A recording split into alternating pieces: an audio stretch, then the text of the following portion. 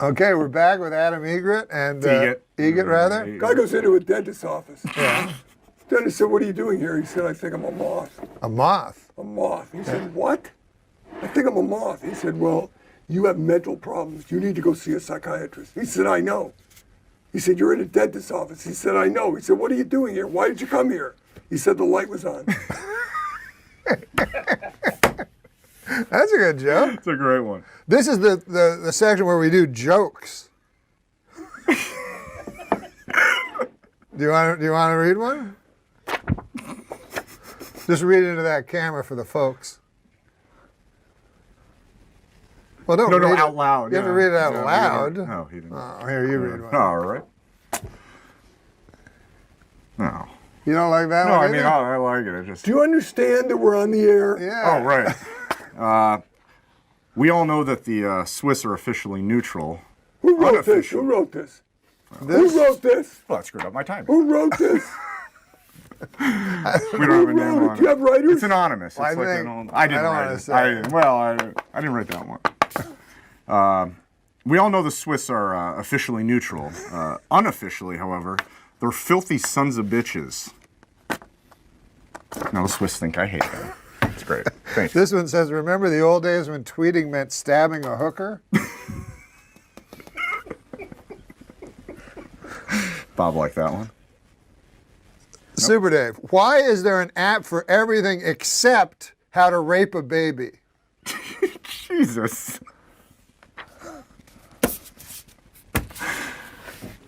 Some gold-plated chains would make a nice retirement gift for a very, very good slave.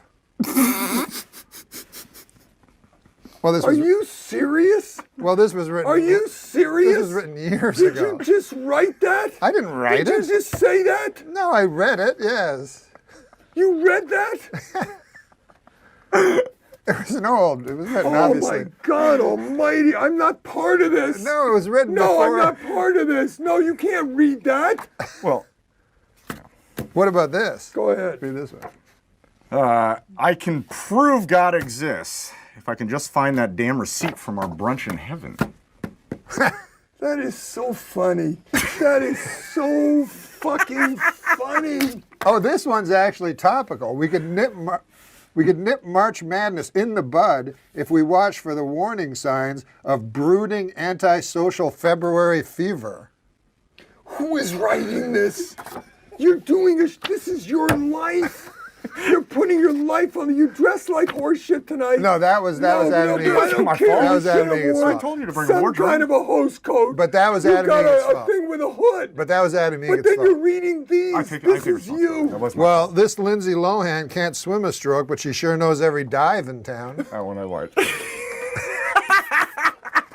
That was my favorite. I'm keeping this. That is a favorite. Did you write this? I didn't write that one. No, I Read didn't that write- one. Call me an old softy, but I'd prefer it if you called me a distinguished gentleman with a flagging erection. Oh. I don't like that one. Well, read that one. Why are you going to make me read all this?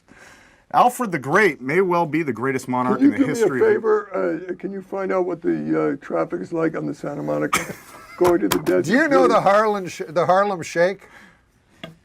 Yeah, I've seen it on every single You've commercial. seen it. Then you'll appreciate this joke. I remember back when the Harlem Shake was just a black fella holding me upside down off a fire escape trying to collect his money.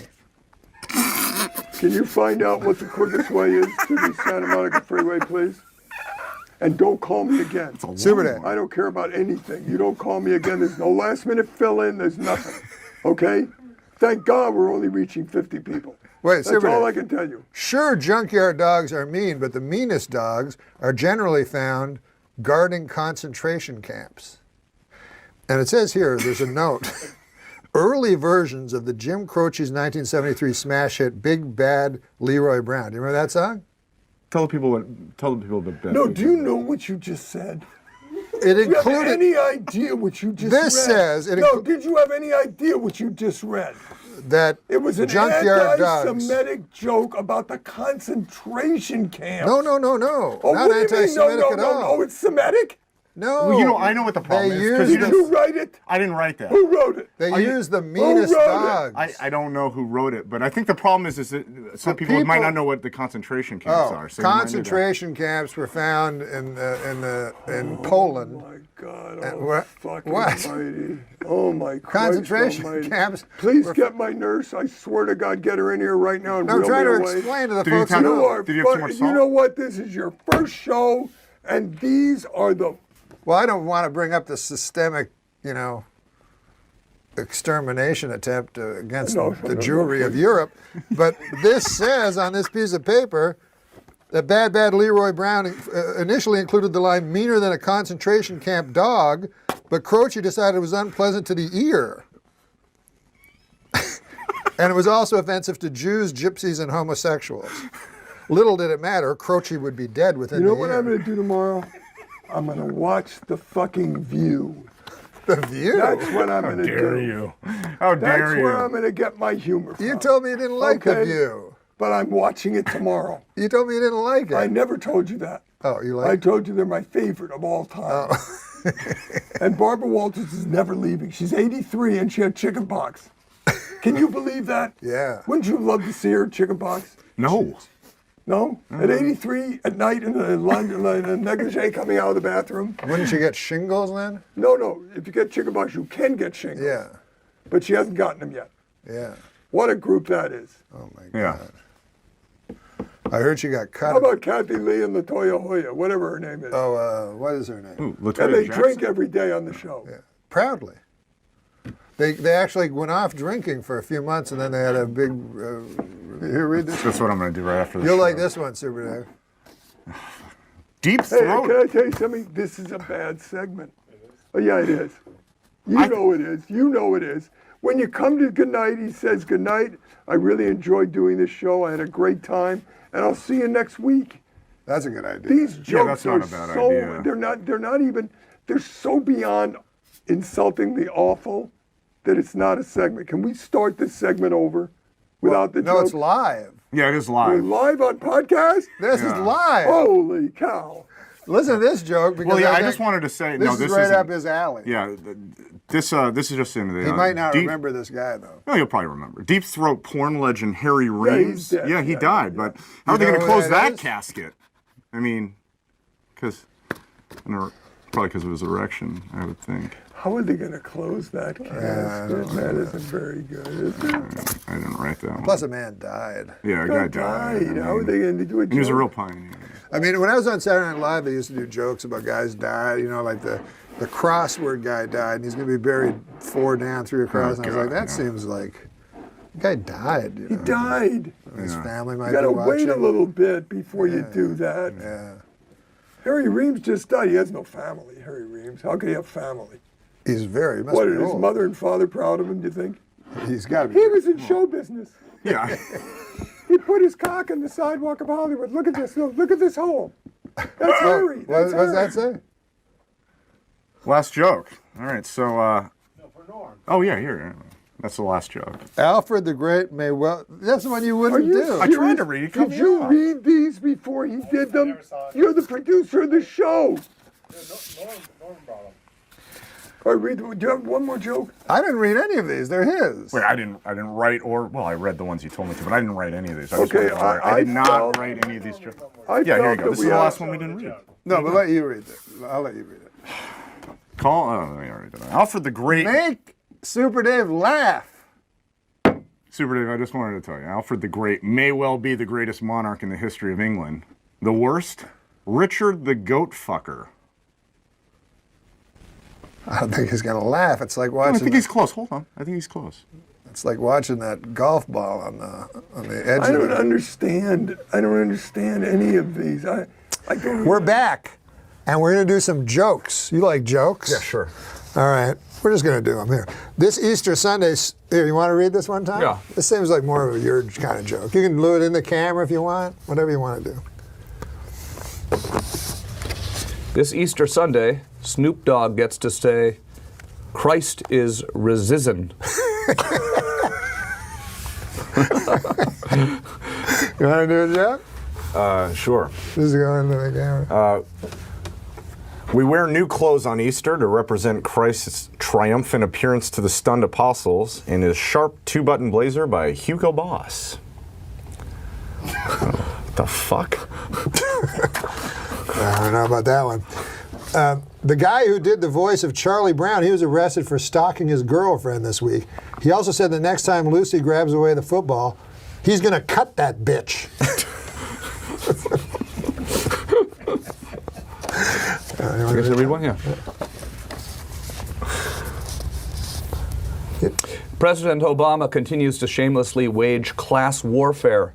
Today he announced a steep new tax on shiny top hats. Here you go. Oh, you read that one. No, go. Just looking at the camera, man. Some folks say, what this country needs is a good 5-cent cigar. I'm guessing they're opposing Obamacare. Give me the shitty fucking show. Okay. I'm gonna Here's one. butcher them anyway. You might as well. I don't know if this counts as an NCAA Cinderella story, but one of the Marquette players said he had help making his uniform from a bunch of singing mice and birds.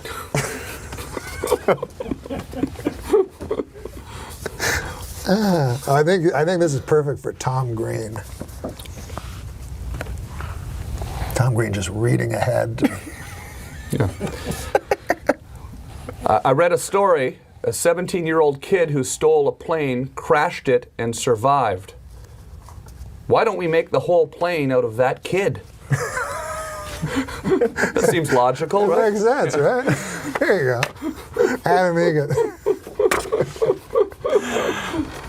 Warning to the Easter Bunny: don't put all your eggs in one basket, fella. You handpicked these. I do feel like I'm getting the good ones here. I think so. They say the world's a smaller place than it used to be, but I think that's an optical illusion based on me becoming a big fat guy. Here's one that's good for you. Growing up, I never would have believed that one day I'd need a computer just to masterbate. It is strange when you think about it, though. Unbelievable. Right? Yeah, Remember, you used to need nothing like that.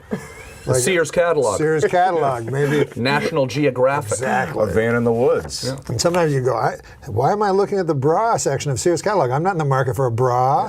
But, you know. Here you go. Try a joke. I'm sure my parents wondered why those were always piled up in my room, the brassiere Yes. section. You know, rolled up into balls under the bed. Soggy balls of paper. Soggy balls of newsprint. Hey, speaking of balls, John Hamm has a big dick.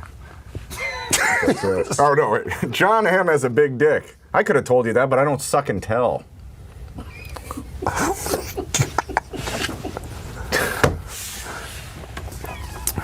Okay.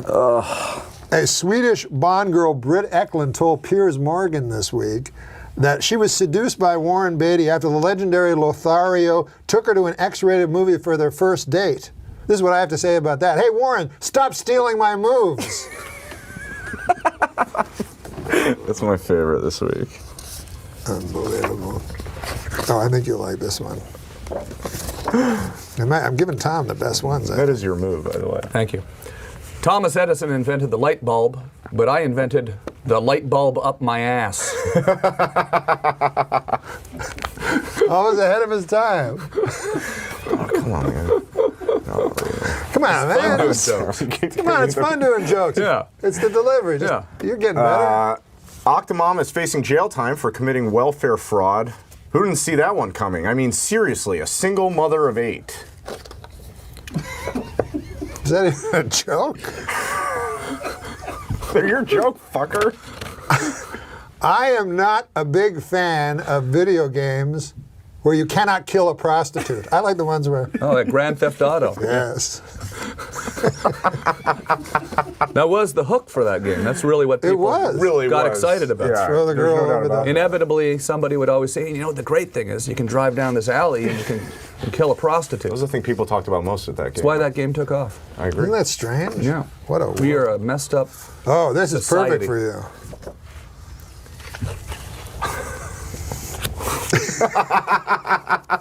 I don't know if my mom would let. No, that's not what it means. You're just thinking of the Canadian translation of What is the Canadian translation? of that. That's not a mother. No, what's your old lady in Canada? Your old lady. No, in America, your old lady is like your. Well, I definitely girlfriend. can't read it now. Okay. Here, you can read it. The thing I miss most about the 70s is rolling a number and giving my old lady some head. You fucking hate out your mother? No, not my old lady. Shit, I guess it does kind of. That's what I thought. That's why I passed the card to you. Oh, fuck. Celebrating April 1st birthdays. This is a sort of news thing. Russian pianist Sergei Rachmaninoff, who was born on this day in 1872. Yeah, I know that dude. Rapper Method Man is 41. Debbie Reynolds turns 80 today. Rachel Maddow is 39. And former German Chancellor Helmut Schmidt would have been 95 today. April Fools. Former German Chancellor Helmut Schmidt is alive and well. We got to do an April Fools, right? Oh my God, Tom. What about this one, Tom? I love Lou Gehrig, but I'm not going to stand up in front of 1 million people and brag that I'm the luckiest man in the world because some doctors named a disease after me. Confidence is one thing, but arrogance is the worst disease of them all. I agree with that. I also agree with that. It's funny and true. One day, in the hopefully not too distant future, North Korean dictator Kim Jong-un is going to hear a loud popping sound. The sound of his head coming out of his own ass.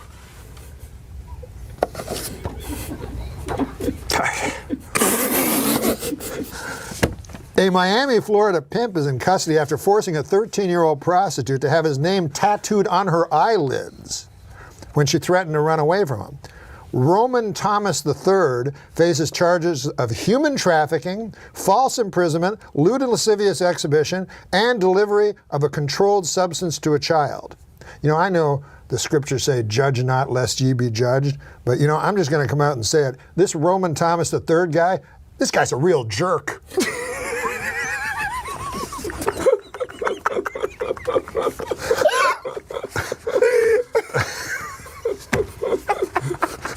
Yeah, it's fun doing jokes. Yeah. For you. I used to think revenge was a dish best served cold, but then I realized it meant getting back at somebody. I like that one. There you go.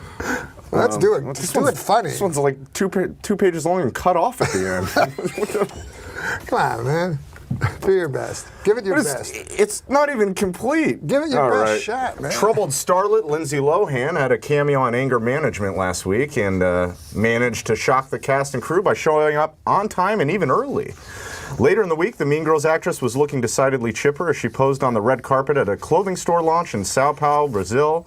Perhaps Lindsay is getting a jump start on her upcoming mandatory 90-day rehab, or maybe bartenders are just asking her to land someplace else, knowing the way liquor cuts off. What are you talking about? Okay. Cuts off, really? I'm trying to help him I out. forgot how the end went. Hey.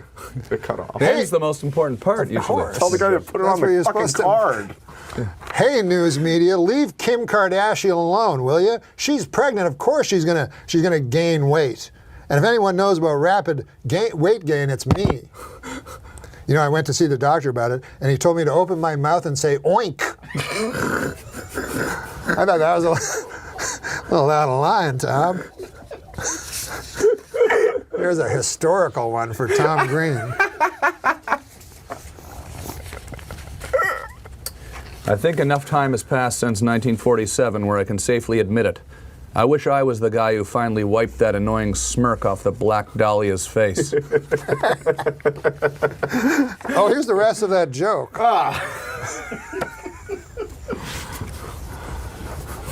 Adam Egan, finishing off the joke. Makes her fly. Note, you know I can understand why someone in show business would want to drink liquor to soothe and steady her nerves. Why some people I know I drink liquor and get so steady they can't even move. Oh my God. Okay. Let's get back to Sound Tom.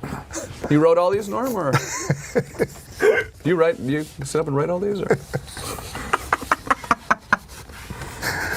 Music is the universal language, but one day soon it will be replaced by Chinese. Yeah. That's right. I feel the same way about slaves as I do about shirts with flame patterns on them. I don't want to be friends with anyone who owns either of them. Another funny and true one. Here is a good one. Okay.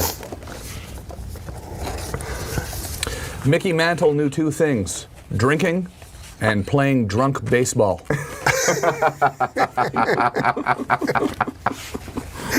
This is the one that you said you specifically liked. Why doesn't Applebee's call their appetizers appletizers? And why doesn't that waitress I met at TGI Fridays ever call me back? He said he liked it. I kind of did like that one. This administration is cutting back drastically on military spending, but doesn't think our defense capabilities will be compromised? How so? I'll tell you how so. Groupons. Remember Groupons? Yeah, absolutely. Remember Groupons. Here's one you'll like. I think you'll like it. A worldwide scientific study confirms a long-held suspicion. No one anywhere likes drum circles. That is some wild stuff. That was pretty good. Really good. That is wild. That was a pretty good impression. Oh, here you go. I realize now I should have been reading them all with that voice. Fucking asshole. Adam Egan with a joke. Justin Bieber's monkey has been quarantined, which reminds us how far we've come since headlines about Pearl Harbor and D-Day. You literally handed me every joke I hated. That was more of a comment, Yeah. really. In the coffee shop line today, I hear the guy behind me say, I like to start by biting the ears off, and I had to pray, please, God, let him be talking about a chocolate Easter bunny. Okay. Well, this one you said you loved too, so you can't say you didn't say you loved these jokes. This one I did. I think you should do this one. No, you loved it. I'm gonna butcher it. This is a. No, this come one on, man. deserves You your- love these jokes. You do these. I'm going to give you the three last jokes. No, I'm not doing three. Come on, man. All right. Earlier this week, Aaron Jackson of Topeka, Kansas, painted his house the colors of the Gay Pride rainbow flag in direct protest of the Westboro Baptist Church. When that didn't seem to work, Jackson fucked 3 of his best buds on his front lawn. Homophobic. Yeah. Well, I think it shows Earlier solidarity. he was racist, and now he's homophobic. Well, I think this. Yeah. I think it shows solidarity. All right, this next one. That's What fine. are you afraid of? It's almost like it's a test. Like if you laugh, then you're an asshole or something like that. Right, exactly. If you laugh at him, Yeah, at that joke, at that particular yeah. joke. It's like Okay, a test. You're testing me. it's always a test with this fucker. But what's the next one? This next one here, it says, Chipotle has canceled its planned sponsorship of the Utah Boy Scout event due to the BSA's ban on gay leaders and scouts. Ironic how an all-male anti-gay organization would want to put hot, thick loads of beef and sour cream in their mouth. Okay. We get the idea. You hate gay guys. Let's just do the last one. Jesus Christ. This one, it's former Tennessee Titans cheerleader Elizabeth Lee Garner, 42, is accused of pulling a 12-year-old boy's pants off and offering him oral sex. The boy refused her advances not because he was 12, but because he was a die-hard Colts fan. This is what I have to work with, you know? I mean, we're going to get in trouble for this kind of stuff. Yeah, I mean, you know. I mean, I thought they were... I mean, you know what I mean? Gay people, this is the... It's funny, when I see, like, on TV, a guy, I just go, how out of touch are you? Not him, but him too. But I mean, you know what I mean? Like some governor will go, I'm against gays. You go, what? Like, just pretend you're not against them. Like, don't you understand? Yeah, what do you think about this whole controversy with Jim Carrey and his cold, dead hand Charlton Heston video that he did for Funny or Die and his railing against Fox News and the national gun debate? No, we don't have to talk about that. Well, I mean, I think that Jim Carrey, I don't know, I think he's the funniest guy ever. Yeah. Jim Carrey. But well, I don't really know the story, but I know they came after him real hard. Yeah, they're right? coming after him hard right now, and it's weird watching them go after Jim Carrey because it's like sort of seems like what he said sort of makes some certain amount of sense, right? Yeah. Well, What did kind you say? of. I don't know. I didn't see the video. Right, he's just railing on Fox News right now, and Greg Gutfeld went online today and was railing back at Jim Carrey, and there's this whole war between Greg Gutfeld and Jim Carrey, and it's just See, Tom knows all the it's internet upsetting to me. news. It's upsetting to me. I should know. You know, these things can spiral though. These little video moments, Right. these clips. I should have. You know, it's on the internet now. Everything you say here is on the internet on a Tom's permanent absolutely record. right. I really should have. I should have considered that before choosing some of these jokes. Gay people are just like me and you. I know. How many times do I have to tell you that? Well, you tell me that all day. How I'm just like all the gay people. Gay people are the same as everybody. No, you mean you always tell me specifically how I think you're just calling me gay. It's one of the. It's not an insult. He thinks it's an insult. No, I didn't mean it. Why would being gay be an insult? Yeah. I love gay people. Yeah, I know. I think that's the end of the show. So it's time for jokes.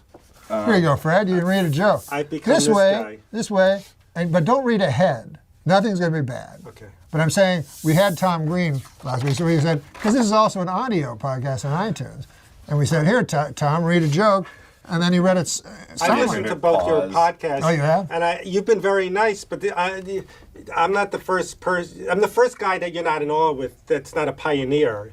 He was getting a lot of praise from people. I did tell you how much I enjoyed Okay, your no, stand-up. he's a good guy, absolutely. real good guy. I really appreciate it. But this is you get jokes. You get to read Yeah. jokes that you don't have to prepare. Okay, so don't read ahead. Don't read ahead. Just read right out.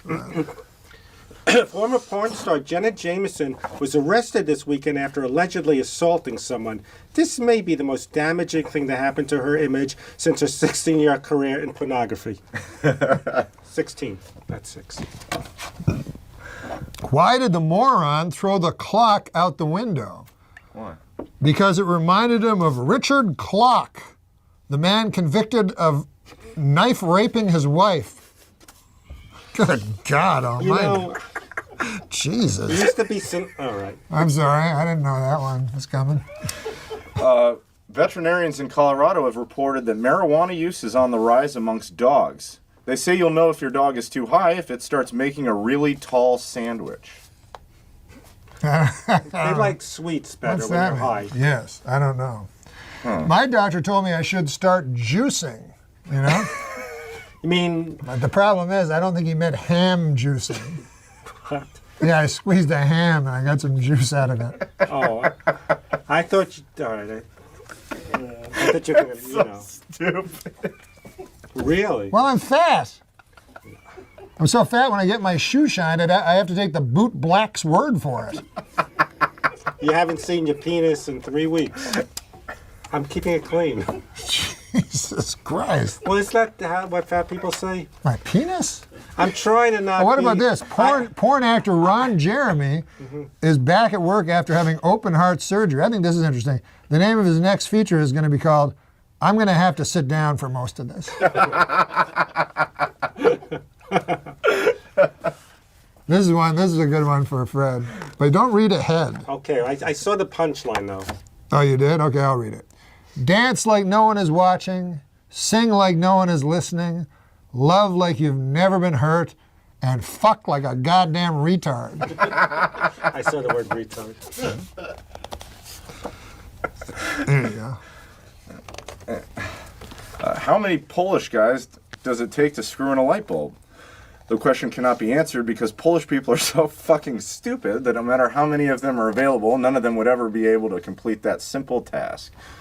This is a meta joke. Have you aware of these meta jokes? How many comedians does it take to screw in a light bulb? How many? 2. One to do it, and the other guy to go, how long's he been up there? I like that. On stage. Yeah, because they was going, Because they're like, how long? Oh, that's a good one. That's a good one. My brother-in-law is so stupid. My sister's brother? Right. Sister's husband. Sister's husband, rather? My sister's brother would be my brother. Okay, whatever. My brother-in-law, but I was saying it's my sister's brother and not my... What else would it be? I don't know, but I know your brother's very smart. He does, like, journalism. Yeah. But this is my brother-in-law. This is my brother-in-law. So stupid, right? He came up with a bucket list. You know what a bucket list? Oh, sure. Big You know movie. what his first thing on the bucket list was? Committing suicide. They're retarded? Huh? That's just stupid. It's Have you heard about the four NFL players that are coming out of the closet? no. It's about time, I think. I think it's high time.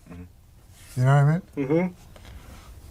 Because isn't it strange that there's nobody come out of the closet in an entire sport of football where there's 2,000 players, and you know there's gay people Right. playing football. Because in the locker room, they'll be saying you're looking at me naked. Yeah. Yeah. So there's a great deal of speculation on who the four openly gay, the four NFL football players that are going to be openly gay are, and nobody knows.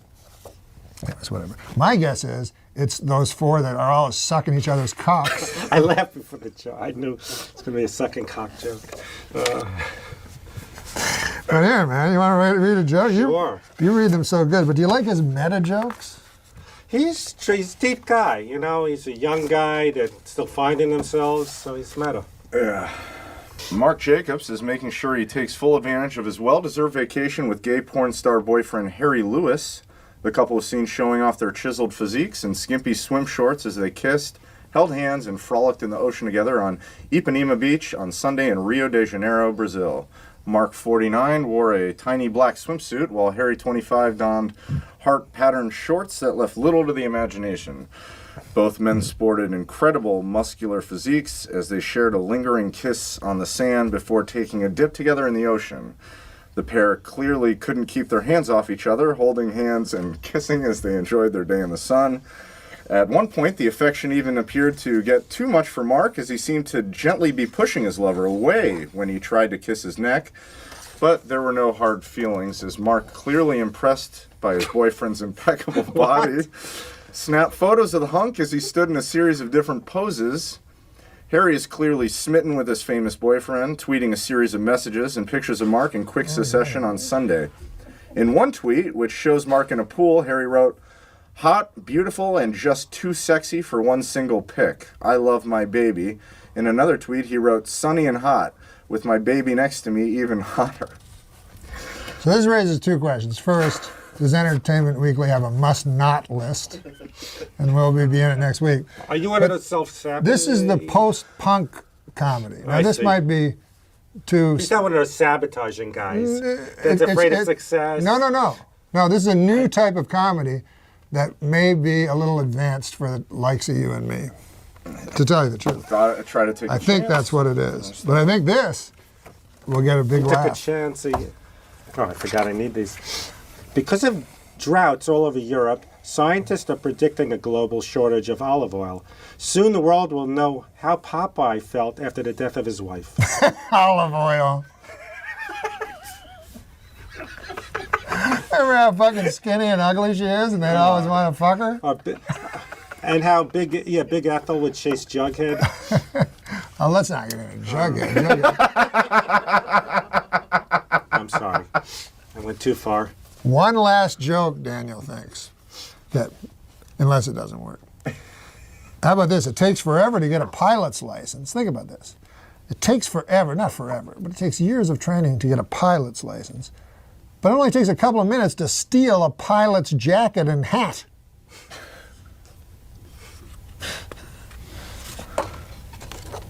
And then do some, terrorist act, I guess. Yeah, I guess I was not living because I was thinking it was going to be a terrorist. You were worried about a terrorist act. I was a little nervous. Did you see Olympus Has Fallen? No. Wow. It's very intense. Is it like Star 69 or what was that movie with the It's very plane crashing? unrealistic to me. First of all, the president's white, which I don't think will ever happen again. Right. And then Morgan Freeman becomes the president because they want to make it somewhat realistic. Right. He's the Secretary of Defense. Oh, so the president dies and Yeah. And then the Koreans, show up, the North Koreans, and I don't want to give away too much of the movie. I just thought of it. People are going to watch the movie. Now that you have a show, do people like give you screeners and you sit and? Barbara Walters is planning to announce her retirement. What's next for Babs? Death. The old Norm MacDonald disease. All right. Hey, this is where we do the jokes. Nice. So we just hand out jokes. This way you don't have to think of anything funny, you just read it. Exactly. This will be a great one for you. Nice. You can just read it in the camera. Where should you read it? Which one? That one?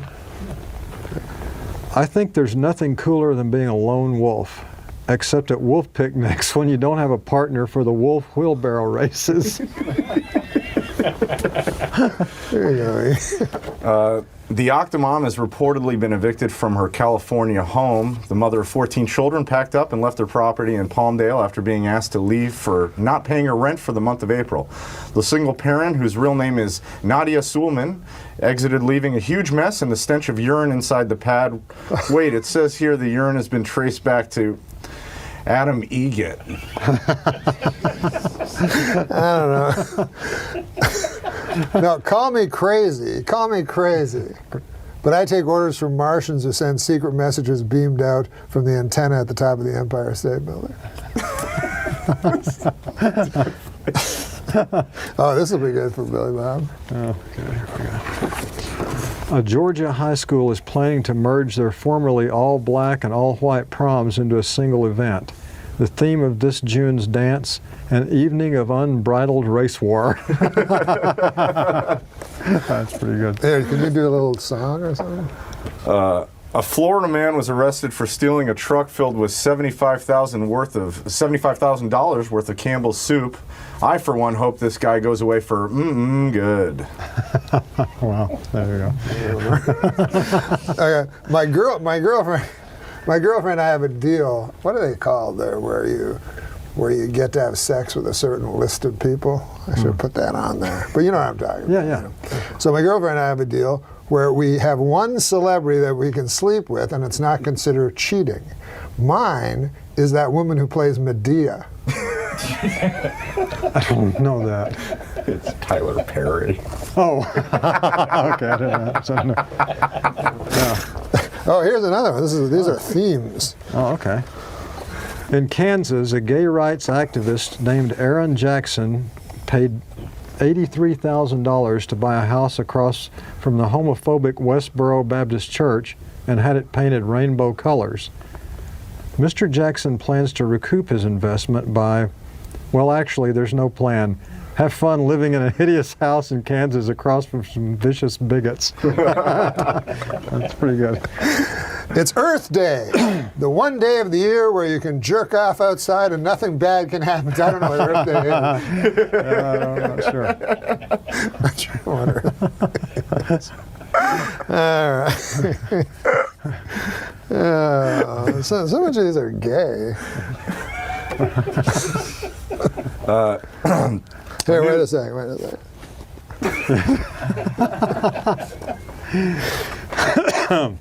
A new study shows that most men can identify a gay man by his face alone.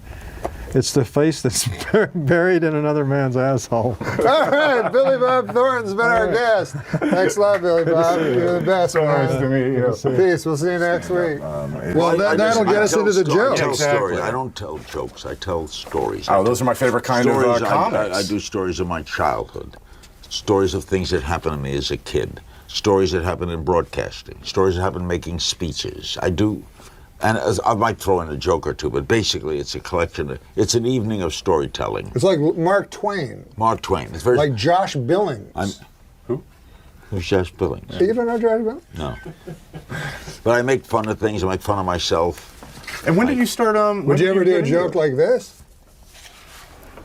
These are pre-vetted, so they're not filthy. Apparently, someone in Germany stole 5 metric tons of Nutella. Police haven't arrested anyone yet, but they are questioning Gunther Hogsbargen, the 700-pound man that smells like chocolate and hazelnuts, who guards the Nutella storage facility. That's funny. Well, yeah, what about this? This is what you were talking about earlier, 42. I love the movie 42. It's Chadwick Boseman like you've never seen him before. Of course, you've never seen him before. I get that. Yeah, man. Here, you want to do a joke? Yeah, sure. Let's do But jokes. don't be dirty, because Larry King's here. All right. There's no wrong way to eat a Reese's, says the guy who didn't shove a bunch of Reese's up his I ass. just asked you. Larry, you like this one. Wasn't too bad. Amanda Bynes is a lush blonde who's quickly turning into a blonde lush. See, I tend to laugh at my own. When I read a joke that's funny, I love jokes. That's good to laugh at. You know what my dad would do? Henny Youngman was a great friend of mine. He was. Oh, he was. He was Henny, the best. The best. Nothing made. Take my wife, please. Right? Yeah, but nothing would lead into things. You know, as he'd get up and just a stream of consciousness. Woody Allen's favorite comedian was Henny Youngman. In other words, he'd tell you a joke like this and then go like this and go like this. You know what I mean? You go from this. I go to the doctor, and the doctor said to me, "You look great. You're going to live till you're 60." I said, "I am 60. What did I tell you?" Yeah, that's funny. That's funny. What do you think of this? Hey, how about this? Take my wife, please. You think of that joke? 3-word setup, 1-word punchline, 4-word joke. 4-word That's impressive. Don't get I better never than that. thought about that. If you're looking for your porn star name, have you ever heard of this? Where people make up porn star names? They take their childhood pet's name and then they combine it with the street name. So anyways, mine would be Dick Fuckington. I lived on Fuckington Crescent.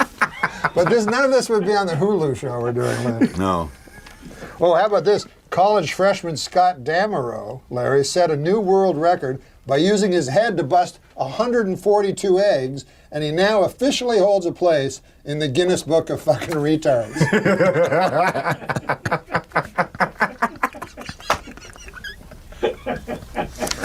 Oh, it's ridiculous. It's just ridiculous. Why are these dirty?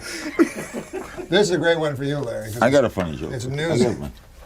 If you were a Russian prostitute on a date with serial killer Andrei Chikatilo, a.k.a. the Rostov Ripper, and he couldn't achieve an erection, that was not your lucky day. No. All right, this guy's going to go to prison. Yeah. And he's really scared. He's worried. He gets scared. He's got to go to prison. A friend says, go talk to that guy. Just got out of San Quentin. He says, you just got out of San Quentin. I'm scared to death. Come. It's a piece of cake. I want to ask you something. Monday, you like music? Monday's music day at San Quentin. All popular new music is played for you, and major composers come and talk to you. They'll talk to all the convicts. You're going to love Monday. Tuesday, you like food? Tuesday's food day at San Quentin. Chefs come and cook meals all day long. Famous chefs. Wolfgang Puck comes and talks to the prisoners about how to cook. Wow. You're going to love Tuesday. Wednesday is exercise day. All the new physical equipment comes in, and the major physical guys in America come in and teach you. You're going to love Wednesday. Now, Thursday, are you gay? You're not going to like Thursday. That's a funny joke. That's a great joke. You tell a joke now to Larry. Maybe he'll use it in his act. All right, so there's two gay guys talking. No, it doesn't have to be gay guys again, does it? No, it's really not that bad. On It's the not. day that It's the not guy at the insulting. Celtics? No. There's two gay guys. They're playing hide and seek, and No, one, we're not going to do that. No, we're not going to do that joke. We're not going to do that joke. But I think this is a great joke for Larry King. Because it's news. It's Irishman news. walked out of a bar. Could happen. Okay. The Al Qaeda online magazine Inspire has a recipe for a homemade bomb. They also have a recipe for a pretty darn good peach cobbler. So they're not all bad, you know? That's not I crack up when I see a funny joke and I hear it. You know, I'll tell you this, Larry. Say what you want about how huge and fat my head has gotten, but forget it. Try iron. You know, my clothes, Larry, make me look slimmer, but they did not fool that flight of stairs that collapsed under my astonishing new girth.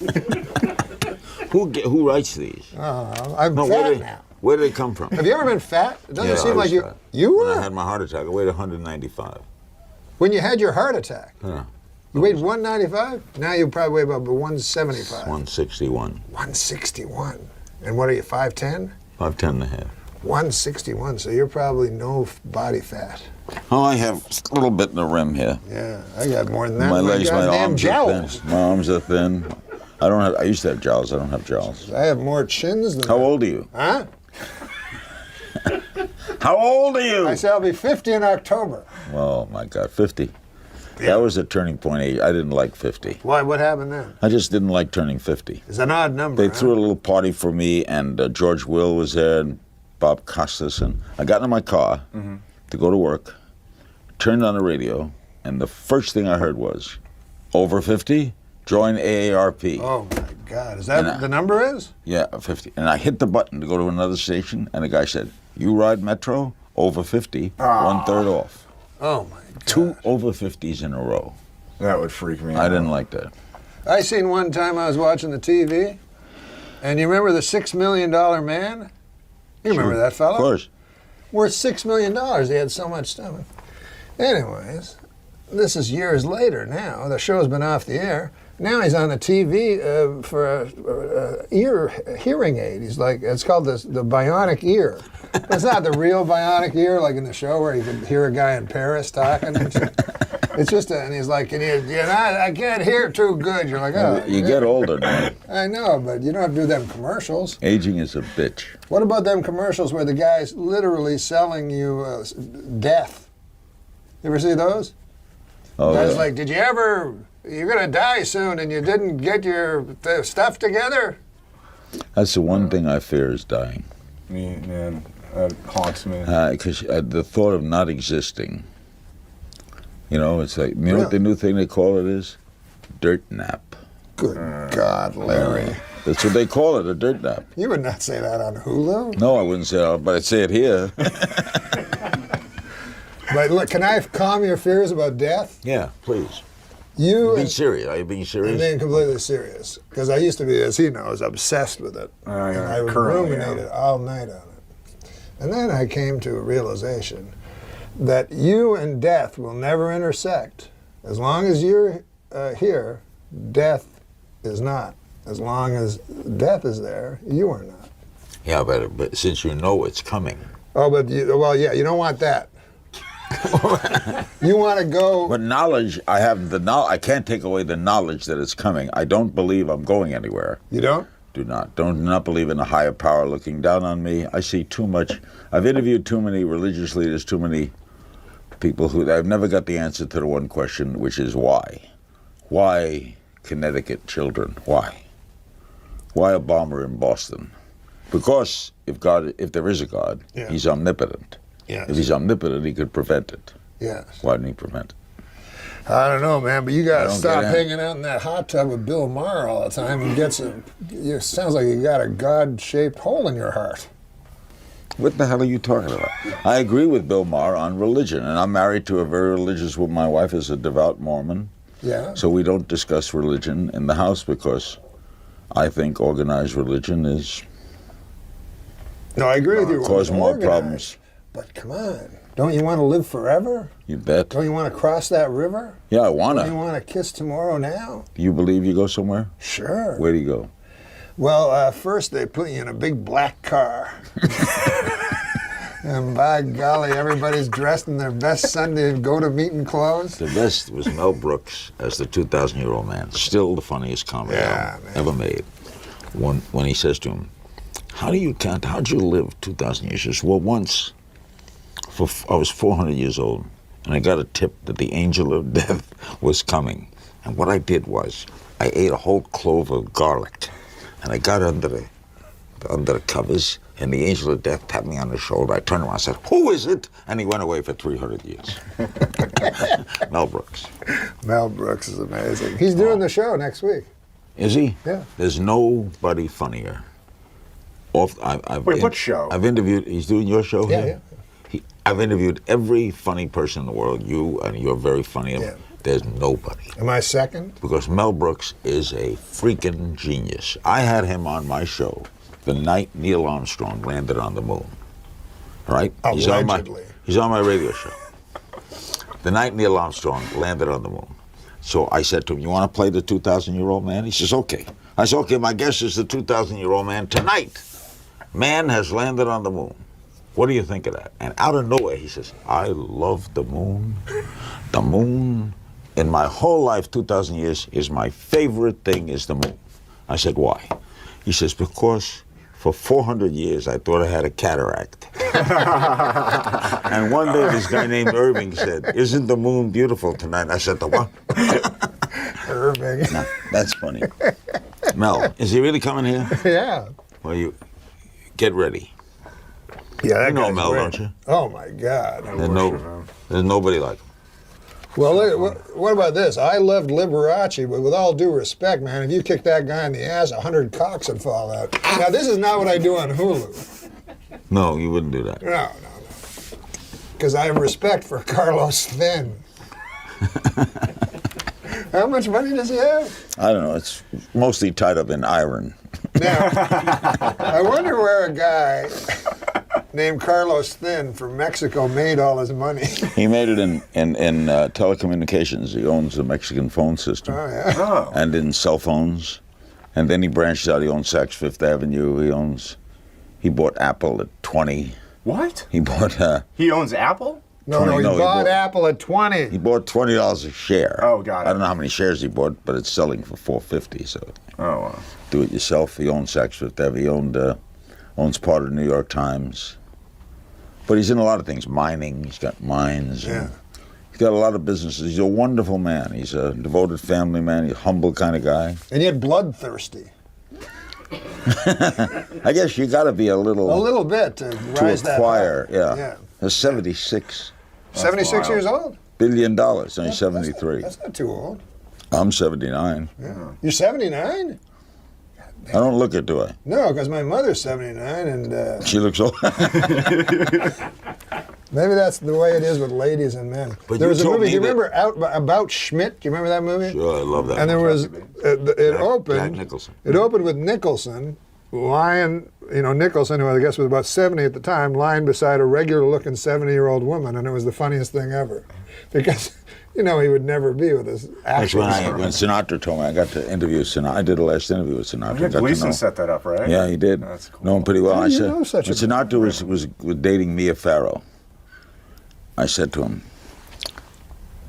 "What are you're dating such a young girl?" So he was like 60 then. Yeah. I said, "You want me with a 60-year-old woman?" Frank Sinatra, you want to see Frank Sinatra with a 60? He Yeah, had a that's point. a good point. He would not be as cool out there. Oh, Frank when was- they cut to his old bag of a wife. Frank was if he liked you, you didn't have a better friend.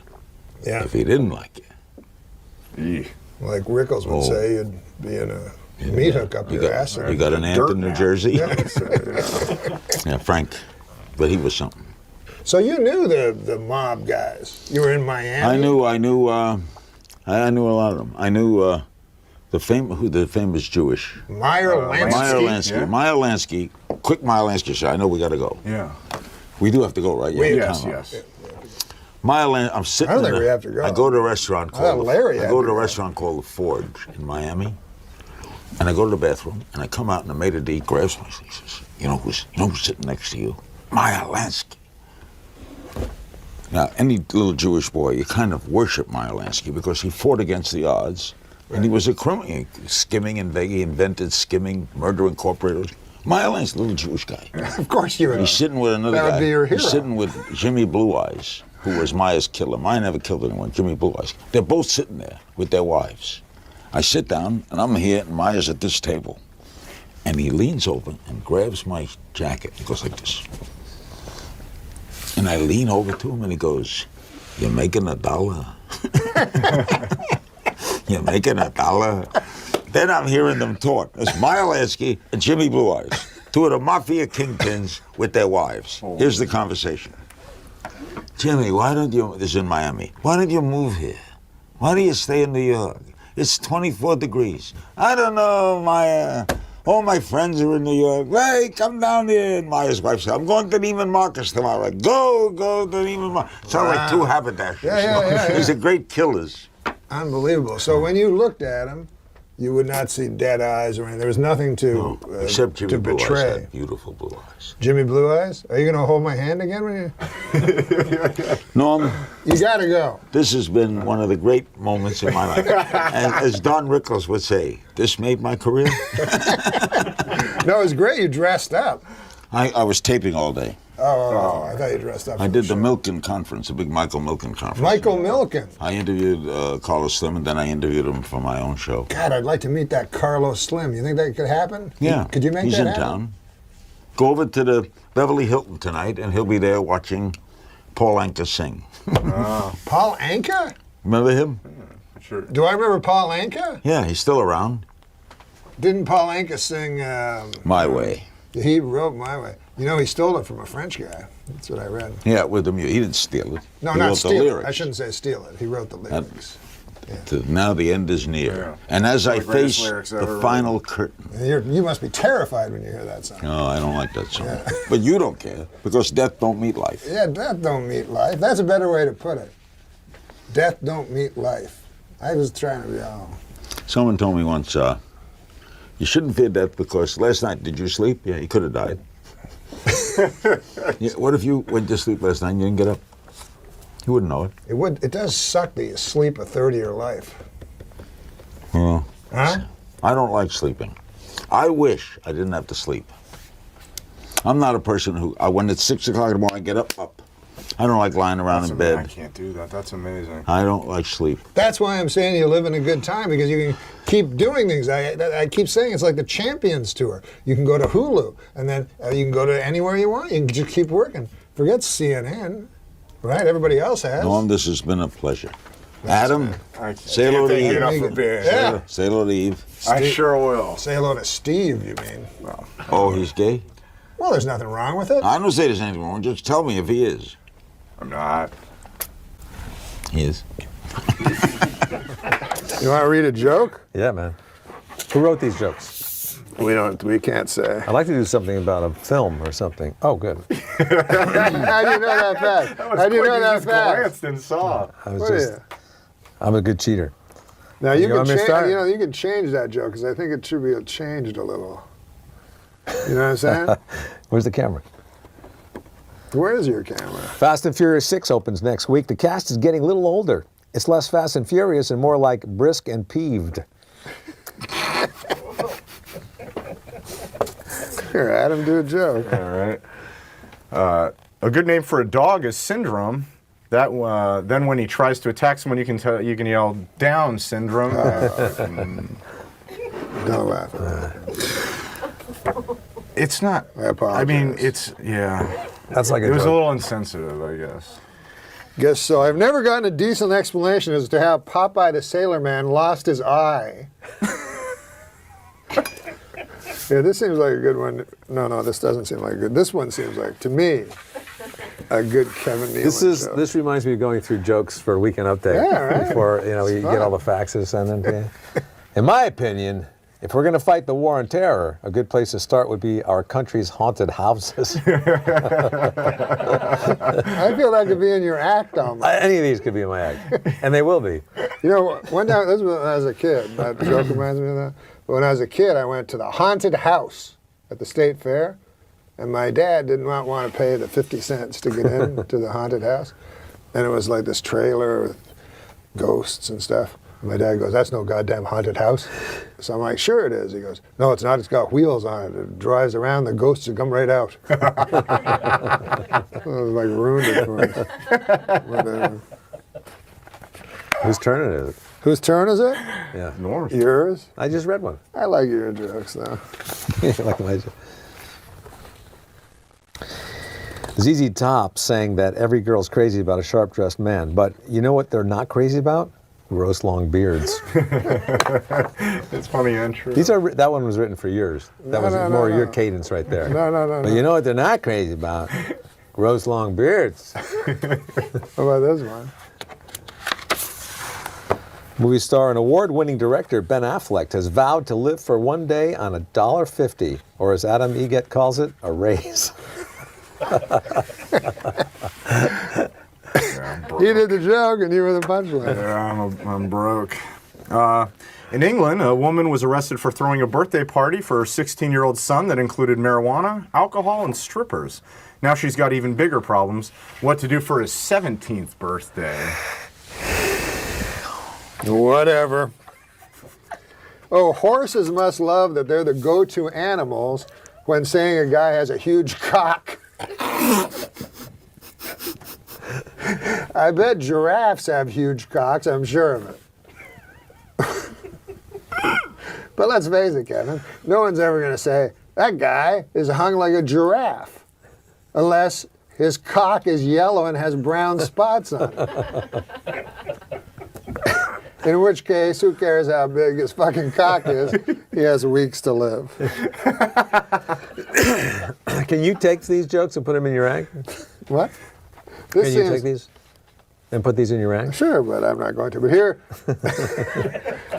is I think this is a perfect Kevin Nealon joke.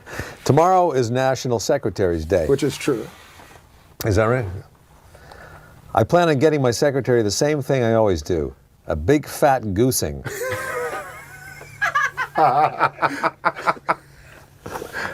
Because but you can imagine Kevin having a secretary and goosing her, right? No. Kind of, right? He's a no. I don't No, think but he like would he's do- an old maybe in the timey guy. 50s. Oh, That's yeah, what I sure, mean. Sure. I don't even know what goosing means. Oh, you know? Is a goose going? Is like? I think it's like Oh, you don't know what goosing means? Is it like grabbing them? Or Yeah, yeah. No, like, thumbing them. yeah. Everything that they do to women's asses didn't. It didn't seem like it would make the girl like you, like pinching her ass. Yeah. Like, why would she like that?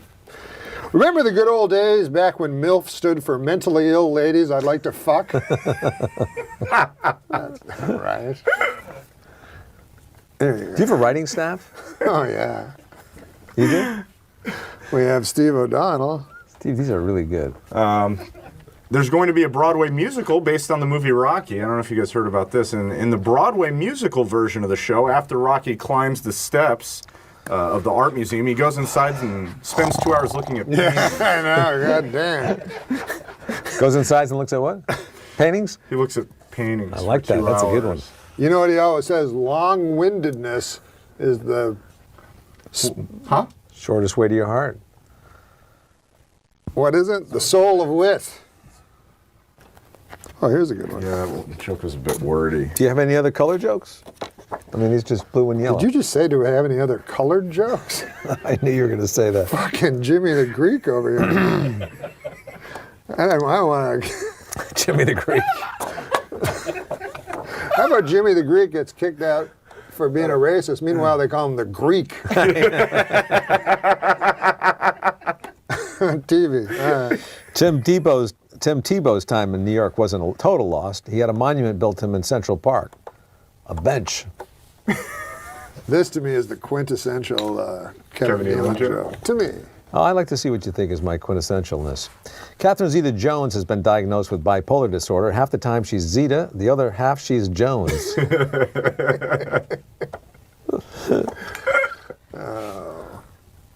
Should we keep doing jokes? A new tabloid rumor, 205-pound Kim Kardashian. How much? 200. Is that an estimate, or did they really 5 get her on a scale? Somebody got her on a scale. I don't know. Yeah, I'm not sure. She Good gained a lot of question. weight, for sure. But she might be getting paid to gain weight. This is amazing.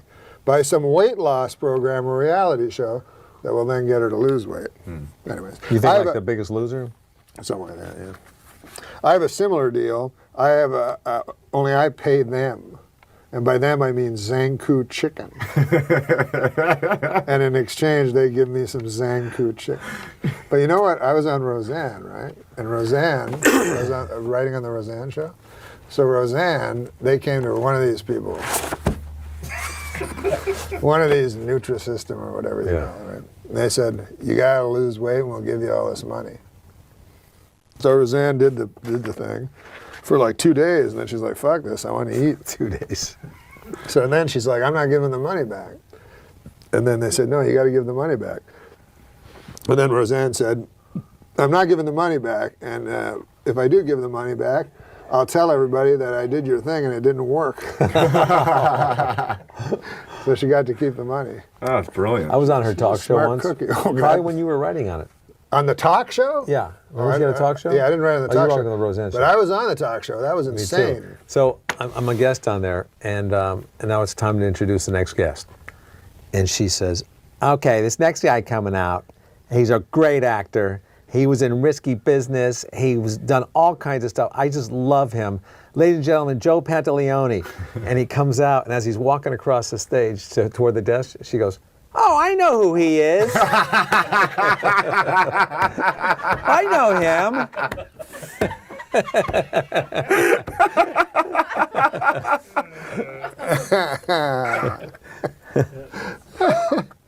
You were on SNL 9 years, right? Yes. Yeah. I just guessed that. Is that true? Yeah. But you know, with that kind of show, you know, it's you have to pace yourself. It's like prison. Yeah. You really can't get too ambitious right off the bat. You got to just sit back and watch, and kind of look for your openings. Schneider told me that. He said, "Don't try That's to be in funny. every sketch." That's funny. No, he did. Do you think that people try to be in every sketch? There's no point in being in a sketch in a little tiny role, right? You did a great Burt Reynolds. What? Remember that? Remember when you did Burt Reynolds? Oh yeah. Remember when you? Who was your favorite impression? You know what my favorite impression that you did was? When Sam Donaldson was on the chair. That was hilarious. I loved you as the audience member in the Phil Hartman's Donahue sketch when the women, they were like battered wives or something similar to that. Were you in the? Thank you. Were you in the Star Trek thing with William Shatner? No, that was before Oh, me. before you. I would have loved to do that. But you know, I was the first thing I was ever in, because I was in when you start out, well, you probably started out as a cast member, but I was a No, I feature didn't. player. I was a feature player. So feature player, you should explain to the folks at home, it's kind of a writer, and then sometimes he gets to perform, right? Yeah, but yeah. nobody really knows him or anything. But I was living at that Symphony House, the same place Sandler lived, at 56th and 8th, you know? Mm-hmm. He had the best place of all, the best apartment. Oh, yeah. This guy here. But anyways, Helmsley Palace. amazing. It sounds Right, man. amazing. Yeah, it's nice. He doesn't know that. So, anyways, I had been in so I would always go down with Sandler and we'd walk to SNL, right? But I was never on the show. So there was this doorman. He'd go, "Hey," everybody knew Sandler. He says, "Hey, Adam," and Adam would go, "Hey, you got to know Normie here. Norm's on the show." And the guy would go, "Okay," but the doorman didn't know me because I'd never been on the show. So finally, I was on one episode that Herlihy wrote, and it was a talk show, a Ricky Lake show, and I played a guy that was an impressionist. Supposed to be famous impressionists. What do you call celebrity impressionists? Yeah. The idea of the show was celebrity impressionists, and my particular joke was, I was supposed to be Chekhov from Star Trek, but I didn't do the voice good. Yeah. So that was the joke. So my only line in the sketch was, "Beam me up, Scotty." He comes, Ricky. Yeah. He lets here, and I go, "Beam me up, Scotty. Beam me up, Scotty." But I didn't do the voice. So that was the sketch. So anyways, the doorman sees this. So now he can put a name, he can put a thing. Yeah. So every day I go out now with Sandler. It's, "Hey, Sandler. Hey, beam me up, Scotty. How you doing, beam me up, Scotty?" So every fucking day I go out, the guy's like, "Beam me up, Scotty." And then he's introducing me to people. So one day, there's another guy there. He goes, "You know who this fucking guy is?" And the guy goes, "I don't know who the fuck he is." He goes, "It's fucking beam me up, Scotty." He goes, "Do it for him." So I go, "Beam me up, Scotty." He goes, "Beam me up, Scotty, you motherfucker." This joke, I couldn't help looking at it when you were telling me that read story. it. Read that joke. This is so your style right here. What? The writers, whoever they are, they're writing. They know how to write for you. Yeah. Just read this one. This is so Cats and paraplegics have a lot in common. For starters, neither appreciates going into your pool. No, you didn't read it right. Neither appreciates being tossed in your neighbor's pool. Yeah, they deserve a raise. This sounds like a joke you would do. They say there's no people like show people, but now scientists have found show people are genetically linked to the Laplanders and the Finns. That's a good one. I give that an A. More It's jokes, already on man. there. Let's just talk. I know. What's going on? Goddamn bunch of fucking jokes.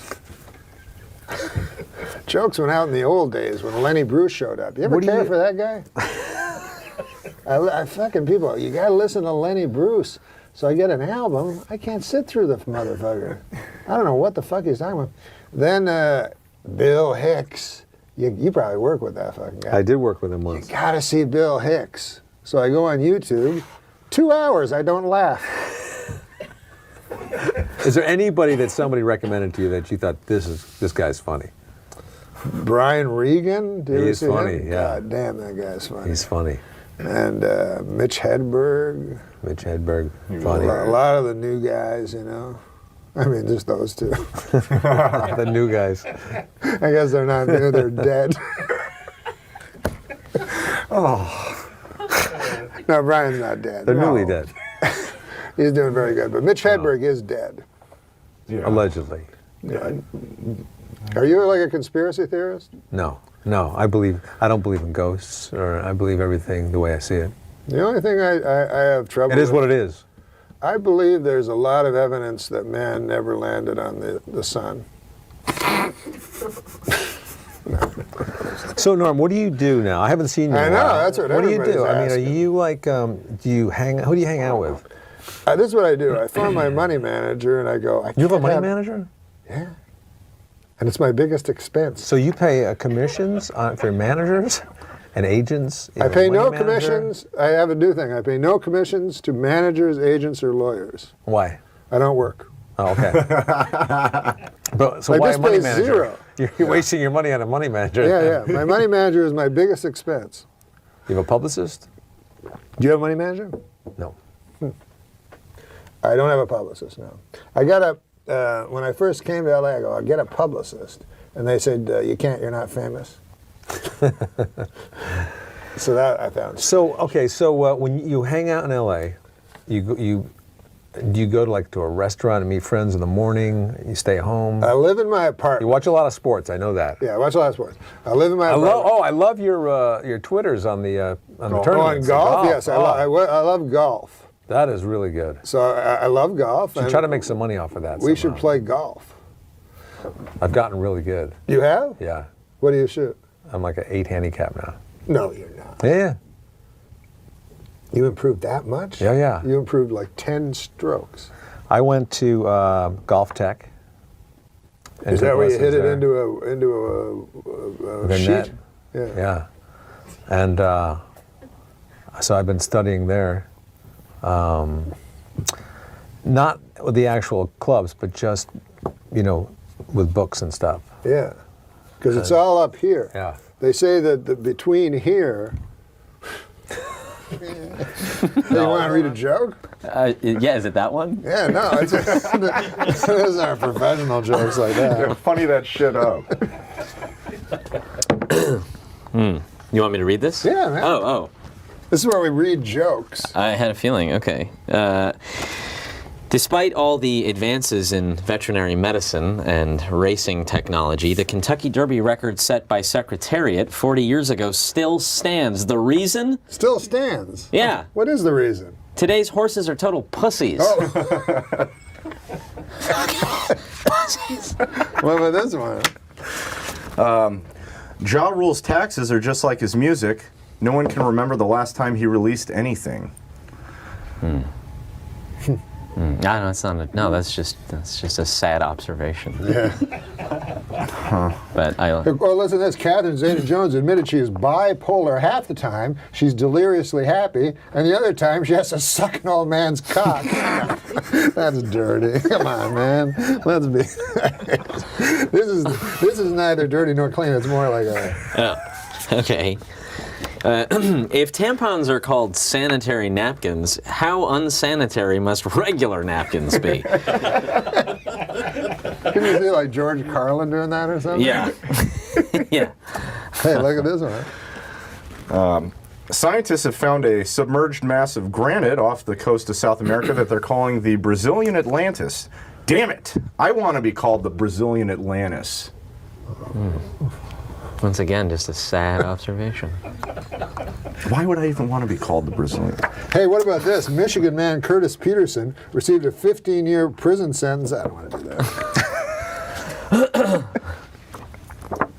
Oh, this is a kind of an odd one. as opposed But to the straight ahead. I have more faith in you than in Adam. Really? Okay. Oh, well. No, that makes sense. I mean, Crews in Ohio dismantled a tavern wall in search of Jimmy Hoffa's body, and sure enough, they found the inside of a tavern wall. Yeah. So there was. I felt bad for you on that one. You have to put in the extra.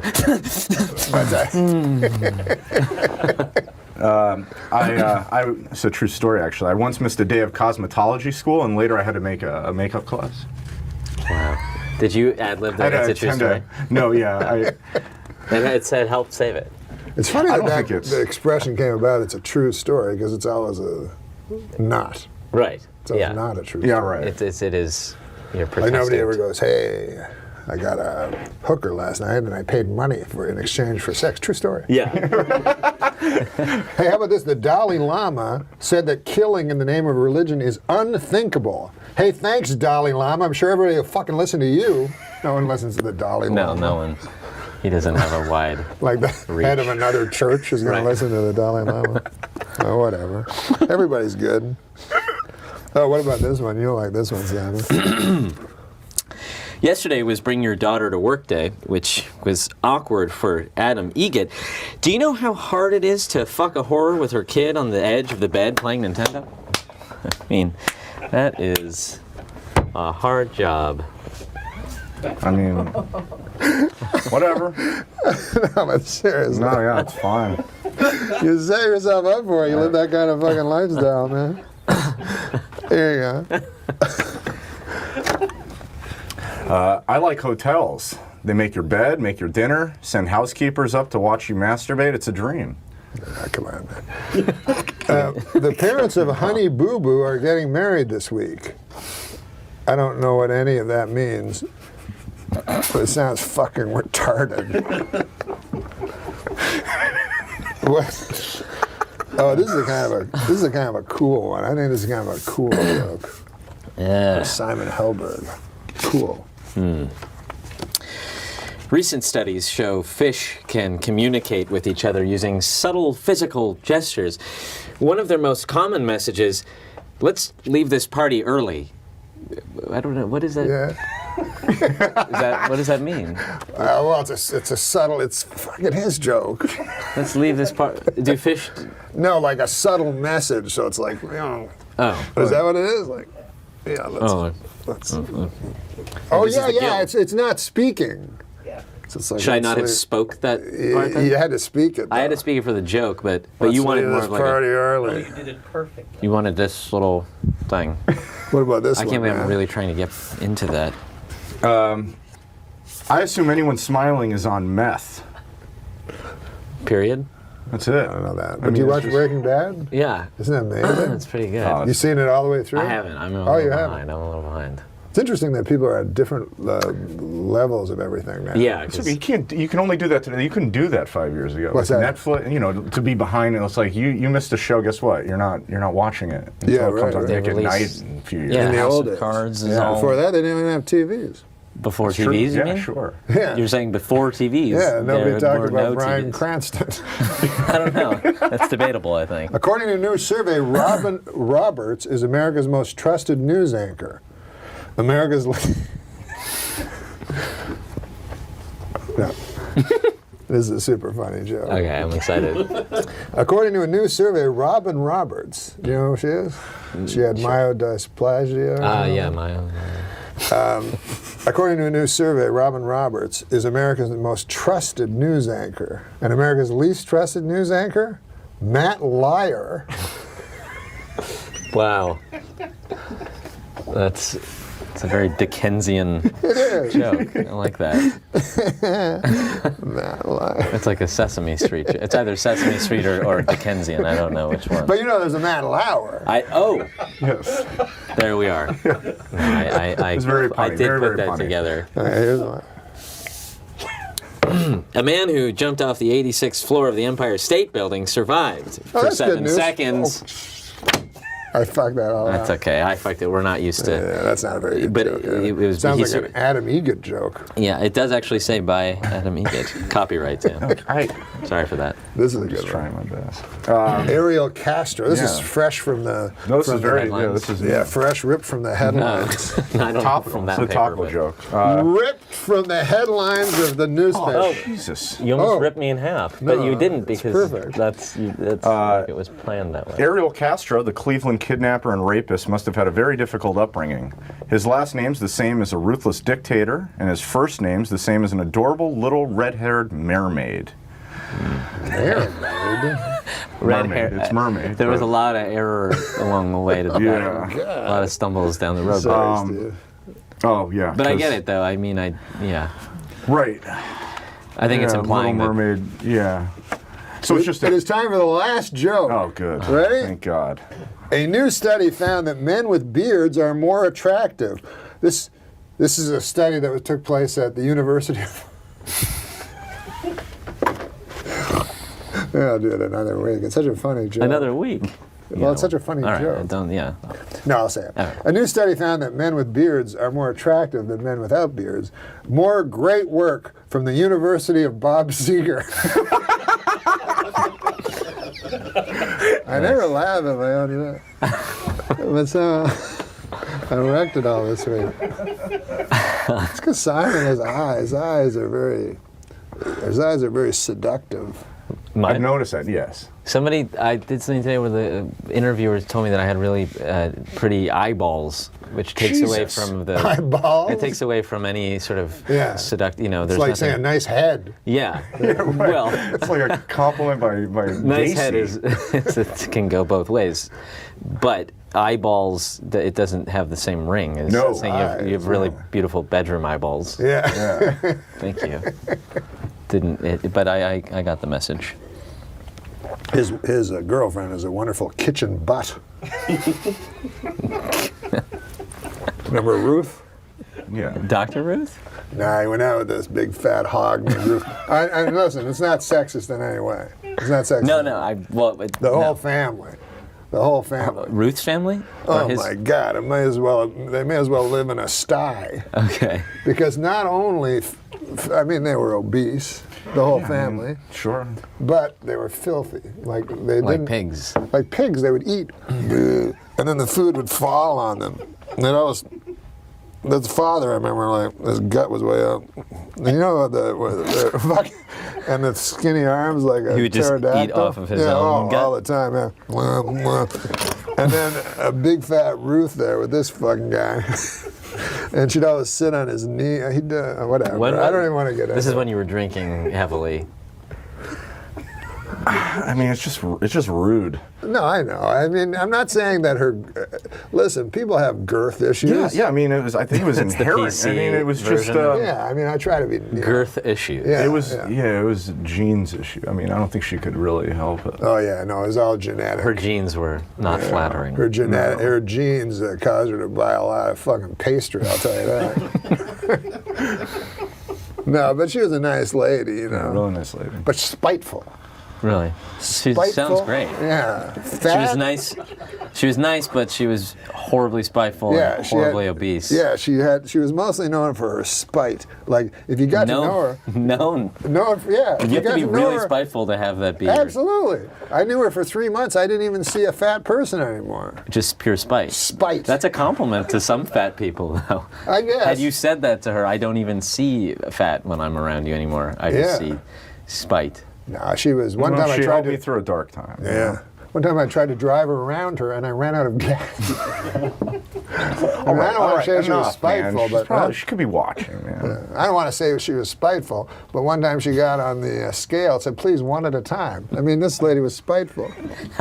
She was a big girl. That's I get spite. it. Why was she spiteful in that analogy, getting on the scale? Well, The scale was spiteful in that. well, that's true. Maybe it's the scale that was. One time, she was so spiteful, she was swimming in the ocean. A helicopter fucking radioed down for landing instructions. I mean, she was a little spiteful. Now it's just a God bless euphemism. Ruth. God bless Ruth. God bless Ruth. She was named after the biblical figure Ruth. which covers both of our religions. Thank the you. Book of Ruth was in the Old Testament. The Book of Ruth? Is that really a book? You're not familiar with the Book of Ruth? No. Do you know the Book of Ruth? No, but every time you talk about Ruth, you always refer to the chapter of Jonah. Oh, that's true, yeah. The whale. Yeah, that's my little joke. And it's not a whale, it's a big fish. Jonah? Yeah, it wasn't really a whale. It was referred to as a big fish, and then people thought That's less whale. offensive. I don't even think a whale's a fish, is it, Steve O'Donnell? It's a mammal. It's a mammal. Yeah. What is a mammal? What's a seal? It's not mutually exclusive. I mean, you can be a seal whale has to and a breathe air, right? Yeah. So it always has to have It's its a mouth mammal. near the ocean. Like, what happens in the ocean? What happens to us in the ocean? We drown and die. That if you do it wrong, if you think you're not a mammal. But a seal, though, does it just hang around the how does it get up? How do they get up on those buoys? It's a shimmy. They're shimmy. They must be just Yeah. pure muscle, the way Ruth's pure spite. Yeah. All right. Pure blubber. Okay, you know. No, what? He's going out with a nice girl now, though. No, she dumped me. Oh, that's right. I'm sorry. Wow. Yeah, she dumped. A confidence man sold him an apartment, rented him an apartment. A confidence Only last minute. man? Yeah, Yeah, like it a didn't go paper well. moon, you know, like that right. kind of a guy. Yeah, I got paper mooned. He got paper moon. I think it was by about- one of the guys that used to give you shit in your karate class. This big fucking Russian guy. Oh, easy for All right, it was a Russian They're guy. not all. We've torn down the wall, Mr. Gorbachev, a long time ago. My family comes from Russia. They're Russian Jews. Russian at Jews is more like it. One of the biggest anti-Semites I've ever met. Rushing away from I had a Jews. bar mitzvah. What? I had a bar mitzvah, Norm. Yeah. You did? Yeah. Wait, are you Jewish? Yes. Get the fuck out of here. No, I'm kidding. I love the Jewish people. No, I didn't know you had a bar mitzvah. Yeah. Yeah.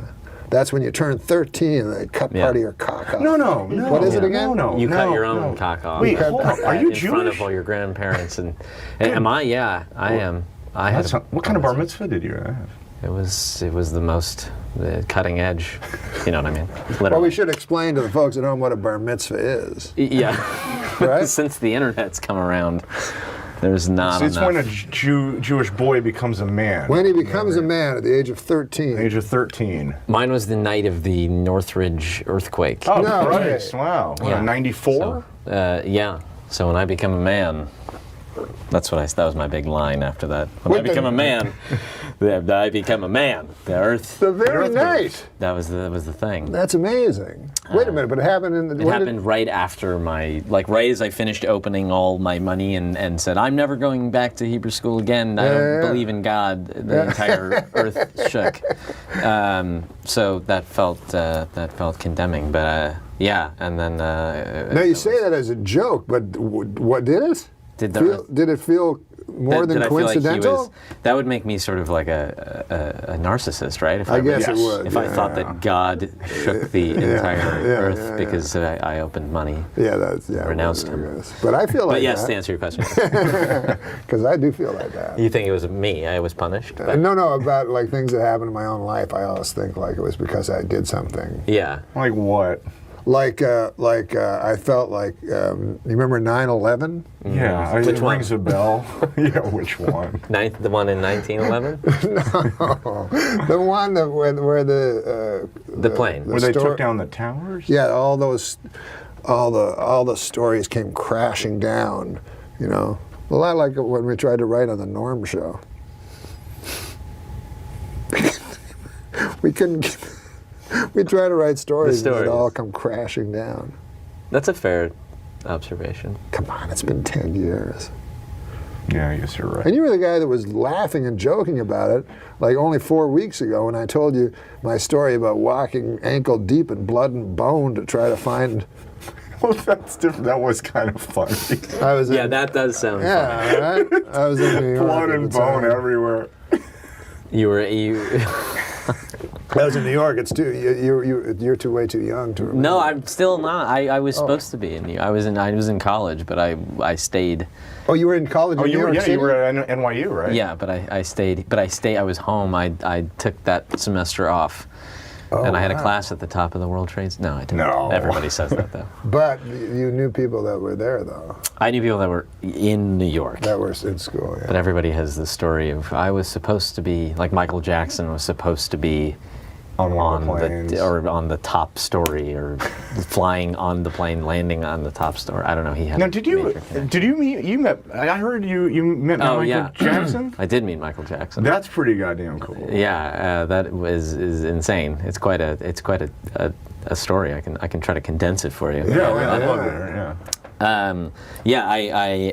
I when I was in the 8th grade, I had a girlfriend, and everything fell apart later in my life. But I peaked around 8th grade, and I had a really pretty girlfriend, and her father knew Michael Jackson. He ran a studio or something, and they offered us to go out to Neverland for the day, and so we went up there, and it was probably months before the whole lawsuit and everything. The first one? Yeah, and in fact, Macaulay Culkin came by, as were all the boys that sued him, and all this insane stuff. And I did the whole thing. I met the Wait, what do you mean the monkey- whole thing? You know what I mean? No, I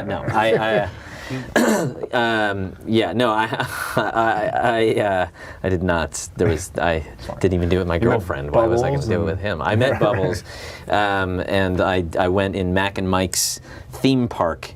It was a water park that he and Macaulay made themselves. They built basically like what every kid would ever want. Water. It was all built-in water guns at every post, and flood buttons, and all these water balloons, hundreds of them. And we were on teams, and I was on his team, and we won. You were on Michael Jackson. I was on Michael Jackson's team, and I remember You met Michael Jackson. Oh, I hung out with him for the whole time. That's there. awesome. And we won, and then we played a game which now, as I recall it, does sort of seem slightly incriminating, but Go on. it was called Smoke Tag. And we went into a room that was filled with smoke, and we played tag in it, but you couldn't see anybody. So there was a lot of like tag playing, and that was when Macaulay Culkin was there at that point, and it was the 4th of July weekend, and they were having whole fireworks, and Macaulay Culkin sped up in a golf cart with flames on the side and jumped out with like a leather jacket, and he was like a real punk. And when we played this smoke tag, he threw me on the ground, and we started this like feud that continued throughout the evening. And when we ended up in Michael's toy attic, after we watched a movie in his movie theater, including a retrospective of his own life, and then all the little Culkins were doing impressions of him, like hee hee, and he was sitting there just watched the whole retrospective. He at one point leaned over and said like to Macaulay, oh, remind me, I gotta call Toys R Us. We'll close it down and head out there over the weekend. Close it down. Yeah, it was like Elvis closed supermarkets or whatever. And then when we were up in this toy attic where he had, at the time, every gaming system that was around in every game, and Macaulay Culkin he was throwing stuff at me, and then he hit me on the head with something, and I said, don't do that again anymore, or I'm gonna. I was a black belt, but this was years later. I had already forgotten. And he did it again, and I threw him against the wall, and I started slamming him against the wall, saying, "I told you not to fucking." And then Michael Jackson came in between us. You can let your mind rest there for a second. I imagine the think of the bad video. Yeah, and he parted us, and he put his arm around me, and he was like, sorry, Mac can get a little. Rambunctious, and he's like, so where are you from? And I was like, oh, I live in, Los Angeles. Oh, yeah. He's like, how old are you? And I said, oh, I'm 12. And he said, oh, you Jewish? Which was like, fuck, it still is. I don't know where that segue came from. And I said, I am. He said, oh, you gonna have a Hanukkah? And I said, what? And he said, a Hanukkah. You gonna have a Hanukkah? And I was like, I mean, he's like, yeah. I was like, every year I'll have one. I mean, and he's like, yeah, no, where you become a man. And I was like, oh, a bar mitzvah. He's like, yeah. And I said, yeah. And as soon as I said when I became a man, he shoved me away. I don't like him like that. No, but, and then I spent the night in his life-size dollhouse. Jesus. With my girlfriend at the time. Oh, so you got to bring a girl then. I had a girl there. Oh, that's cool. That's pretty amazing. But it was absolutely the craziest thing. And I grew up. For me, it was that Thriller was that was Greatest everything. album ever.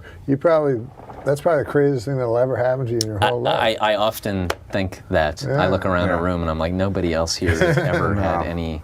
Amazing. I got to go into his. I did go into his bedroom and I went into his closet, and it was when he would wear the red shirt, black pants, fedora, mirror sunglasses, and his closet. It was like a cartoon. It was literally about 150 red shirts, 150 black pants, 150 fedora. It was like that's incredible. And he had a TV that came out of the ground. I'd never seen anything like it. That's a pretty goddamn cool story. That beats the hell out of your story about getting fucked by Dan Fogelberg. 2 times today I've said something in Dan confidence. Fogelberg's a great guy. What if I actually got fucked by Dan Fogelberg? You don't have a picture of me getting fucked by Dan Fogelberg? Put it up there. Oh, I met Michael one. Yeah, it's Oh, not, look at this. that was me. I met That's him. you. Yeah, I met him. And well, Rick that's me on Dees. yeah, I was friends with Rick's son, so we saw him the Bad concert at the Coliseum. Oh. Way worse story than Yeah, that. you got. Macaulay Culkin and Michael Jackson played good cop, bad cop with you, and Yeah. I met him backstage at the Coliseum. And Rick Dees is just there. Yeah, I'm more excited about Rick in this photo, to be honest. Rick Dees has exceptional longevity. Yeah, if you think about it. Isn't he still? Yeah, I think he's still doing the top 40 disc radio. jockey? I Yeah. listened to him growing up. Yeah. But he's kind of a joke, right? Or was he not? I mean, it was a Rorschach picture. Sorry, I saw Michael Jackson's penis. Yeah.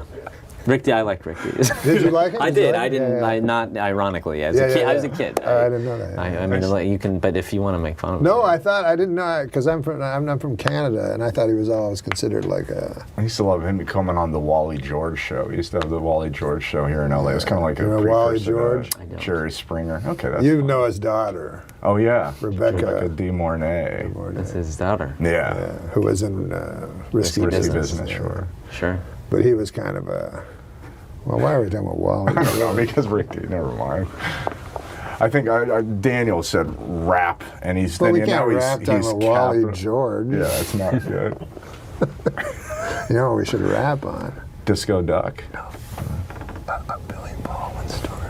Oh yeah, that's I think great. you can hear me. Yeah, I think you can That's too. something. We also love Billy Baldwin, and I don't know if there's any kind of cool. No, we love that stories. story. Yeah, the story of you when you first learned to do the Billy Baldwin impression. Yeah. Like we're really bad at like setting it up. As if we're, Yeah, You like clearly. whispering into. That's Tell him to set up the Billy Baldwin. I see that on But the that's most one of the shows. funniest stories. Yeah. Trying to no, impress a young girl when he was a young boy. That's when I peaked very early. Before the Michael Jackson time. I went out with a girl, and we were at her house, and we were watching Sliver. Oh yeah. And it was dark, and I put my arm around her, and then she just sat on it, so it hung and fell asleep, and I didn't know how to do anything with girls, but she talked about how she thought that Billy Baldwin was really attractive, and that she said, you almost something, you kind of look like him. And so then I just went home and was like, I need to look like Billy Baldwin because she likes him, and so I just figured out that his face is just always it's just always like. How does he do that with his face? Unbelievable. And he's just, everything he does is just always doesn't move. And so I came back to school and I was like, oh, hey, I see you there. Wouldn't it be cool to be able to do that with your face? Yeah, I couldn't do that. Only you and It's Jim uncanny. Carrey can do that Seriously. with your face. Well. Can you do that with a whole bunch of faces, or have you not tried? That's the most extreme windblown Yeah. kind of thing. Because Jim Carrey can do that with his face. Yeah, I mean, that's But I haven't seen anybody else be able to No. do that with their face before. I can't at all. Jeff Richards does it a little, but that's unbelievable. That was unreal. You're very Yeah. sweet. How does it go again? It's just, it's the Baldwin. They all go there a little bit at some point. Yeah. Every time there's one, sometimes you'll see a little Alec will go there. Daniel. Can you name all the Baldwins? Yeah, I was just trying to show off. Oh, Daniel I'm slowly Baldwin? also turning in my chair. I bet I know your favorite Daniel Baldwin movie. Yeah, Is it Trees Lounge? that's up there. I don't know. I'm just Didn't guessing. he do Attack of the 50-Foot Woman or something? he? I don't The know. remake with Daryl Hannah Oh, I would have guessed Gina Davis. or something? Yeah. Or she did that? Attack of the 50-Foot. Or- I saw. How does Wendy Gruel get Bill Clinton to endorse? I mean, how does that happen? I'm watching a mayor commercial, and then Bill Clinton's on it. Go and vote for her. I haven't seen that commercial. Would you vote for a mayor? For a mayor? Yeah. Any mayor? No, but I mean, would you ever vote? Sure. Oh. Was that groundbreaking? No, I don't know. Do you vote? I've You never, can't. I've 'cause never you're- voted. Or can you? I can't vote. Because you're Canadian? And yeah. Okay. And you see, also in Canada, it's different. Like here in the States, you vote for the president, maybe you vote for the wrong guy, a war happens. Right. In Canada, it's not like that. You go, like, what's the big thing? Should they make that bridge? Or Right. something? That's the biggest. Yeah, so it doesn't really matter. So it's, we're, too much we're pressure. very inconsequential, Canada. Yeah. Well, Like some people say, Canada's #1, and I go, no. you're just quietly trying to shut that Only down. Canadians say that. Yeah. There's a lot of By patriotism. any for- objective standards. Yeah, I don't think I haven't. 16, maybe 17. 16 Canadians? Canada is 16. Oh, is But that would okay. sound retarded if you're like, Canada's 16. If you did that, it's not Yeah. the ring. to- Canada's number 16. Yeah. That doesn't. It's not iambic pentameter. Uganda's number 148. That sounds better. Uganda. Remember Uganda? I guess it's Isn't it Uganda? It's Uganda. Yeah, it's definitely pronounced I mean, Uganda. Uganda is. Maybe that's your Canadian. No, it's accent. Uganda. Do I And it remember was it? for many years, it was ruled by, I believe, Forrest Whitaker. Right. Okay. With his lazy Yeah, eye. that's, Jesus Christ. No, we shouldn't be getting political like this. I wouldn't. very polarizing conversation. I think he played Idi Amin. He played Idi Amin, of Yeah. course. I'm confusing fantasy with reality, but we all remember Ethiopia, we can't forget. Yeah, what? huh? What are you talking about? I'm saying Ethiopia. Sure. They thought. Do you remember Ethiopia? Do I remember Ethiopia? Yeah. Yeah, sure. Well, that's Haile Selassie of you. That's what The ruler Hawkeye said of- once. Hawkeye said that on MASH once. You watch MASH? I not real as a kid, like at night, it was Yeah. late at night on Nick at Night or something. The laugh track always confused. Yeah, it was weird because it was in a war. And then when Right. they went in the OR, the laugh track would stop. But my problem was Hawkeye was way too funny. Yeah, Like he'd say 11 jokes in a row. yeah. You know, like he'd go, I'll carry a gun, I'll carry a grudge, I'll Harry carry, if you tell me how, I'll carry a tune. Like he'd have all these jokes and then no one would notice. We gotta amputate this guy's arm who's still making one-liners. But it did, and then you have to watch MASH for fucking 20 years or whatever it lasted, and then Korea's still fucking in the news. Right. Like you'd think, you know. You'd think Do after you think MASH would end all that? Yeah. that's Yeah. I mean, they had After MASH. that was the You don't remember After MASH? No, I didn't care for MASH. Aftermash. Yeah, it was. They took the idea was they took the 4 worst characters from MASH. That's a good idea. Harry Morgan, who played, of course, Right. Jack Webb's friend. They took Radar O'Reilly, Gary Berghoff, Right. who was famous because he was both in the film and the Oh. TV show. I just watched it last night, and I remember when I was a child, I used to think Loretta Swit was pretty, but she was a fucking old hag. You just watched the Robert Altman movie or the TV show you watched again? No, the movie was Sally Kellerman. One yeah. time I was on a sitcom, right? So they say, in this episode, you you go out with an older lady. Is there any older ladies you'd like to go out with? So when I was a kid, there was this movie MASH, and Sally Kellerman came out of a shower naked and was every child's fantasy, you know. So I immediately said Sally Kellerman, forgetting that now she was 75. Right.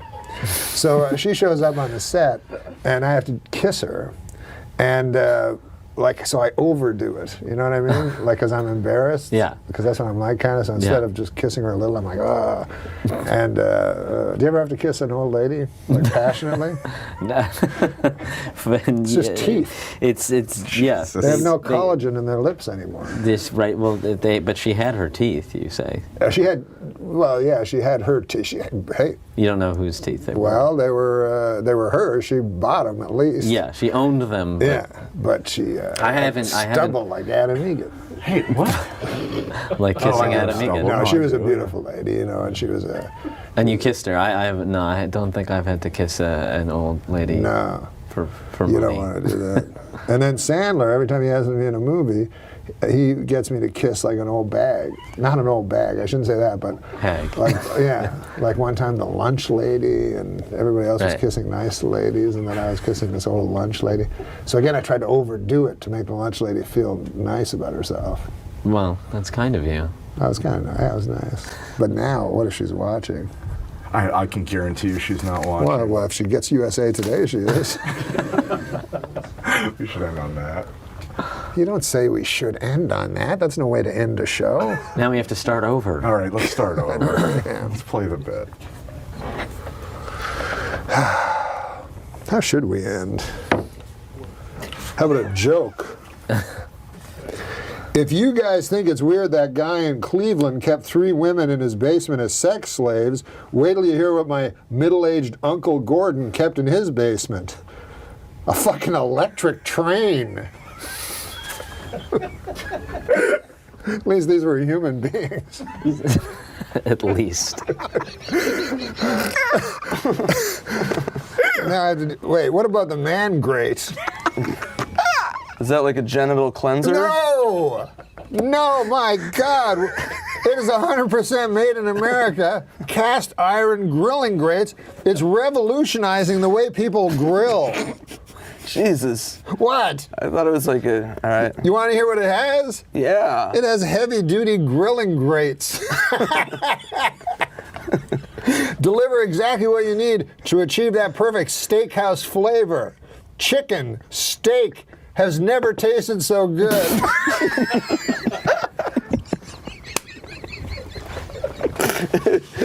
Listen, no more dry meat. Guaranteed. That's what the girl said to Mr. Furley. Oh, come on now. Come on now. Hey, it was named one of 2012's best grilling accessories by Men's Health magazine. Man grates, there's more fucking facts about the man grate than about Nick. Man grates are the perfect gift for Dad this Father's Day. Your dad's alive? No. Fuck. God damn it. I'm sorry about your dad. That's fine. Go to mangrate.com and enter the coupon code NORM for their $19.99 Father's Day special. 100% made in America. 100% cast iron. Hey, how about this? Each NORM MACDONALD show order comes with a heavy-duty grilling brush. Jesus. What? Man, great. What do you think of that? I think it's great. Yeah. Yeah. Again. Again. That's the Man Grate Grill Enhancement System. Order today at mangrate.com and enter the coupon code NORM at checkout. Now you're gonna. It weighs a lot of pounds. Is that heavy? Yeah. Listen, man, what was that fucking Vegas story? Jesus Christ. Sorry. What is in that? Well, what the fuck was that Vegas story? What Vegas story? Remember? It was, it was one of my party stories that Adam wanted me to talk about. Yeah, I'd like to. Yeah. It was about my philosophy about how alcohol always has good stories that come with it. Yeah, it does, right. Yeah. So one of the story I had was I was in Vegas at the Hard Rock, and I was partying with my friends, and they had a show there. They did this Beecher's Madhouse. Oh yeah, I know. Yeah, it's in Los Angeles now. So we were partying, and we were at the club, and I blacked out, and then I woke up in a suite, and there was a hooker blowing me and my friend. Like the story blew up out of nowhere. It just erupts. Yeah. It goes from 0 to 100. Seriously. And it's blowing me and my friend. And I kind of like look down like, what the fuck? And then I'm like, all right, this is weird. And I look over at my friend, he's like laughing. He's like, this is funny, right? I'm like, kind of, I guess. I do comedy, and I guess it's funny. And then I look over, and there's another friend of mine who's a small person. Midget. Yeah, midget. They like to be called small people. Yeah, but midget will work for the story too. And he's fisting a girl on the couch, and he has cocaine all over his face. And I look over at him, and he was like in the middle of like, it's his hand, so it's like kind of like a penis, so it's not like too like violent. And it's not too violent. It's like a big penis, Very gentle fisting. It's caress fisting. Yeah. And he looked over at me, and I made eye contact with him. So another chick, some lovely lass whose parents are proud of her. And he looks over at me, and I make eye contact with him, and he kind of like catches my eye, and he just goes, yeah. And I was just kind of like, all right, I don't know. Oh my God. Should we get room service, or I didn't know how to get out of it. Dude. Fisting. But it was like, it's just a story that you don't have. Fisting her vagina? I think it was her vagina. God dang it. I never even... I didn't have the acute eyes to see, but let's just say it was a vagina. I think it's a moot point, really. Yeah. But like stories like that, they're fun to have in your life. You're saying they're fun, that alcohol, you would not have that story, obviously, without alcohol. Yeah, it wouldn't happen with ginger ale or That's something. very true, that's very true. So. You know what I used, because I don't drink, you know that, Nick? Yeah, I do. But what I used to do, because I'm in a bar, and I noticed, like, people get away with stuff when they're drunk. You know what I'm saying? Like, you can paw girls and stuff.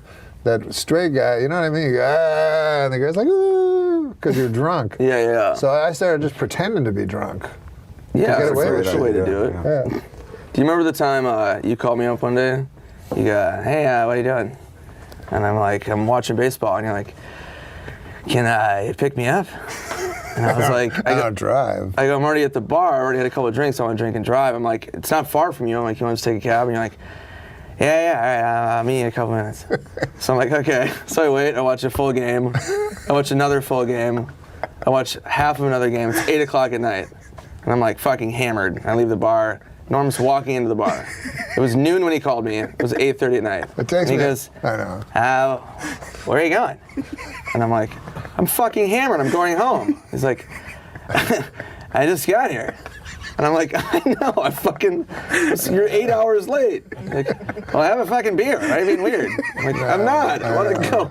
I can't walk or see. Takes me a long time to get stuff. It was so He always casual. beats me at ping pong. It was so. Remember how Shit, you're angry I pretty got? good at that too. This motherfucker. That must be amazing. But he doesn't seem like he's good. But the ball How do keeps you coming see- back at you. Lost your point. I'm like. But anyways, it's time to read jokes. Yes. We read jokes on this show, Nick. All right. It's easy. Then you don't have to think of them yourself. I love it. I hate thinking. To read that thing. Can I read it now? Yeah. A Florida University student was caught streaking on campus and apparently told police he was on acid and asked them to cut his dick off. Boy, these kids today are crazy. In my day, we didn't need drugs. We would just cut our own dicks off. Yeah, you didn't need no fucking acid and shit. What about this? There's a new 3D version of The Great Gatsby, coming. I saw it. I just saw it too. Did you? Yeah. Did you see it in 3D? No. Oh, in 3D. I don't like wearing glasses. It was almost like the sober examination of the unrestrained materialism and absolute moral center of the Roaring '20s jumped right out at you. Here, what about this, Nick? Read this one. That's a good one. I think my doctor might be retarded. Why? His name is Dr. Retardo. Oh. It's a good chance. What about this? 42-year-old Richard Swanson set out to dribble a soccer ball from Seattle to Brazil, but got hit by a car in Oregon and died. Well, at least he got to die loving what he do. At least he got to die doing what he loved, Nick. dribbling a soccer ball in traffic. No, that's not nice. But here, That's look, okay. you like it. One of the most popular documentaries on Netflix. One of the most popular documentaries on Netflix is Jiro Dreams of Sushi? Jiro Dreams of Sushi. I've seen that. That's very good. That's You a have? fantastic Yeah. documentary. One of the least popular documentaries, Jiro Nightmares of Acid. Oh, yeah. That Unwatchable. I actually did. I liked it. The DVD commentary. Pain and Gain, the new movie directed by Michael Bay. Reviewers are calling it everything from shit to fucking shit. Doesn't that look like the worst thing ever? Yeah. Oh, well, whatever. Hey, listen, have you noticed my enormous weight gain? I've gained No. 45 pounds. I'm telling you, my manager, my landlord rather, he managed to get rid of 230 pounds of ugly fat. He evicted me. What? Here, read oh, this. I thought you. No, read this. I want to read that one again. Here, read that. Sure, we all know about Norm's astonishing weight gain, but I think it's become a bit wearisome. So let's agree to stop having fun at his expense. Here, let Adam Eager read one. Yeah, Adam, what the fuck? I give you 3 good ones. Dick. 4 of the top 5 picks in the NFL draft were offensive tackles, which is a great thing to tell your wife as the love drains from her eyes. This one's more like a factoid. Danny DeVito looks like one of those guys with a short but thick penis. Right? He has to have the thickest fucking cock. It's true. You know, dogs and humans love to run because it apparently gives them a natural high similar to that of marijuana, according to the University of Arizona. Wow. After running what are called cannabinoids, the chemical found in marijuana that gives you a feeling of euphoria, are higher in humans and dogs, and this encourages them to run again. To 7-Eleven for a Slurpee. They got the munchies. You want to check it? Let me fact check this. Oh, this is your kind of joke, I zoned man. out. This reminds me of your kind of joke. All right. Just from hearing you read jokes. Oh, I like this. I like the theme that this one has. A man in Taiwan reportedly cut off his own penis to win an argument with his wife. That reminds me of that episode of Everybody Loves Raymond, where Raymond forgot Deborah's birthday and had to cut his own cock off. Oh my God! Are you gonna read? Just read any one. You, cutting off you get to penises. read them out of here. All right. It's like Game of Thrones. That guy's getting his penis cut off. If you guys Everybody. Is there? Yeah, this guy got his penis cut off. To turn into a vagina? Fashion into a vagina? I don't think they had medieval sexual. Oh, that's in the old days? Oh yeah, it's I like don't know. medieval. Oh. But it'd be cool if they did experiment with genital altercations back then. Yeah. But what about, let's say you go to a doctor. Isn't it weird that you can go to a doctor and go, you know how I have a cock? Where are you going with this? It's not real. I shouldn't have a cock. I'm bored. You mind cutting it? And because I've always intuitively believed that. So the best is like when you want to go back after like 5 Yeah. months. You're like, you know, I had a cock and then you gave me a pussy. Which didn't work. The pussy was fun, but can I get my cock back? You still have it? The guy's like, you betcha. They're like, do I have it? But he's like, do I have it? Is a sex change a good gift for A Christmas? sex change? Yeah, like a gift certificate. Like, Mom, I know you always wanted a fucking penis. Wait, is your mom still alive? Yeah, she is. Oh, that's nice. Yeah, it is nice. Do you have a Asking joke? people Tell the if their joke. parents are Sorry, read alive. it, No, read it. Well, because it's a 50-50 chance it's not going to go well. No, it's a 50-50 chance that they're It's not alive. gonna look like a penis. Yeah. It's gonna look like a Star Wars thing. Yeah. I guess you're right. Read a joke. All You right, haven't read one joke. before we begin, I have a quick public service announcement. Would anybody, please fuck Martha Stewart? Oh, I got that one. What? I don't understand that. What? That's weird, right? Too soon. It's meta. Meta. Do you like the meta comedy? Meta world peace comedy. Yeah. Only comedy I like. Hey, Barbara Walters is retiring. I can understand why Barbara Walters is retiring. It must be exhausting occasionally appearing on The View. Right? We're fucking going on the road doing all kinds of shit. Yeah, Doing her shit acts. Not you. Your act's good. It's pretty shitty. But she gets to sit there. and just fucking talk. Yeah, just yap. The fuck? You ever been on that show? I've been on it so many times. You know, I'm against hate speech, but read that. Engaging in hate speech is wrong and terrible and should never be tolerated. But you have to admit, engaging in a hate stutter would be kind of cute. How would that go? Fuck, suck, queer, fuck, fucking Chinese boy. Hey, a Papa, what do you call that? Papa John's? Oh, okay. A Papa John's delivery man has been arrested for allegedly selling more than $40,000 in cocaine hidden in pizza boxes. Jesus. To undercover police officers. This raises an important question. Where is all that pizza that was supposed to go in those boxes? Can I have them to eat? I'm a big fat guy. Oh, here's a good one. What would you do if you got a pizza box filled with cocaine? What would I do? Yeah. Would you be really mad about the pizza not being there? A pizza box full of cocaine. Isn't that what they said? Fuck, I forgot. Yeah, pizza boxes. I forgot and there's that cocaine in joke. them. What would you do? Nothing? Deliver it to Busey's? If I can fire house? that train. Yeah, I don't know. Hey, Sesame Street introduced its very first Latino character, Armando. But it's not going great. Apparently on the first day, he got into a knife fight and stabbed the letter A. It's silly. That's silliness. Yeah, That's cute. They're all fine people. The FDA is investigating health risks posed by Wrigley's new caffeinated gum. Well, where the hell was the FDA when York peppermint patties were making people shiver and having involuntary orgasms? What would that? Fuck! How would that go? Like eat one and then go. All right, Adam, you do that one. Eat it and have it. Eat it. Like eat it. Eat it. Ooh, that's how you. Oh, that's God. how he comes. Jesus Christ! God, you need to take Mr. Furley's Burbank hotel class on coming on strangers' fucking I should have tits and mugged. shitting on poor girls from Nebraska who are here to audition for fucking White Shadow. They're covered in a fucking brown cloud of fucking Furley nightmare mist. Jesus Christ. Adam. Hey. Eat my dog shit snowman! Oh, what's that mean? What's a dog shit I don't know, snowman? man. Is that a real thing? I hope not. Furley could build it, if anybody could. Oh my God. Hey, Time Magazine named the top 100 most influential people in the world, Nick. The top 100 include Justin Timberlake, Beyonce, Jimmy Kimmel. In your face, Yuli Moray, president of the Swiss Confederation. No one knows who that is except Steve O'Donnell. Do you? He probably knows. I like how you read them again. Like, there's a side note. Let me get another one. You want another one? Here you go, man. Wait, Freshy. okay, what's Get this? freshy. What's that one say?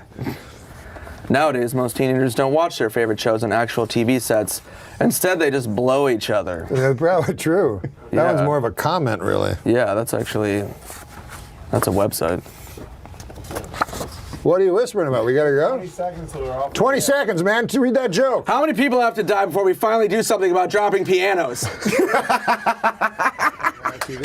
We're here with Andy Dick, and we're going to read jokes. We read jokes. I thought you were going to talk about this thing. We're going to talk about the man grate. You know what I think would be the perfect job for you? I don't know if this has ever been considered by your management or by yourself. Okay. Talk show host. Oh, I yeah. did it. I did my You own already little did version. that? I did a thing it was called House Arrest with Andy Dick.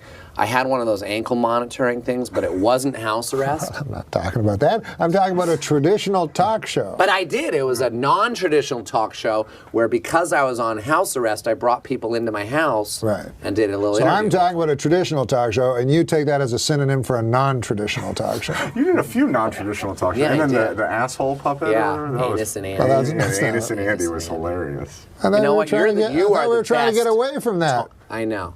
But you are the best. Listen. This is what you need to be doing, and I love it. Listen, we're going to do some jokes. But first... Which, by the way, I don't do jokes. That's the other thing about my stand-up is I don't do No, that. no, I know, but tonight you will be. But I will. How But do we first, do it? before the jokes, Okay. we're going to talk about man grade. Have you heard of the man grade? Yes, I have. You have? Yeah. Where'd you hear about it? On Adam Carolla's podcast. Wow. Yeah. How about that? I like it. Well, this Father's Day, your father's dead. But you have children. You are a father. Yes, and I'm not dead. Yes. And I bet you'd like a man great. Are you going to give me one? Huh? Are you going to give me No, gonna do no, it. your son would have to get it for you. What the fuck am I going to buy you a Father's Day present for? Is Father's Day coming up? Father's Day's next week. What is the man great, you ask? Okay. Huh? Fine. I didn't, but You didn't ask, but I you know want to what know. it is. You probably know what I know. it is. Yeah. It's 100% made in America. Are you a jingoist? What is that? Someone who only loves things made in America? No. But it's a nice thing. Yeah. And it's, take a it's look. cast iron. It's if I cast remember. iron. Iron? Cast iron grilling grates that are are you kidding when you say iron? You know what? Don't be like fucking Larry King. That motherfucker, I say iron and he's up my asshole for fucking 4 days.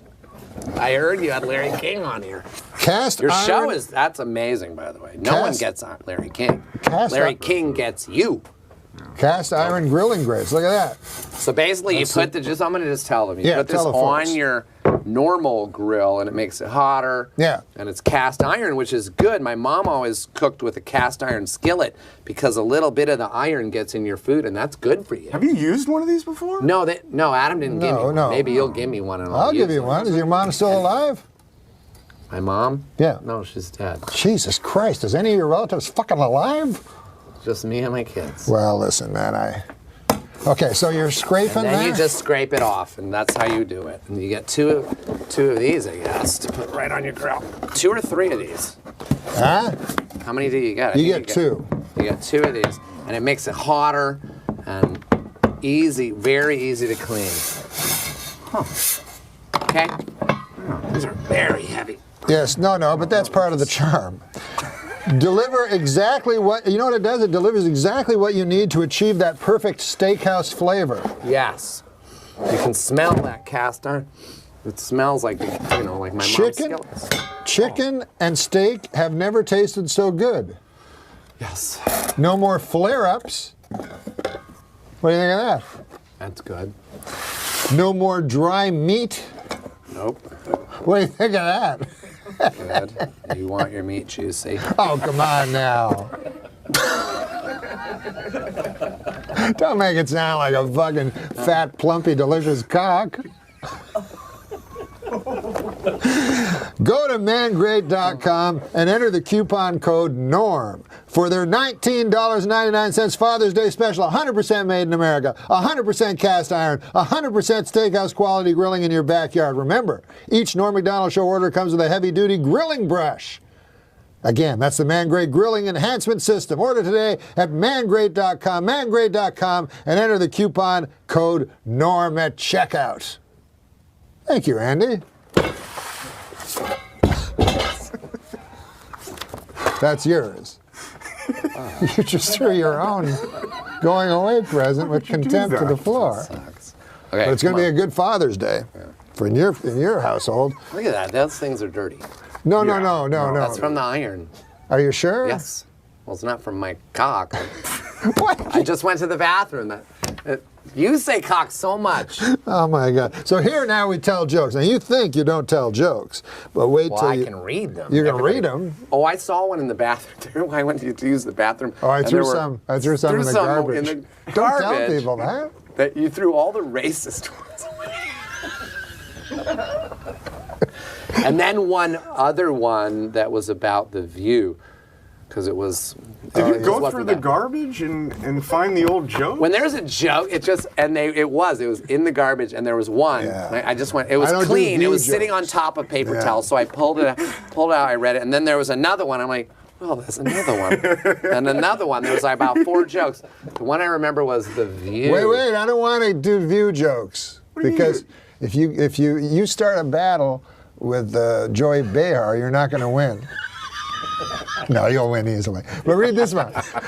read this one. Read this joke. I will, but why did you throw the one about the view away? That was the one I'm like, well, this one's kind of, it made me laugh. And I'm like, well, I wonder why. I didn't know you Because threw our them standards out. are so high that even that one didn't make it. You didn't think it was funny? I thought it was very funny, but not funny enough for Andy Dick. It's pretty funny. We're going to Plus, save I know it for next week for big fat Bruce Valanche. I told you you're allowed before. to say You that keep because you're calling fat. that. He's allowed to. No, I'm a fat guy like him. So he's allowed to. Like at I'm this. allowed to say the word faggot. Yeah. You fucking faggot. Well, I mean, there's no need for that.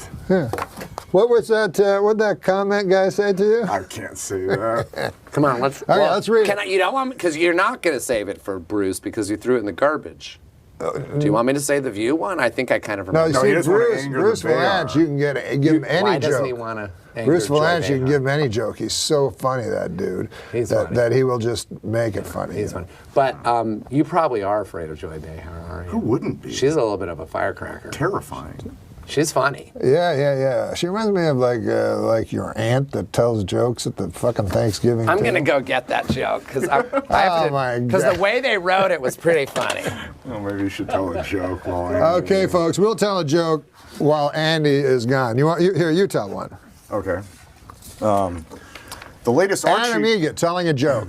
the latest Archie comic shows gay character Kevin kissing his boyfriend Devin. Another barrier will be broken next month when, in a dream sequence, Jughead will be show fisting Betty Crocker. God damn, you're illiterate. It's a show fit. No. Oh, you're right. Will be It's shown. shown. Will be they, shown. They forgot to write the N there. Okay, now we'll see this joke. This Made is me a laugh joke. again out loud. This just is reading this it show. to myself. This show is so high quality that this we one- take jokes from the dustbins. Well, you said that this is very funny, but not funny enough. Not funny enough for Andy Dick, I felt. Well, I thought it was fun. Well, I'm a fan of The View because Sherry Shepherd is a good friend of mine. Sure. And I've been on The View a lot, which is weird. Yeah. Because I'm on The View. Daphne Aguilera was on The View. Oh, really? Did Daphne Aguilera, he didn't rub your cock on my... Okay, come on. This is what we're trying to get away from. Sorry. And by the way, every time I'm on The View, Barbara Walters will not be on The View. Is that right? Yeah, she won't be on it with me. And it has to be the pre-taped one. You know how they're live except for she won't do it. And they always have to do the pre-taped one. Filthy old bag. Barbara Walters announced that she's retiring from The View. Well, actually, she announced it 5 years ago, but no one could hear her over those yammering bitches. See? Amazing that worked after that giant buildup. Hey, how about this one? They say pimping ain't easy, Andy. But what they won't tell you is much, much more difficult being a prostitute. Pimping is pretty easy. I don't know if you heard of pimp, but... It's hard to believe that the entire cast of Saved by the Bell is now dead. It's hard to believe that. What? Hey, George Clooney may be a dapper fellow, dude. Don't forget, he whacks off just like the rest of us. I wonder if he does. I don't even know if that's true. If there's two things I'm 100% sure are true, it's No, don't read ahead. I don't know One who of that the is. rules is we're not supposed to read ahead. Oh, okay. Well, hand me other ones then. I will. I read those. I will. Should I do this? Oh, yeah, do Just it. do it. If there's two things I'm 100% sure are true, it's that number one, no means no, and number two, you should never take no for an answer. Kind of a puzzle. That's a little conundrum. There is a new service called Sidecar, where if you need a ride somewhere, you will be picked up by a stranger and driven to your location. However, in a few months, the company plans on going back to its original name, Murder. Yeah, do this one though. That's very cute. Accomplished comedian. What is accomplished? Did you write this one? This is not against it. Accomplished. This is not against anybody. Accomplished. Okay. Accomplished comedian Sinbad has a. He's accomplished. Yeah, you're right. Very He is. accomplished. It's like Byron Allen. Yes. Accomplished comedian Sinbad has announced he's filing for bankruptcy for the second time. The second time. Oh God, it's so retarded. Sounds like things have gone from sin bad to sin worse. Okay. All right, listen, man. A lot of people talk about masturbating to the Sears catalog when they were younger, you know? Yes, I've looked through them. You know, because nowadays with the porn and everything. do anything. But I'm a lot older than that. Back in my days, you actually had to go to a Sears store and fucking whack off. To the mannequins. I don't know. I used to love mannequins. That doesn't make sense because Did you? Sears started as a catalog. It did? Yeah. Sears. before Oh, you're the right. store. You're right. that That one- didn't make sense. Did you write that one? Well, you're right, though, because you know what? They used it in the was old a- outhouses. They would use the Sears catalog as toilet paper. Toilet paper. Because the paper was so thin, probably. Organist Ray Manzarek died this week at the age of 74. The Curse of the Doors.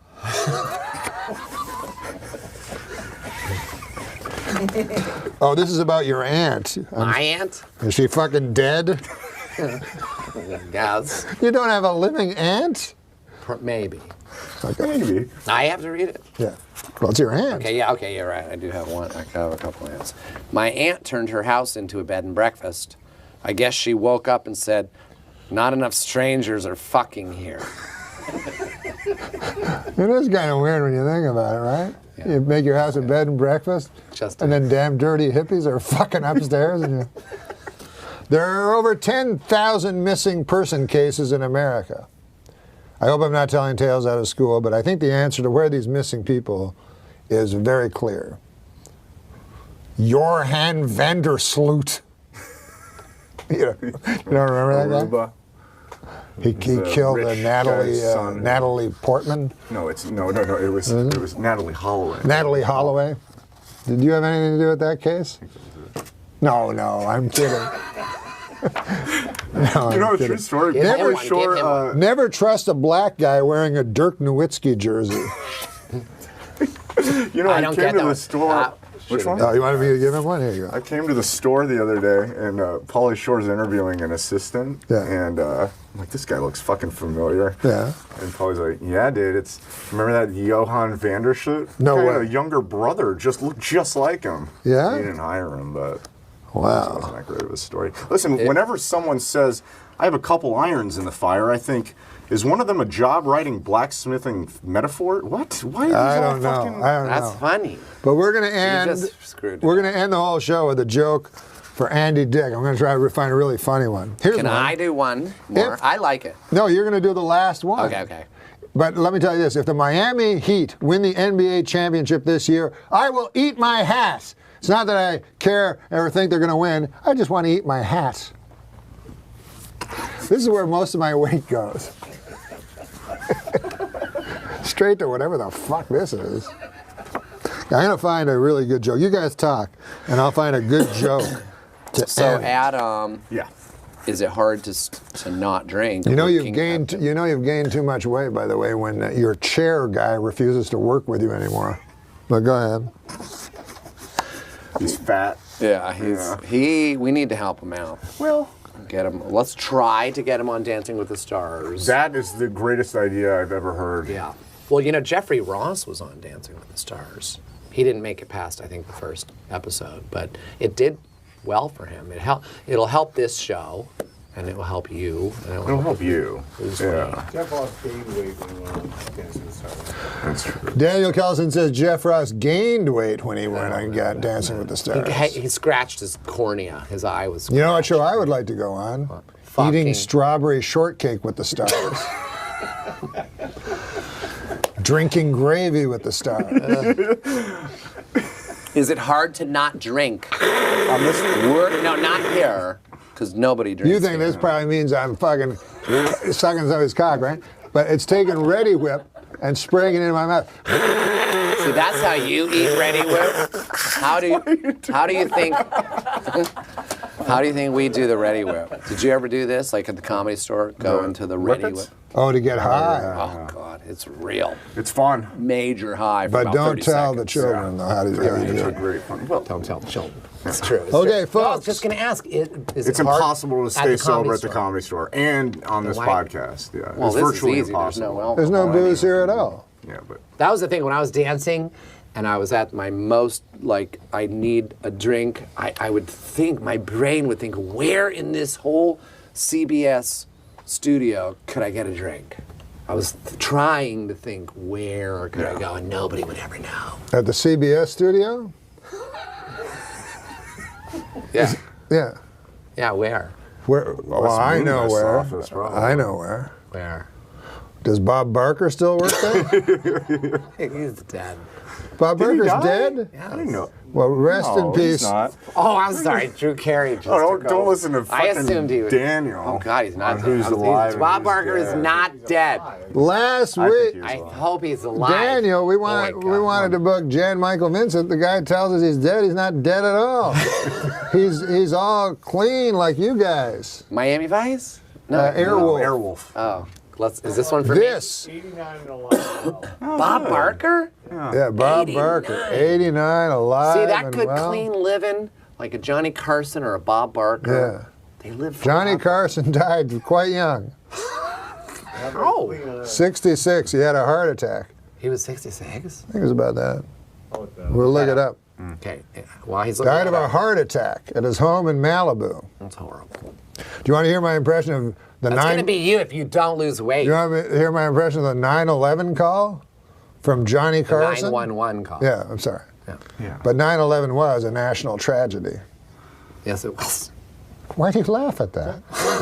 You said me. Johnny Carson died at 80 years old. Okay, Johnny Carson died at 80 years old. Would you like to hear my impression?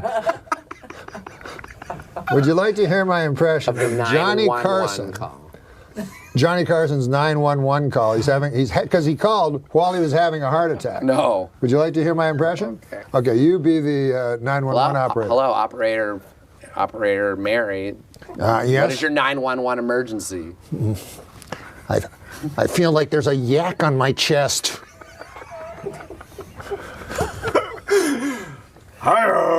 Hi-oh! We would like to thank Andy Dick for being on the show, and to end the show, Andy Dick will be reading a joke, and then the show's over. Good night, everybody. Andy?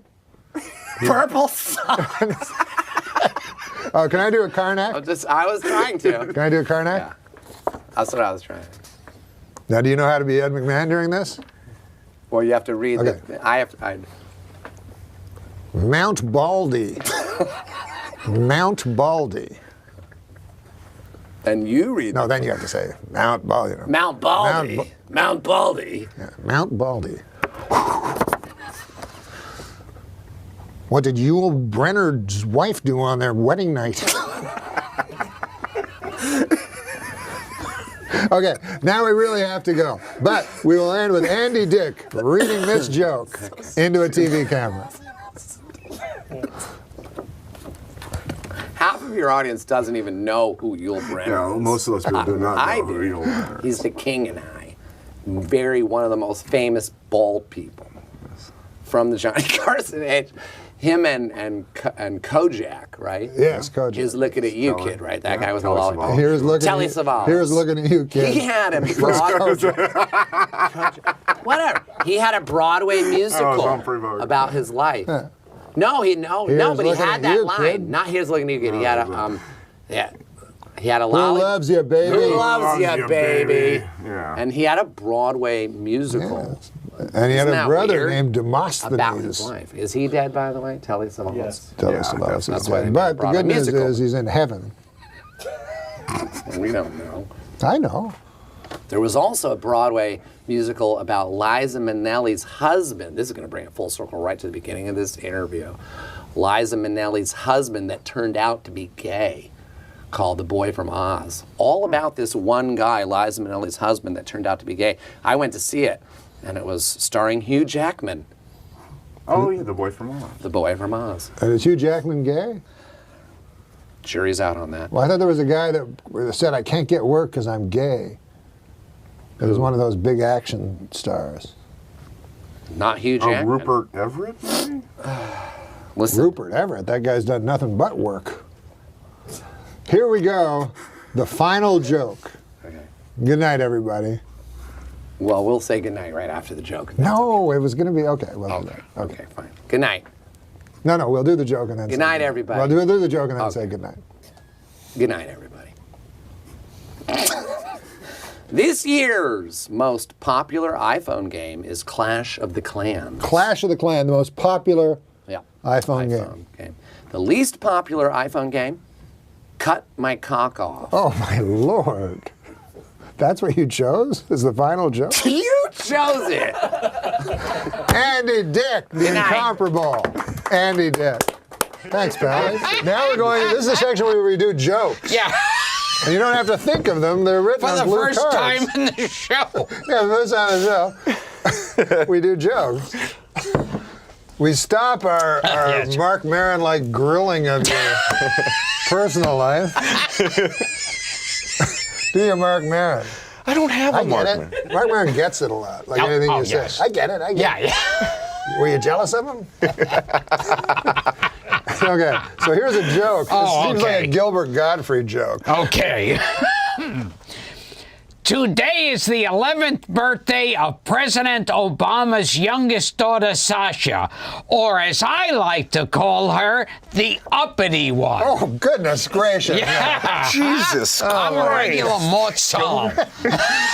Well, we're now into those hazy, crazy, lazy days of summer. We should do this later because we're not really.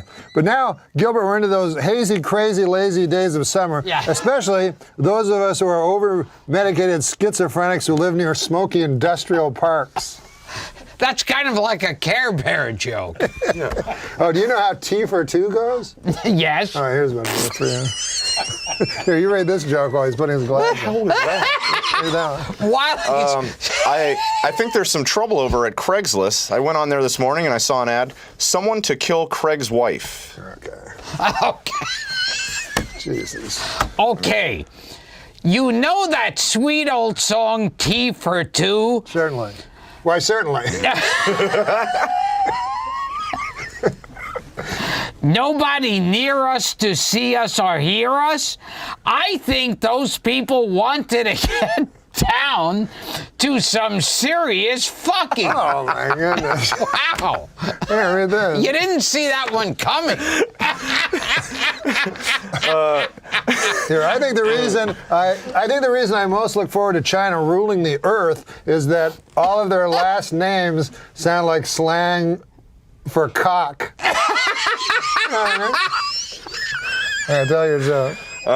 Astronomers have discovered 3 new planets that have an atmosphere conducive to human life, and they've discovered one that has an atmo conducive to hipster life. Oh, whatever. I like that one. Oh, this one, it sounds like a Gilbert joke because it's ripped from today's headline. Do you know the story about Sergio Garcia and Tiger Woods? Don't I? All right, then this joke will be perfect. It's a little on the longish side. What was I living in a cave? The Gulf War between The Gulf War? Yes. No, the Gulf War. The Gulf War ended 18 years ago. There's nothing to do with Kuwait. But it's still the lives lost. That's why it's important to me, that Gulf War. Could we put a U there so it looked like it is the Gulf War? Okay, this is the Gulf War. This is the Gulf War. Gulf War. Tiger Woods. I agree with you. Gulf War. Yes, I agree that when you first glance. But there's been a Gulf War. Because, you know, when you think of Tiger Woods, Yeah, you think of, like, how he risked his life in the Gulf War. Yeah. He was a war hero. He was? He was, yeah, the D-Day invasion on the Gulf. Didn't know that. Yes. Only half. Oh, well. Okay.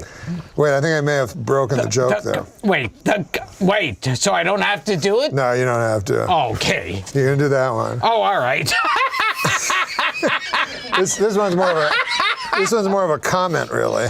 Michael Douglas portrayed the flamboyant entertainer Liberace in the new HBO film Behind the Candelabra. I'd like to say something to Michael Douglas. I sang with Liberace. I knew Liberace. Liberace was a friend of mine. Michael Douglas, you're no Liberace. I'm sorry. See, Here, I'll give you another. I think Jay Leno could do that in this. It was long.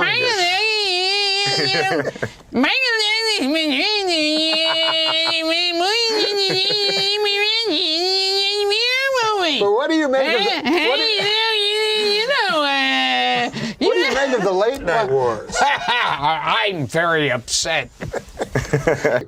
Get this, we have jokes for you.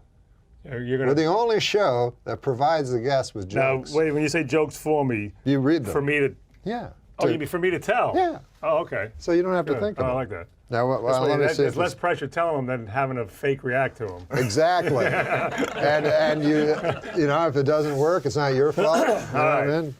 I'm saying it to you, or No, it's a camera? Yeah. Should I read it first, or just Yeah, wing it? just wing Scientists now say that trout can communicate with each other with subtle physical gestures. Just when you thought trout couldn't get any more, well, I should read it first. I should read it first Here, start to again. give it the Yeah, cadence. start again. Yeah, you're right. You're right. Oh, so this is like a monologue. Yeah. Okay. Scientists now say that trout can communicate with each other with certain physical gestures. Geez, just when you thought trout couldn't get more fascinating. Wow. He swallowed that whole, well, that's I incredible. did. Yeah. You shouldn't stop right before the last punchline word. You shouldn't go. How did you do that, though? How did you memorize that so quickly? Oh, I don't know. Just good, huh? Here, Fred. Adam. Whatever. Well, that name's a name. Jesus Christ, it gets fucking. You knew what he meant. Yeah. Mondays aren't actually worse than any other day, according to a group of researchers who've never read a Garfield comic. Fred? Yeah. You can't win with these. Now you want to read it over first. Okay, Right? I'm actually, I don't want to mispronounce a word. Yeah, I'm stupid. of course. The Jamestown College. How about this? I'll read it to myself. I'll say just enough so you can hear it. Read the first. Archaeologists evacuating a trash pit at the Jamestown Colony site in Virginia have found direct evidence of human cannibalism. It's believed to be the first historical occurrence of someone eating a bag of dicks. No, you don't know that phrase. Me? That's what you told me before. I said I don't know the phrase back. No, I thought you said that. It's a Louis C.K. bit, right? Oh, yeah. The guy stopped him and That's said, right. go eat a bag of dicks. That's Yeah. true. That's where it came from. Maybe he made that up, did he? Or is it a real phrase? Did he make it's up been the... around for a while. It's possible. I don't even know that that is a phrase, bag of dicks? Yeah, eat a bag of dicks. It's a flawed joke in many respects. Yeah. There is a It's that guy right there. flaw. 2 women accused of using sorcery have been beheaded in a remote village in Papua New Guinea. A team of police rushed to the scene but were forced to stand by and watch the victims being decapitated with axes as locals refused to let them come to their aid. Norm, if you ever go to a remote village in Papua New Guinea, at all costs, avoid using sorcery. Understand any of that. Maybe you'll have me back. Everyone stopped listening like 3 minutes in. Well, it's a fucking novel. That's the problem. The amount of time to the amount of laugh ratio. Way off. If that was a one That's bad line, when you got the same laugh. It was 2 cards. It was bad. 2 cards. Yeah. Didn't bode well for my. I know. Well, this is not a. Is this the first time you're trying this? No, it's worked before. Okay. So. All right. A Las Vegas woman was arrested after hiding a stolen Rolex in her vagina. Well, now Bruce Jenner's just gone too far. I don't understand that. But somebody told me he's going to have a sex change operation. That's what I'm somebody just wondering said. if I guess, is that the joke? these are jokes. I'm just reading. I don't. Yeah. They're not. Bill Clinton says he wouldn't be surprised if someday we are visited by aliens from outer space. Leading Democratic presidential hopeful Hillary Clinton said, "Shouldn't you be getting a blowjob somewhere?" Why always dirty? Boy, I was dirty. But this is a joke I think Ray will Can't lose? will kill with. Can't lose? I think. Las Vegas is now home to a 550-foot tall Ferris wheel. Also drawing thousands to Las Vegas, whores. that's you. That's your voice all the way right there. It's the old the Norm MacDonald lean in whores. No. But listen to this one, this character. Health officials in Texas raided the home of 60-year-old sisters and found over 100 cats. The cats are named Bootsy, Lola, Tippy, Cornelia, Fluffy, Minerva, Ringo, Jasper, Charlie, Spanky, Snooks, Doodle, Wally, Happy Pants, Zeke, Veronica, Dolly, Clyde, Ajax, Rusty, Puffball, those were 2, Snuffy, Sylvia, Mr. Moody, Leonardo, Zeke again apparently for some reason, Tawana, Don't comment. Even Rude, Nimrod, Sylvester, Skee-Ball, Toots, Okay, we Jupiter, Lady Ag. There's still like Oh, this is one of the bits that gets that's funnier. Not funny, Yeah. more funny again. Yeah, And that then theory. Not funny, and then Murgatroyd, Lullabelle, Newton, Felix. remember Letterman's top Smurfette. 10 numbers? The top 10. That's great. Top 10. Top 10 numbers from 1 to 10. 1 to 10. Oh Yeah, my God, and that's awesome. all it was like number 10. That's 8. great. And then You remember there that, was a big Steve? applause. Yeah. It was actually an emergency list. And it killed. Yeah, Right? yeah, because there was a surprise ending, because there was a tie. At 3.5. What a great twist. That's He had awesome. written a list about an airplane crash, the pilot excuses. And Letterman said, maybe this is a bad idea, because Yes. it was a crash. Yes, yes, yes. And so we had a minute. And I said, how about numbers from 1 to 10? Yeah. So he was actually reading it cold. Oh, so you was wait a actually minute, your wait a minute. I idea. just quoted something that you wrote. Yep. That is great. Yeah. More often than you would think. All right, this is the last joke. All right, why don't you do it? No. I didn't do a joke read one today. joke, yeah. Well, I think it is. Again, okay. Great. The street drug Special K has been found to be an excellent treatment for depression.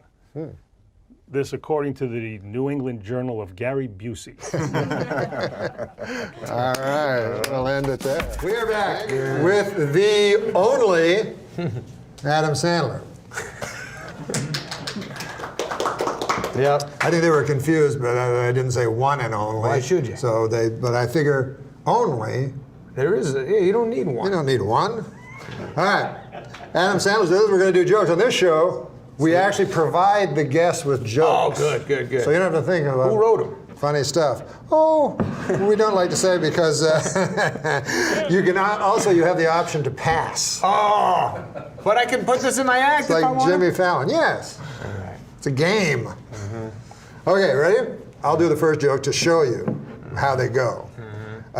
Michigan, so you can do it to the camera or you can do it to me. It doesn't matter who you do it to.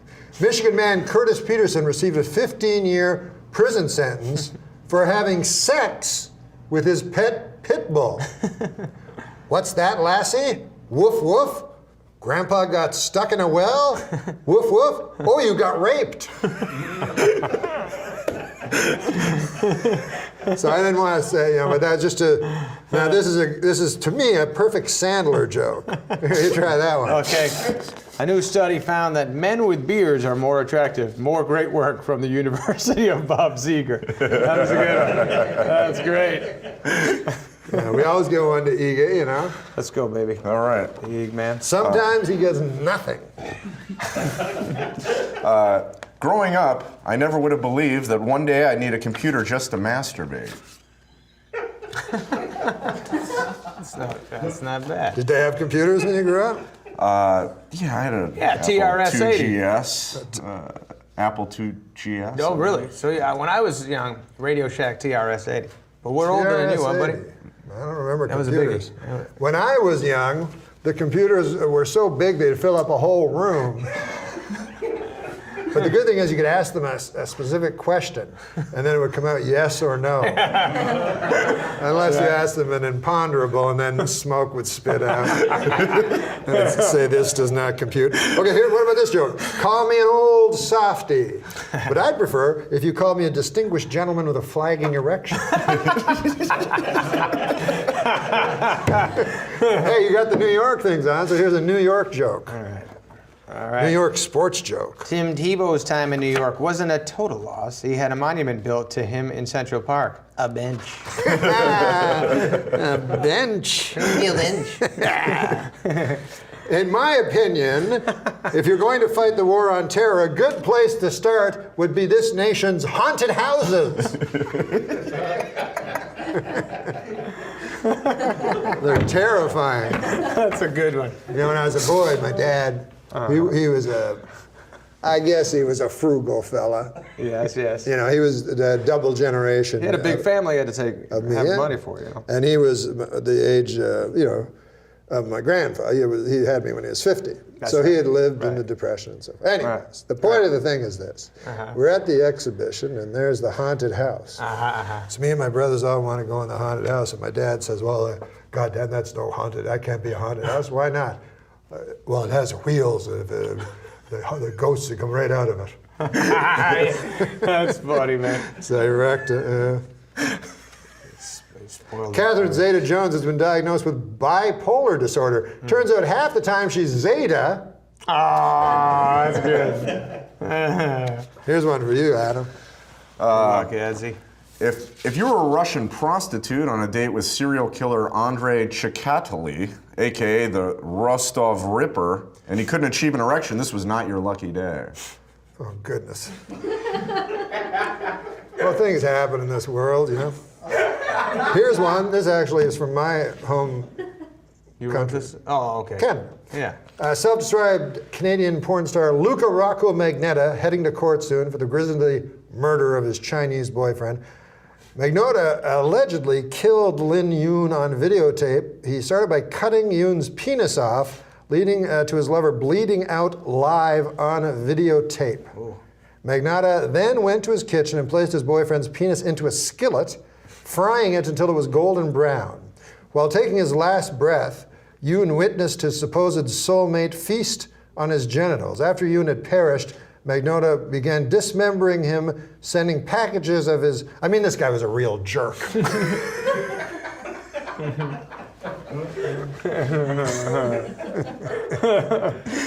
to do that one? Yeah.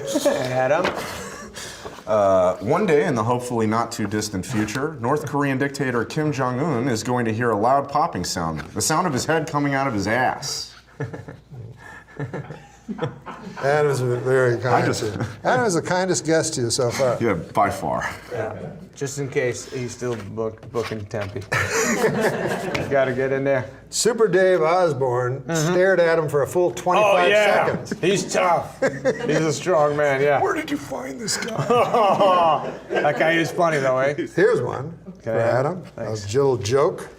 There's no wrong way to eat a Reese's, says the guy who didn't shove a bunch of Reese's up his ass. That's good. Very good.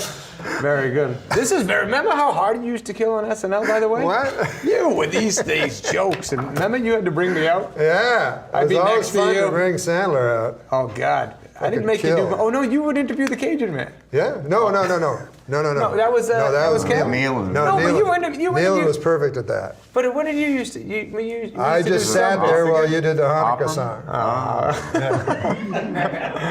Yeah, but you were a rock. I remember helping to write that Hanukkah song. By golly, it was fun. Yeah, we all did it And together. then it was before the computer. It was when Roseanne was host. We were all that's right. They loved That's right. you. And before it was before computers. Right. So Lori Joe was at that time the writer's assistant.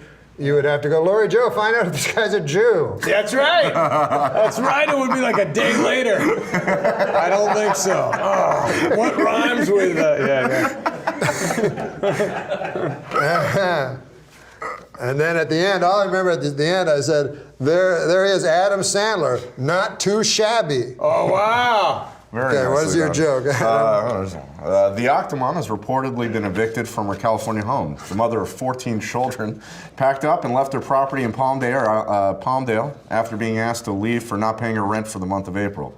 The single parent, whose real name is Nadia Suleman, exited leaving a huge mess and the stench of urine inside the pad. Wait, it says here the urine has been traced back to Adam Egget, which is me. So it's a self-effacing joke. Tricked you there, Hey, Adam.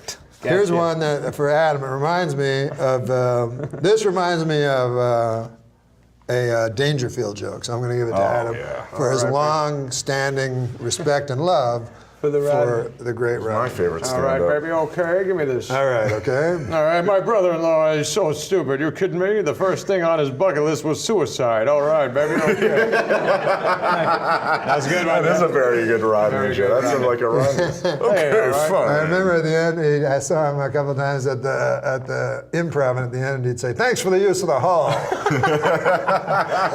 yeah, I wish we had the Gardner joke that he made him tell Rodney. Was it? Remember Bob Woods used to open for Buddy Hackett? Yeah. And he used to, he won the first night, he said to Buddy when he got off, "Hey man, that was a great set." He goes, "They're not sets, they're shows." And then and Bob Woods said that he did a whole tour with him and he on purpose did it every just night. goes there? And he would come off and he'd go, "Whoa man, that was quite a set." "They're not sets, all right, baby, thanks for the haul. You're all right, you're okay. Kevin James has a smooth Rodney, by the way. Yeah. Oh, he does a good one? Unbelievable Rodney. Really? Yeah, he gets deeper. Yeah. Hanging out with Rodney, by the way, was that not the Oh craziest? my God! It's funny that he thought he didn't know he was funny or something, you know. Like, yeah, everything Right. he said was funny. Yeah. Everything was funny, but he didn't know if you were making fun of him. Or he didn't They think know. I'm a square or Yeah, something. yeah. But everybody worshipped Everyone him, but loved he him. didn't understand it. Yeah. Any good stories from? Well, no. One time, Josh Gardner he used to do this joke all the time, and I'd make him do it. It was a retarded joke, where he'd go like, there's these two gay guys, and one guy says to the other, he says, this is how Josh talks. He goes, one gay guy says to the other, "Let's play a game called hide and go seek, and I will hide, you try to seek me, and if you find me, you get to fuck my ass. I'll be behind the couch." So I said, "You got to tell that to Rodney, you know." And so Rodney came, and then they were in that hallway down by the makeup where it's super thin, you know, that Farley used to have his dressing room. It's that super thin hall. And so I said, "Go tell him the joke." And he got stuck there with Rodney real close, you know. And he told the joke to Rodney, and then big silence, and then Rodney said, "I'll tell you something, kid, I'm not much for jokes, okay?" The guy most for jokes ever. I hate one-liners. Are you all right? We're going to end the entire broadcast now. Yep. But thank you, Adam. It's time, Normie. It was Let's do it wonderful. again. It's great being with I'm you. going to give you 2 jokes to do, though, to end the show. Okay.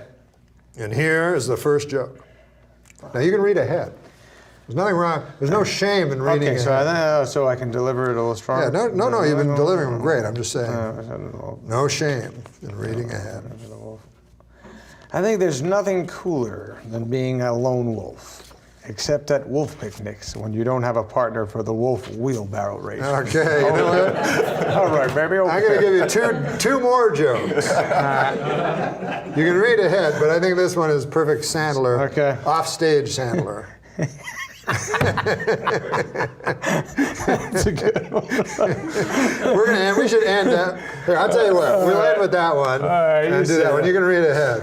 Porn on that actor one. Ron Jeremy is back at work after having open heart surgery. The name of his next feature, I'll have to sit down for most of this.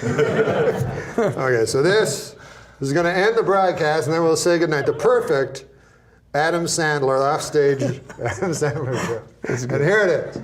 Thomas Edison invented the light bulb, but I invented the light bulb up my ass. All right, Adam Sandler, everybody. Thank you, buddy. All right. Not too shabby. Thank you very My much. hero, Adam. Way to go. You want to do some jokes, David? Fuck, something, yeah. Here's a very, what do you call it? When a joke is just ripped from today's headlines. We have to explain how the joke's Topical. After being drafted in the 7th round by the Rams, Michael Sam kissed his boyfriend. The celebration didn't end there because on ESPN2 there was full insertion. This is a joke. That's kind of, yeah, these are jokes on these cards. Oh, okay. Explain them. It's time for this week's This Week I Learned. Adam, there's a thing we do. This Week I Learned. This week, I learned that cum tastes like nickels. Oh. This week, is that true? That cum tastes like nickels? Yeah, that's funny. Is that what it says? That's what it says This here. week I learned how many gallons of sweat my Kmart hat can hold. Jesus Christ. But you know, people are watching that envy the heat, you know, from all across this nation. Oh, God. Yeah, it sounds like when I was in Arizona. I hate that. This is interesting. A study has found that the average high school prom goer now spends $1,000, or $2,000 if you count the abortion. Have you ever been with a girl that had an abortion? Sir. Sir. This guy goes in and they go, hey, 10th one's free. Hit his card. I do have a lot of abortions. Under your belt. Here's one joke for you. A Westchester parking enforcement officer stole $89,000 in quarters. How much laundry does this guy need to do? No, this is a good performing joke. The man behind the voice of Tony the Tiger. Sadly, the man behind the voice of Tony the Tiger died at 64. His last words, I don't feel great. I gave it something. Yeah. Are these left over from when you did updates? Oh boy, 2 strangers were arrested for having sex on a plane. How about that, huh? You know who I feel sorry for? The guy in the middle seat. This saves it. Do you like American Idol? Sure. Okay. Wait, no, I don't like it. Then do the joke. Oh, here's a good one. Are these from the audience? They write them? Did you read them? Did you write them or the audience? Sure. No. Neil Patrick Harris posed nude for the cover of Rolling Stone. This is a true story. Neil Patrick Harris posed nude for. Am I reading it wrong? No, just saying it's a true story. Neil Patrick Harris posed nude for the cover of Rolling Stone, except for a hat hanging off his wiener. And this morning, Adam Egat. Oh, is that your name? Fucking change it. And this morning, Adam woke up and said, hey, where's my hat? Sorry, Neil Patrick Harris' cock. It's on his dick. Go get it. I bet Neil Patrick Harris fucking shoved his cock deep up his asshole. Huh? Oh my God. But he probably couldn't even get it hard because look at him. So he had to like cram it in. Like, you ever have to cram it in? Or no, Yeah, you probably. it's a lot of work. Yeah. Sometimes it's not worth the anal sex. We are living in a golden age. I go, can we just tell people we went into the behind and we don't have to really do it? The behind. I'm trying to clean up your fucking show. We're living in a golden age of Adam masturbating to interracial granny porn. Gary told you that one in confidence. That's fine. You ever see that? He's sort of a good foil. What's that granny thing? Have you ever gone on porn and then something shows up and you don't want to see? Yeah. Gaping. Gaping, exactly what I was going to say. You know what I do? You know, it's funny? Mother-daughter porn. Oh, yeah. Because the guy is like a hot 18-year-old, and then you got like an older like cougar, and then the chick's doing it, and the guy's all excited, and then she goes, "Get out, I'll show you how to ride that cock." And he's like, no, and he's trying to look, and he's pulling the other one back by her foot, and she's like, "Can I get my 300 up front?" And then this one's like, "Yeah, you like that shit? Not bad for 57. And he's like, 50s? You're a fucking cougar, I thought. I gotta talk to the union about putting some parameters on this fucking word cougar. Jesus, you old hag. Get this. He's always darting back to the fake daughter going, she's like, I can't move her. She's too sturdy. She's like, oh, this is how you do it, sissy. It's disgusting. True. What was the website called again? I think think it's just mother-daughter porn. I don't know if there's a particular site. One time I saw there was a porno, and it was funny because it was like a true moment. All of a sudden, in the porno, the guy was eating, he was behind the girl, and she was like standing up, and he was eating out her ass hole. and then she says, she's like, yeah, eat out that asshole, eat out that asshole. And then she's like, come on, eat it out. Is that the best you can do? And then the guy goes, he was like shocked. And then he went back to him and he was like, first of all, how much technique can there be involved? You're back there, you won. Like, someone's licking your ass. Just be happy. You know what kind of porn this guy enjoys the best? So we covered it. Yeah. Cuckold porn. Oh, he stands there and watches someone fuck his girl. Yeah, someone of a different race. Is it always is that what it means? Very traditional way, yeah. Traditional way. I didn't know. I didn't. Well, where did he get that voice? I don't know. It scares me at times. Sometimes it's comforting. But I never knew what cuckold meant. I just click on it. What's this one? Oh, okay, I get it. I don't like that gaping stuff. No, no good. By the way, I think searches that into the search bar. Old people say porno like us, and everyone else says porn. Do you think that's true? Oh, that makes sense, yeah. Rock told me, I was talking about reality TV, he said, it's called TV. Says only old people call it reality. Is that right? Only old people call them reality shows. They're called shows. Yeah, this one. About the mass, the great big Longest story. 15 minutes of my life. I skipped the black mass. Forget that one. I skipped the black mass, that devil. No, forget that one. Forget that one. Am I reading it right? Forget that one. You know, George Clooney is engaged. Sure. How about that, huh? He and you were sort of the modern day, huh? Read that one. What? Oh, this one? You like this one? He'll like it. He'll like it. He should read it. Dr. Dre announced that he's the first hip-hop billionaire, a regular J. Paul Ghetto. He thinks you mean Japan. Well, here's actually a joke about Donald Sterling. Oh, good. All the charities that Donald Sterling donated millions of dollars to are giving the money back to him. Well, that'll show him. It's not bad. Ready to go on? Oh, what about this? A pit bull. What is it? To stop a pit bull attacking her daughter, a Texas man bit the dog. Well, that's an interesting story. A man bites a dog. It's not what I would call news. Man bites dog? Yeah. Used to be dog bites man, right? Yeah. Is that the joke? Yeah. I don't get this. I don't get it. Really. Do you write these for real? Do these come from the fucking YouTube subscribers or whatever? Oh, you know the search for the Malaysian Airlines? Did you hear about the latest? I heard it was missing. Yeah, well, did you hear about the latest? No. Here, it's on this card. Oh, okay. The search continues. In related news, a plane was spotted by some cavemen in the year 365 BC. I don't totally get it. They went back in time? Is the final joke. In my hand. Thank God. Are we getting the wrap up? I hold the final joke. Please, because I have to make some calls. Thank you for being with us, David. And you look great. I do? Yes, to me, I'm quite shocked actually by it. I mean, I see David, but no, because I got a little skinnier because I ate what was it? Vegetables. Yeah, at SNL I eat pizza every day and fat stuff, and I got pasty and golly, you look young though. Doesn't he look young? Yeah, it's shocking. I mean, I see him all the time, but for some reason it struck me today. Are we the same? How age? old? You know, I think I'm the same age as Russell Crowe.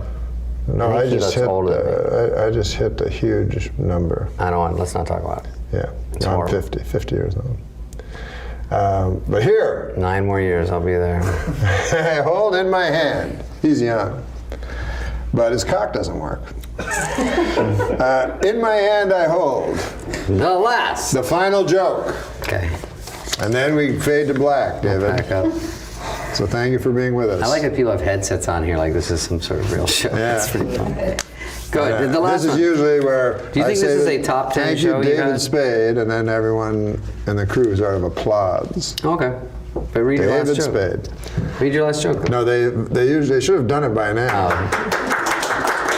like that you can hear the crew. They're interactive. Yeah. That's good. Here it is. So thank you for being with us, Dave. Would you like to have any parting words? Any parting words? Me for David? For David. Oh yeah, thanks for being here. Okay. Do you want to say it in your regular voice? You mean I'm more Buffalo Bill? Thanks for being here. Like that? The final joke. It's growing on me. From David Spade, a man in Chippewa. A man in Chippewa. Did you help me like? Well, with just that one? A man in Chippewa allowed a hyena to eat his penis after being told by a witch doctor it would help him become rich.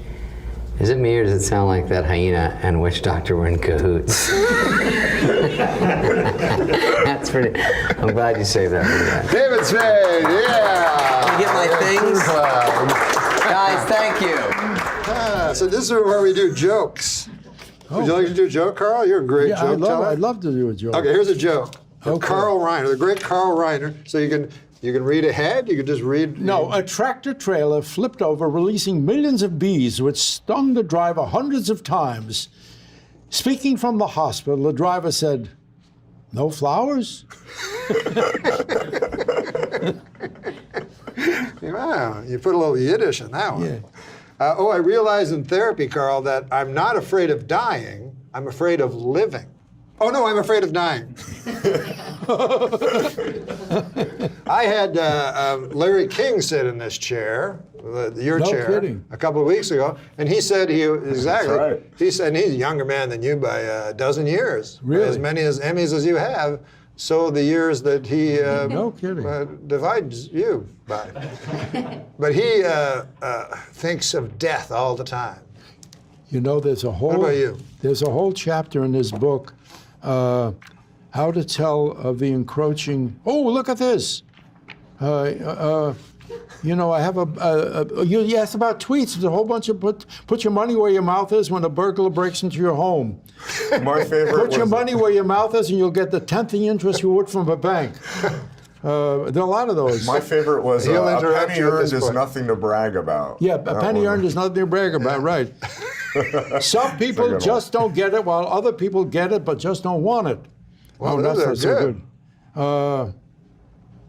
Felons will be less likely to commit crimes if our prisons served worse food. Well, what about these jokes? They're not going to sound as funny anymore. Go ahead. Well, you don't want to do a dirty joke, Carl. Absolutely. There you go, sir. Okay. Police in Tennessee arrested a teenage girl when they found a loaded handgun in her vagina. When questioned, her boyfriend said, "I guess that explains why my cop..." I can't say that word. "I guess that explains why my cock kept getting blown off." I don't get it. Oh, I make believe I don't get it because that means I'm not complicit. I'm not complicit. 2 months later, we still haven't found Malaysia Airlines Flight 370. This looks like the work of Joran Vandersloot. Remember that character? Yes. No. You don't remember him? He's one who allegedly, he murdered. How about this one, Carl? Okay. A 28-year-old med student is auctioning off her virginity online. For $300,000, you can have the worst sex of your life. That's good. That ain't That's bad. good. That ain't Who bad. writes these? Oh, well. How about this one? I know who writes them. You know who writes them? Men in prison. Yeah, that's right. Yeah. A man in Chipata allowed a hyena to eat his penis after being told by a witch doctor that would help him become rich.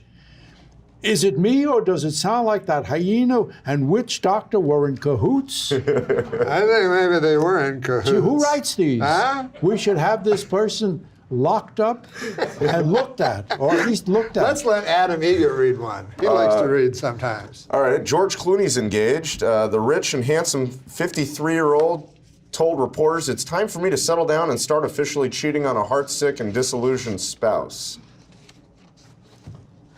I don't hear any laughter. Well, I love George Clooney so much that he can do no wrong. He's just one of the good. I can do a lot of wrong. He's just one of the good human beings he in the is, world. isn't he? Well, he put you in 3 movies. With the things that he does, he and his father going to Darfur and going through Chad at risk of being to send food and shelter to people who are getting killed. Oh no, he's a man of the world. I mean, a man caring about the world. Now I don't know much about geopolitics, but that is one cool name for a country, Chad. Yeah. Hey, how about this one? Yeah, okay. This is a terrible story. The Nigerian kidnapping victim in Nigeria are being forced to marry their captors. I'm glad to hear these kidnappers are old-fashioned. In a way. Yes. In a way, I mean, they're getting married. Yes. Yeah. This is a similar type of joke. Right. Some of the 200 Nigerian schoolgirls kidnapped by extremists in Nigeria have been forced to marry their kidnappers. And worse than that, they've been forced to laugh at their husbands' stories, even after hearing them for the umpteenth time. You know something. Yeah, I know. It's very hard to make a joke about those girls who are kidnapped. When I hear about those things, that is one of the worst. You know, and yet you got a big laugh out of yours. Yeah, I'm sorry. I got. You know, I was just thinking of Liam Neeson doing that movie called Taken. Remember Taken, that? yes. It's one of the best movies ever made. Love Taken. And I love comeuppance movies. When Count of Monte Cristo is my favorite movie because the bad people get comeuppance. And in Taken, Liam Neeson wipes the floor with the worst human beings in the world who have taken. And when I read about these kids, all I can think is Liam Neeson, send him in and get these people out. Yeah. Also interesting, though, still, that you got a big laugh and he got nothing. What? Yeah. I don't know how you're still surprised I by think this. people are being kind. To you? Yes. I disagree. No, if there's anybody to be kind to, it's this guy. Hey, how about this? If I had a gun to my head and had to pick a vice presidential candidate to have sex with, I would choose Sarah Palin and Spiro Agnew. Remember Spiro Agnew? Do I remember him? Hot piece of ass. You know what I would like to hear? A poem. Do you have a poem, sir?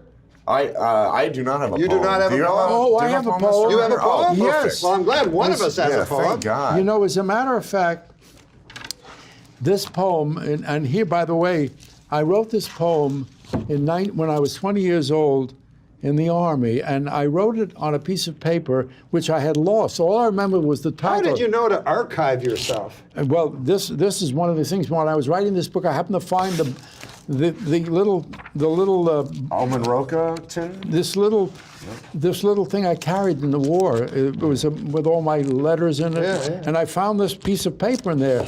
All I remember was the Ode to the Buttocks Bountiful. I know I Ode to the Buttocks Bountiful. And I remember I'd written that. Would you do us the honor of reading? I will, and I would not have been able to write it had I not found it just a week before I finished writing this book. Ode to the Buttocks Bountiful. This is I had written this to a girl that I had met in the Army before I was married.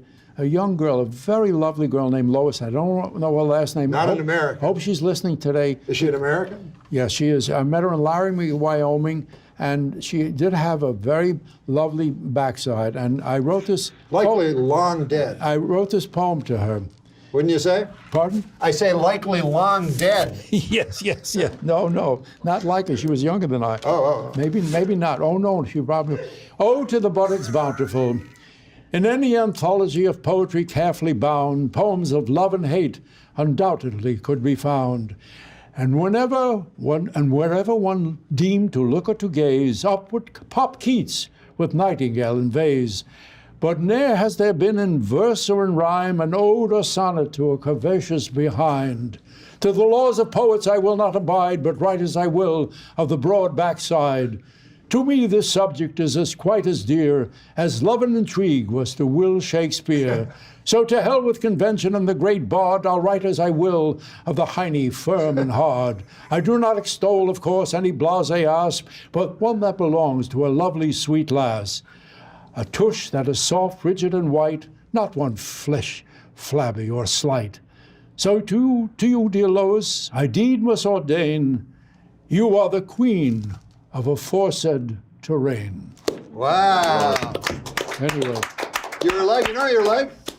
You're a Renaissance man. I sent that to her and she loved it. You read She it? really did. As a matter of fact, she was a very, very lovely girl. You know what else is interesting? Bodacious behinds are now all the in thing. I know. Yeah. You know, she made a trip from Laramie, Wyoming to Bronx, New York, just to visit my folks and tell them what a lovely son they grew up.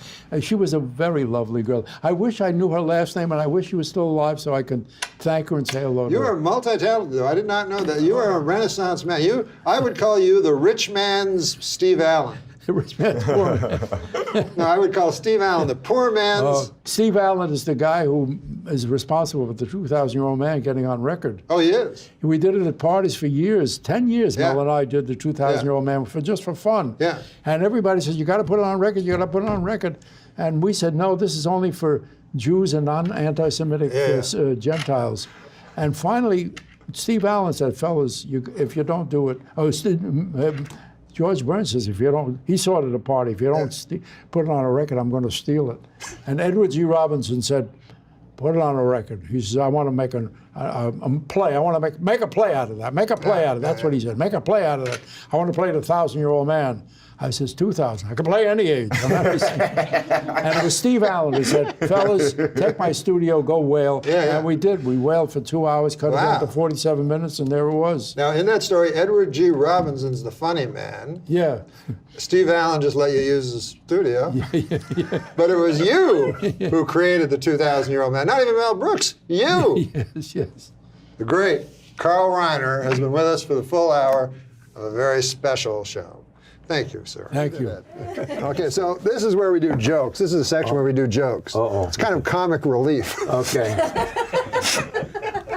So would you like to do a joke? If I can think of one. Well, no, I give them to you. You give them to This that's is the great thing. The guest doesn't have to think up a funny story or a joke. We give them to them to read. That's great. Now, Wouldn't it be great if your whole career could be like that? You're going on stage. Here's a bunch of great jokes that are going to kill. Well, that's what this show is all about. So this is a topical joke about the flight. But you just read it. You don't read ahead. Oh, no? You can if you want. Malaysian Flight 370 is still missing. You know where they're going to find it? The last place they look. Now, is that the best one? Kind of or is this better? There's two Malaysians. We can't That's a joke on a joke. Why do you find something? Why is it always the last place you look? Because you stop looking. A Joe Pine So that's joke? a joke. That's a comment. That's a very bright joke. It's not only a joke, it's a comment. Comment, yes. Now, this is a different Malaysian Air Force joke. The pilot's last words, I've had it with these motherfucking snakes on a motherfucking plane. That could be, yeah, that could be. You're giving me these great jokes, okay. Can you do an African-American accent? I'll try, yeah. Okay. We'll give you an African-American. Your mom is so fat she developed type 2 diabetes and congestive heart failure. Snap! I don't get that. That so fat she did something. Well, it's kind of an anti-joke. It's a literal, yeah. Oh, okay. You know these new meta jokes? Yeah, I don't know that. Well, she's so fat, you expect a joke, but then she's just so fat. I get it. Have you ever seen George Wallace in Las Vegas? I love George Wallace. Wonderfully funny. Yeah, with his And beret. he does his your mama jokes. No, your mama. Yes. And then he'll have people yell jokes from the audience and he'll pretend he's upset by it. Right. I thought of one. Tell me about this. Hey, George, my mother is so fat when she came to Vegas, they had to build another hotel. That's not bad. Was it good enough to send to George Wallace? Sure. Yeah. Okay. Now, I've performed in front of black audiences, African-American audiences, I call them. And boy, they're funny. Like they yell up funny things. Oh, boy. Rather than just like... do they? Yeah. Yeah. They yell up funny jokes. You know, I see a lot of shows that just have black comics, and I tend to go by them because I say I can't relate, but if you ever watch, they're hysterically funny. Really good Sometimes good stuff. you can't relate. I saw one time on Def Comedy Jam, and the guy goes, you got the do-rag? He goes, you know, I fucking my woman, you know, and I don't want to answer the phone. Oh shit! It could be a job, and you know. And then you know, after you take the do rag, you wipe off your dick with the do rag. And I'm like, no, I don't do that. But everyone in the audience is like, yeah, we all do that. We all wipe our dicks off. We're gonna have Adam Egget do a joke. Oh, good. And it's Adam, not Andy. No, I know. I'm trying. You don't hear any more about... In the camera. Oh, sorry. You don't hear any more about Bob Costas' infected eye. Who is stonewalling this investigation? I'm thinking about a year I would work on my delivery, but it's just not working out. Yeah, I get it. I don't blame the joke. Throw him a banana. Throw him a banana. Do dirty work. But you read that like there was a punchline. But Yeah, I think the joke Don't is. hear any is more that, about Bob Costas' infected eye. Who's stonewalling this investigation? He's a consummate amateur. Refreshingly. No, it's a funny joke. But What about this joke? If thinking that women are not funny, emotionally irrational, and less intelligent than men makes me sexist, then yes, I am sexist. Another meta joke. Is it? Sort of. This would be a good joke for you, I feel, Fred. Okay. Just to the Here's camera. what I've learned. You beat up and toss one 19-year-old Hispanic hooker out of a moving car, and they never let you forget it. Isn't that true?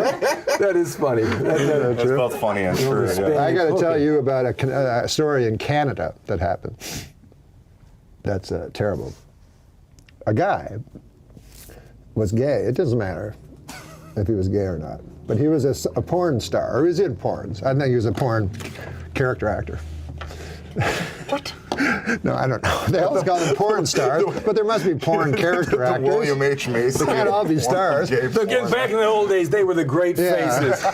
The great penises, the great faces. What a profile. Yeah, on today this they're one. not. They're just all, no one can do an impression of the modern day porn stars. Anyway, this guy was a porn star, and he was gay, and he had a lover, and he killed the lover and ate part of him, and then the rest of him he cut up, and he sent pieces of this guy's body to school children, and some of the pieces to, I mean, this guy was a real jerk. Yeah.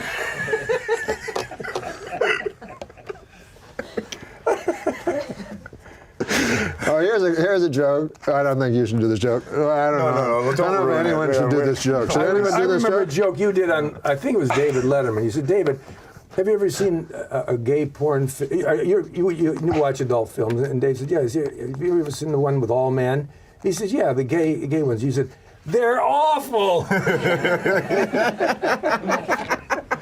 Made it sound like they couldn't get any women. It is They just funny. have not that they were gay. They just couldn't get any women. But we'll do a porn movie anyway. It's not going to go. No one's going to put money into this. I think that's you. I don't think I said that. A poor rental choice. I think you made that funnier than I was.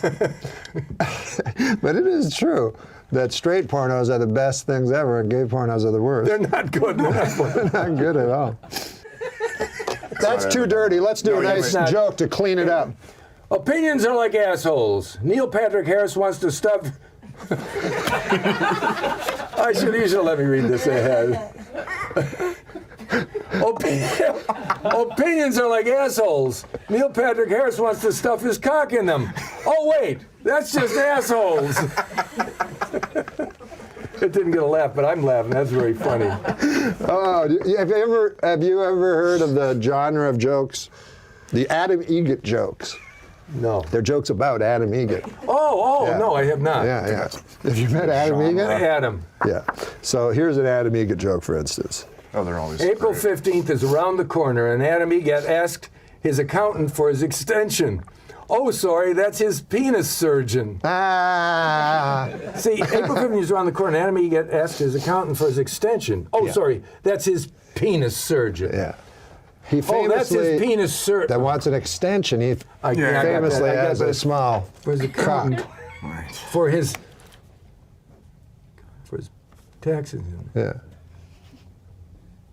He asked his accountant for his tax extension. Oh, I'm sorry. He asked his surgeon for his penis extension.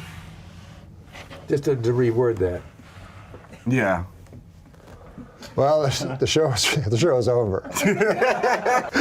We're done. Thanks to the great Fred Willard. I thought this would never end. My God, you guys love that. That was sweet. All right, we're going to do jokes. This is a section where we do jokes. Would you like to do a joke? Of course. I mean, I don't. They're just written I out. read them. Yeah, you don't even have my to reading think of isn't them. my strong point, but I'll definitely give it a good try. It's not a strong point at all. So maybe I should just show you how I should read it and then decide if you want me doing it. It is announced this week that the Archie comic book will. I don't think I should do it. I read choppy. I'm not a great reader. Okay, I'll read it then. Is that? Maybe I'm giving up. It Hold was on. announced. It was announced this week that the Archie comic book will kick off the character Archie in July. Off. Will kill. See, yeah. I trust my instinct. It was announced this week that the Archie comics books will kill off the character of Archie in July. This is disappointing because if there's one Archie character that should die, it's that cocksucker Jughead. Now, this brings up an interesting point. It does. You know what I'm going to say? No. The word cocksucker. The word cocksucker. Oh yeah. Is that going to go by the wayside? Is that an old? But that's everybody sucks cock. I think you're indirectly. Straight women suck cock, gay guys suck cock, straight guys suck cock. Huh? Let me tell you something. Let me tell you something. This guy sucks his own cock. That's what he tells me. In confidence. I'm laughing because half the time because I think you're so funny. The other half, I just get in the whirlwind of things you throw out. No. You're telling me. I love it. Oh, hey, that's great for me in the world that I'm in. Well, right now. Not good for me. But hold on. I like that. You're stumbling upon something. I know it's accidentally, but I'm obsessed with what to drop out of, especially when you do comedy. What to drop out. Sure. And again, that's a good one. I think comedically, though, you can always come to a good answer. I think you I might be wrong, I think you sort of just answered it. Anybody could be a cocksucker. So the question is, why is a cocksucker a bad thing Why comedically? is it a bad thing? But guess what? Comedically, maybe it's because maybe when that was written, that comment, it was thought of women as being cocksuckers because the idea of being gay wasn't even out there. So maybe cocksuckers can. You Interesting. Can kiss that It was goodbye. around, but yeah, probably. Maybe you can say, I don't care. It's like, I have moments of going, no, I won't be that person. It doesn't. I'll say one more thing because I have said this before, but I want to say it again. You got to look at the past, see how you react to it. If you react different than I do to the past, then don't worry about your present as much as I do, and I mean that genuinely. The thing about Frank Sinatra, when he used to make jokes about Sammy Davis Jr. signing the shoes, they weren't like fuck black people jokes. And I'm going to go one way, but I'm going the other. You could say Frank got Sammy into the hotels, a lot of people would say. Friend, no, you don't understand. They were friends. Frank got those guys into hotels. He wouldn't work there unless Sammy went in. So they were friends. So you think it's okay to make those jokes. But I think a smarter person would have been, and I bet they existed. No, they did exist. That stood back and went, I know, but why can't he get him into the hotel and not make those jokes? Exactly. And when I was a little kid, I watched those jokes and I asked my parents, you watch it now and you're like, oh my God. But back then, if people were debating it, some people would be like, they're jokes. It's like, what, we can't joke anymore? Right. I didn't care. As a 12-year-old kid, I looked at it, or whatever age I was, and going, ooh. Even then you knew. Maybe I was older than 12. Maybe I'm thinking when I was younger, but that might be even 18 now. You know what I mean? Whatever age I was, I remember it didn't take, all it was my sheer look of I didn't overanalyze it, I didn't know what to say, but I did say this. Ooh, gross. I don't want that shit in my act, so I don't mind. If the cocksucker needs to come out, I'm not going, oh my God. Get it out there. It'll still work. These people say you can't say anything more? You can't say anything anymore. What do they want to talk about? They go, the retarded fag Jew is a cocksucker? What are their conversations like? Every time you take an overused term out, they act like, I'm not going to be able to say anything. What are you saying? And we'll be back. No. I had a black guy open for me, and I got him into the hotel. No way. Nice guy, Vince Champ. His name was Vince Champ. I don't know whatever happened to that fella. But a nice man. Arrested for rape. He knows, and he's not making fun of rape. See, here's where I defend twisted comedy. I swear to God, it's making sense.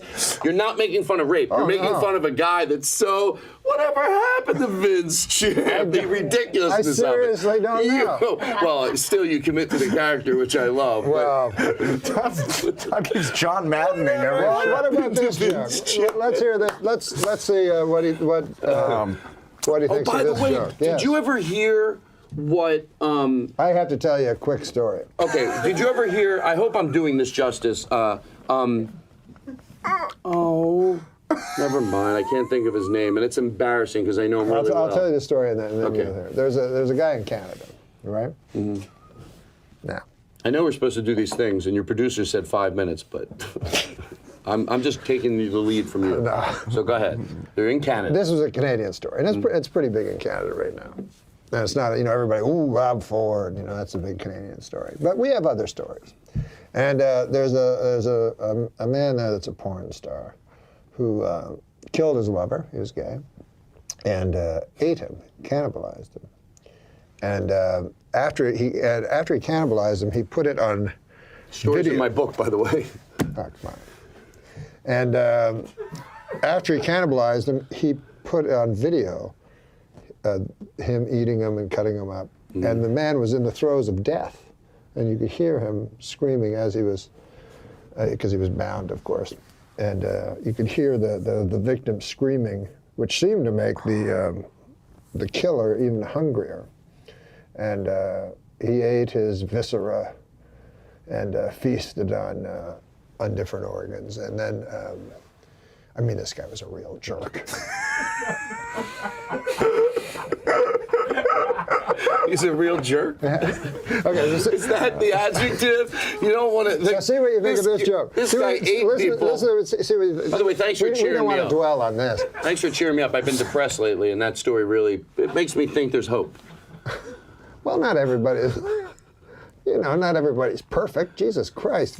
Can I ask you a question seriously? The guy made a mistake. I'm being honest The guy with you. made a mistake. He had a press conference later, and he said he made an error in judgment. The guy who ate the guy? Yeah, he made an error in judgment. Now, what do you think of this joke? I know what you're doing, but I didn't Dad, at first. What do you think of this joke? No. Well, it's just I'm saying here. Yeah. What was the point of that story? I'm thinking I'm higher than I am, or you're telling stories that don't make any sense. No, you're very high. I don't know. Let our viewing. Thank God we have this. If we were just sitting around my house. Your ears are popping, and we're not on a 777. Now I know, of course, but before I don't think I did. But so listen, go ahead. Now, what do you think of this joke? I'm not sure about this one. So, Al Sharpton said that the FBI hired him to spy on the mob in the 1970s because if there's one thing the mob trusts, it's loud black guys. Yeah, I think that's okay. Well, mob wouldn't trust them, so there is something that's funny, right? Yeah. I don't want to sit around and dissect funny jokes. Oh, I thought you wanted to. Okay. Well, I do, but I'm paranoid to do it. Yeah, of course I want to. What about this one? Because when I die, I want my body donated to science. But more specifically, a scientist who is working on bringing dead guys back to life. Oh, that's just, is that funny at all? That's just a statement. I'm serious. Am I crazy? When I die, I want my body to be donated to science, but more specifically, a scientist who is working on bringing dead guys back to, Okay, forget that one. That could be funny. But this one, I think you really like. I think that maybe I'm wrong. This one is ripped from today's headlines. The search continues in the Indian Ocean for the Malaysian Airlines Flight 370 as they listen and try to follow the pings. These guys sound like me always listening for pings. The pings are my Chinese neighbors. Jim and Ellen Ping. Nice people, nice folks. Nice folks. Hey, and they'll still be looking for this in this will be in May right now. People are watching this. Jim, the other day, he very nice guy, Jim Ping. He. Oh, they really do exist. What is this thing you're doing with your face? Oh, it's. Do you have allergies? No, I'm not used to these glasses, but he was very nice. So you think that's going to help? And he lent me. Is that the face I'm making? Well, one time I thought you were joking around. You were looking at me like, get a close-up. I hope you had a close-up. Roll it in now if you didn't show it sounds before. Like this guy's Jim Ping to conclusions. Is what? Jim Ping. Jim. You said their neighbor was Jim Ping? That is my neighbor. A nice fella. Nice guy? Let me his abacus I want to yesterday. do this. Jesus. Oh, come on. That's not a Chinese guy. I wasn't saying it was. No, that's kind of What are you, racist. Mickey Rooney? Hey, come on. I know he's dead, Have but a little Mickey Rooney respect. did a very racist thing like you just did in a movie called Breakfast at Tiffany's by the wonderful Truman Capote. I wasn't doing anything racist, and you know it. But go ahead. I was just doing like someone. I like Audrey Hepburn. I don't think of her, I don't whack off when I think of her, but she had style. Mm-hmm. Thank you. Thank you. I want to thank you for saying something that's been on my mind for a long time. You like her too? Sure. Yeah. She was class. No, I was thinking about. Audrey Hepburn had class, but Katharine Hepburn could hang with the fellas. Thank you. That was a better time back then, right? It wasn't. So don't get me No, started. it was a worse time. You know why? They took care. Because they had separate water fountains for the black people and the Chinese people. What? And what did they do back then? Segregated water fountains you're talking about. Yeah. I know you're just kidding. No, I'm not kidding. Well, They yeah, had but everybody segregated knows. water fountains. Now, I know you're not kidding about the event of it happening, but I know you're kidding. Of course, everybody knows that. I'm saying it's a bad thing. Well, of course it was a bad thing. Yeah. But answering to my It existed, as did the Holocaust. I believe that all right. First of all, oh, my family's gonna disown me. I'll tell you a good thing. Yeah, I understand now. Can I tell you what I understand? Yeah. You don't believe. You never said anything about the He Holocaust. did say one thing. Can I say to George Carlin? No, I'll be completely honest. To George Carlin. You're not completely honest. This is what he told me. You have to say to George Carlin, or I can't listen. He said. All right, I'll listen to George Carlin. Okay. Oh. He said, how could there be poison, a poison gas? I don't know much about the Holocaust, but what did they have inside the two of you together just are really giving a great homage to that whole time. Inside the gas chambers, they put a certain type of gas. Mustard. Zyklin 5. Mustard gas? No, it certainly wasn't mustard World War gas. It was Is there something 9? Steve? Zyklon gas. There's Now, a number, I think. they put that in the, I believe, with all my heart, that they put that in and killed innocent people. He says, how is it possible? Because the guards would open the door and get the Zyklon all over their hand and die also. Okay, can I show you? I can do you justice. Answer that. Would my guess that you'd say you don't doubt the horrificness of anything that is talked about, but that is how would that not happen? How would that not Maybe happen? there was a subdoor. But he had another thing. I don't want to make pretend we're something. He said when the Allied planes came over, they have pictures apparently of the smokestacks, and he said the smokestacks drop a shadow. The smokestacks that we all know spewed out the sad remains of human souls that once had dreams and once loved. He says it's all a bunch of horse shit. I fucking can't laugh. I mean, it's such a terrible thing. But you make me laugh with your fucking weed. Did you guys know Mad Men's? There's nothing. I get that. I'm sorry I laughed. You're all right. I'm sorry. We'll edit out Did my you ever laugh. get yelled at on a movie? If there's a specific story, did you ever get yelled at on a movie because you know how you laugh once and everyone laughs, and then you laugh the second time and they'll laugh? But there's a time, have you ever, where someone came to you and went, listen, this can't happen. Did that again. happen to you? Not on anywhere where I had to be nervous about it, but not on a legit movie where I would have shit my I get pants. nervous. Well, I mean, I get nervous when I screw up lines, for sure. And I do that a lot. Do you ever have it happen where someone pulls you aside? And I read the lines 1,000 times and I still screw them up. And people are like, it's okay, but you know. After a while, And they're all pros, you know, because they do it every week. I just do it once in a while. But you know, I just don't know how 6 million people disappear from the face of the earth. Ask this motherfucker. He's the one that thinks that it didn't happen. Wow. By the way, you know the weird part? That's why I think something is so funny, because that's the absurdity. Absurd is funny. So to me, it's absurd, but what makes it even funnier, whether it's him or not, and I don't think it is, those people exist. My friend Lynn told me one night, about 15 years ago, he heard someone like that. One of those people that literally says, no, I'm not defying that it. You can tell when they always say it like that. They always. No, you're right. You're right. No, you're absolutely right. They always have the it's something bad happened, right? Yeah. Well, I don't think it's him, but yes, he said he went into it very.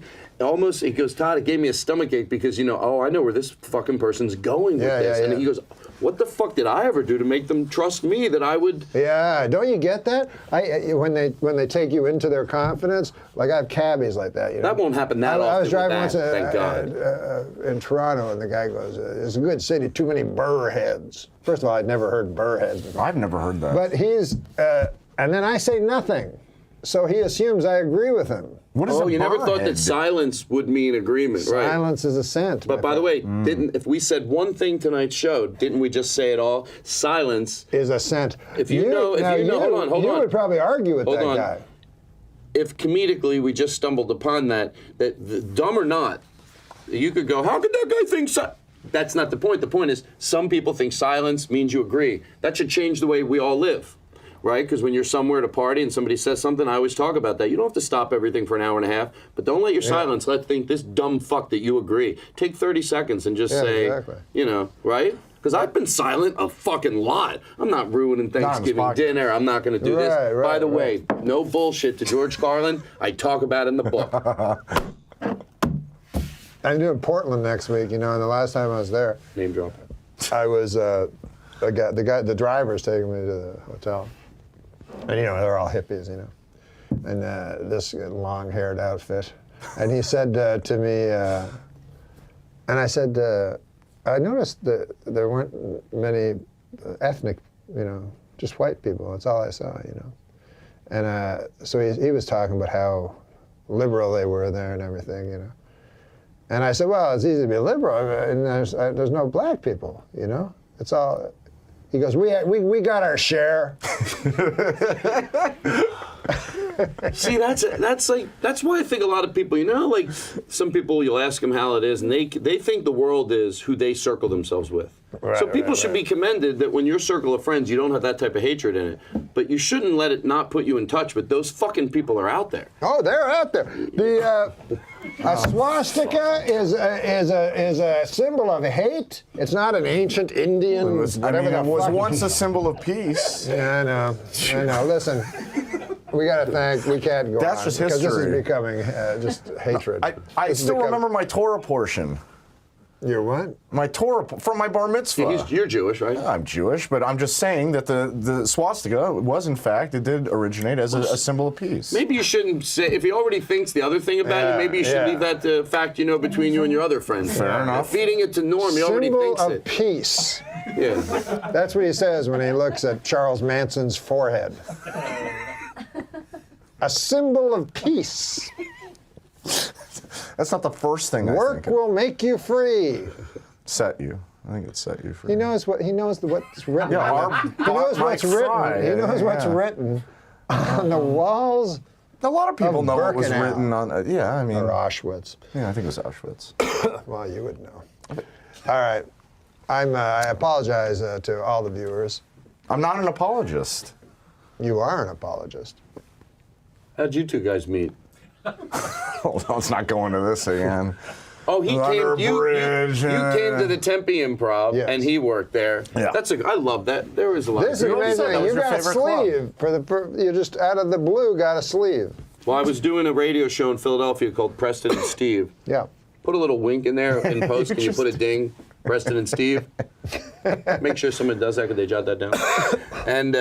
And I always wanted an arm sleeve. I never really wanted a tattoo. But you never had a tattoo in your life. In your life. No, but they had this. At the age of 50. Not 50. No. 48. How dare you? How old were you? How old were you when you got your first tattoo? I'm 28 now.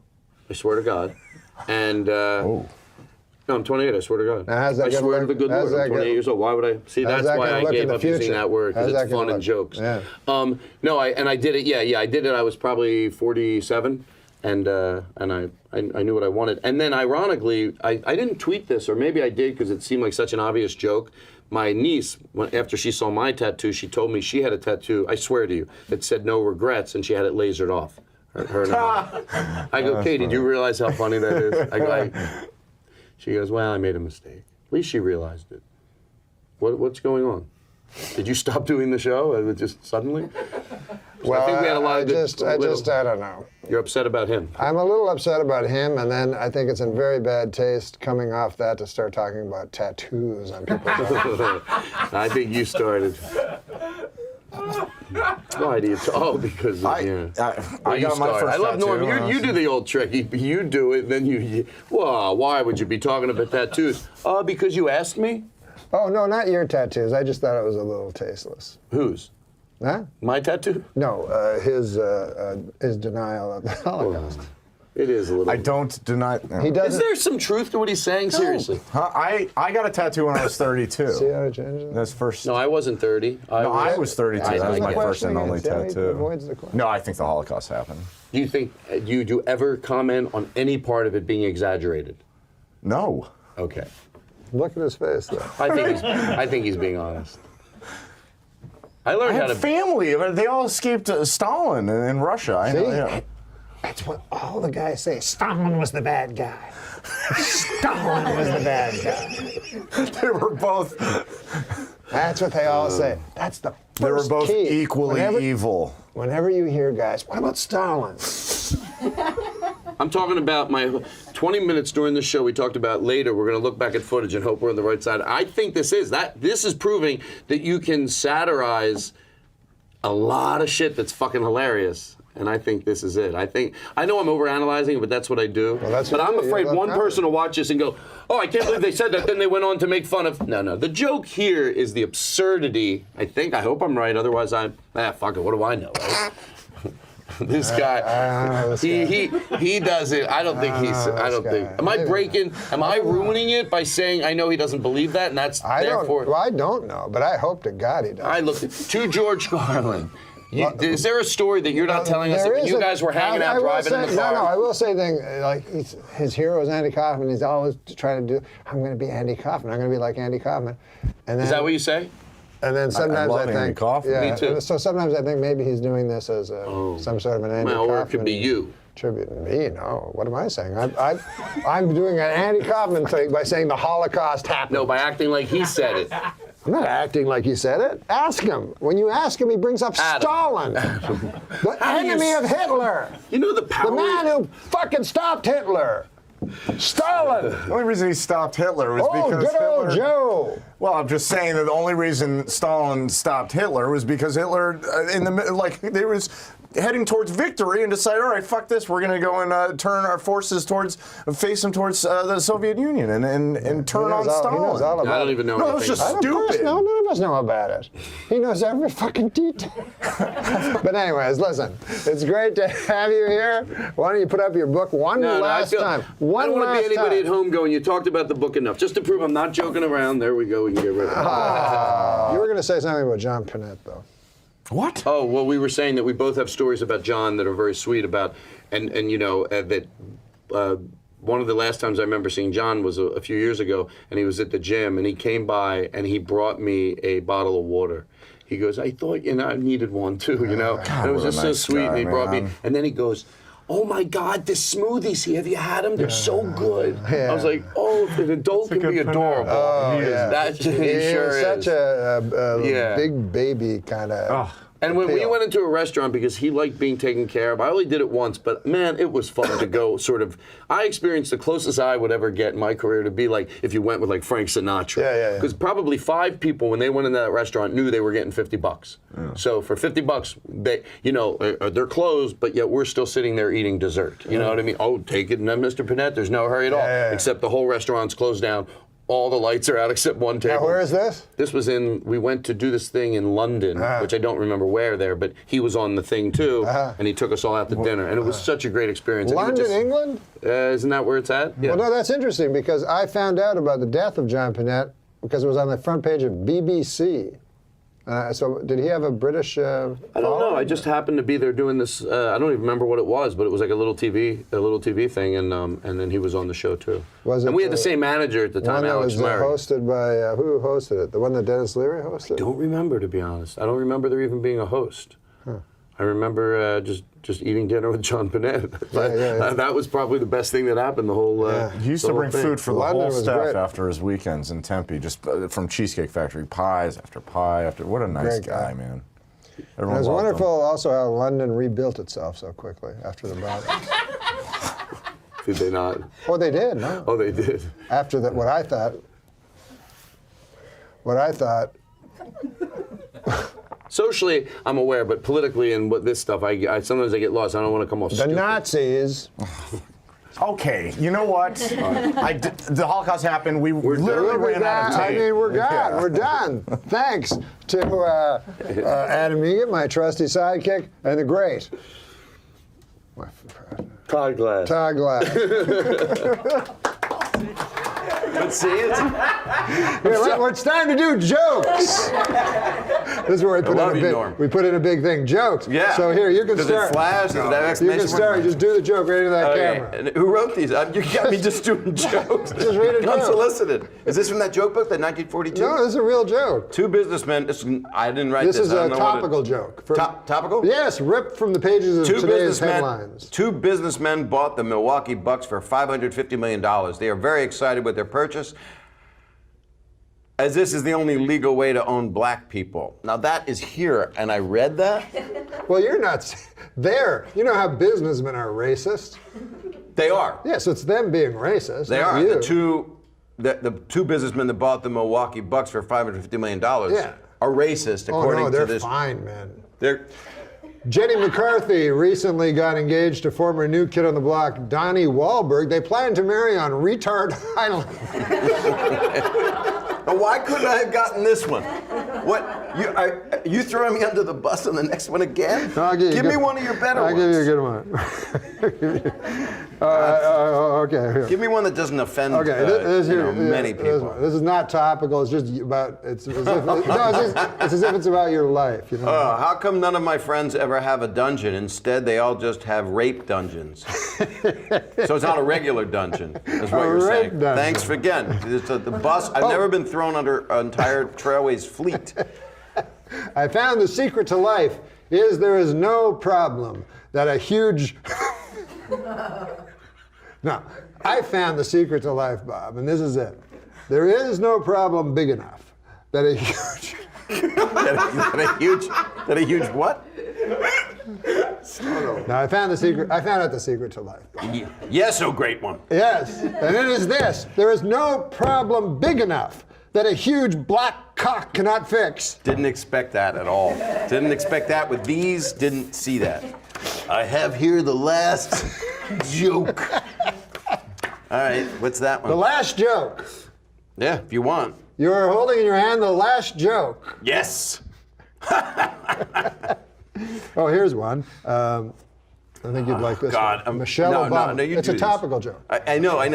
You've Well, sold let's- the other ones to yeah. me in the same way. Adam, good work. Adam. Michelle Obama has booked a cameo on the ABC show Nashville. Start again. Start again. All right. Kids today. I mean, You can't spell ABC. Wow. Michelle Obama has booked a cameo on the ABC show Nashville. With this and her appearance on iCarly, I think Michelle is ready to start appearing in films. May I suggest my favorite film series, Black Ass Fuckers? It's actually. Does this go live to web? Oh my God. Is that an actual dish? No. Why are It's you Black reading? Ass Fuckers. Norm, There is a series. like- That is true. There is a series. yeah. Black, because I saw Black Ass Fuckers #5.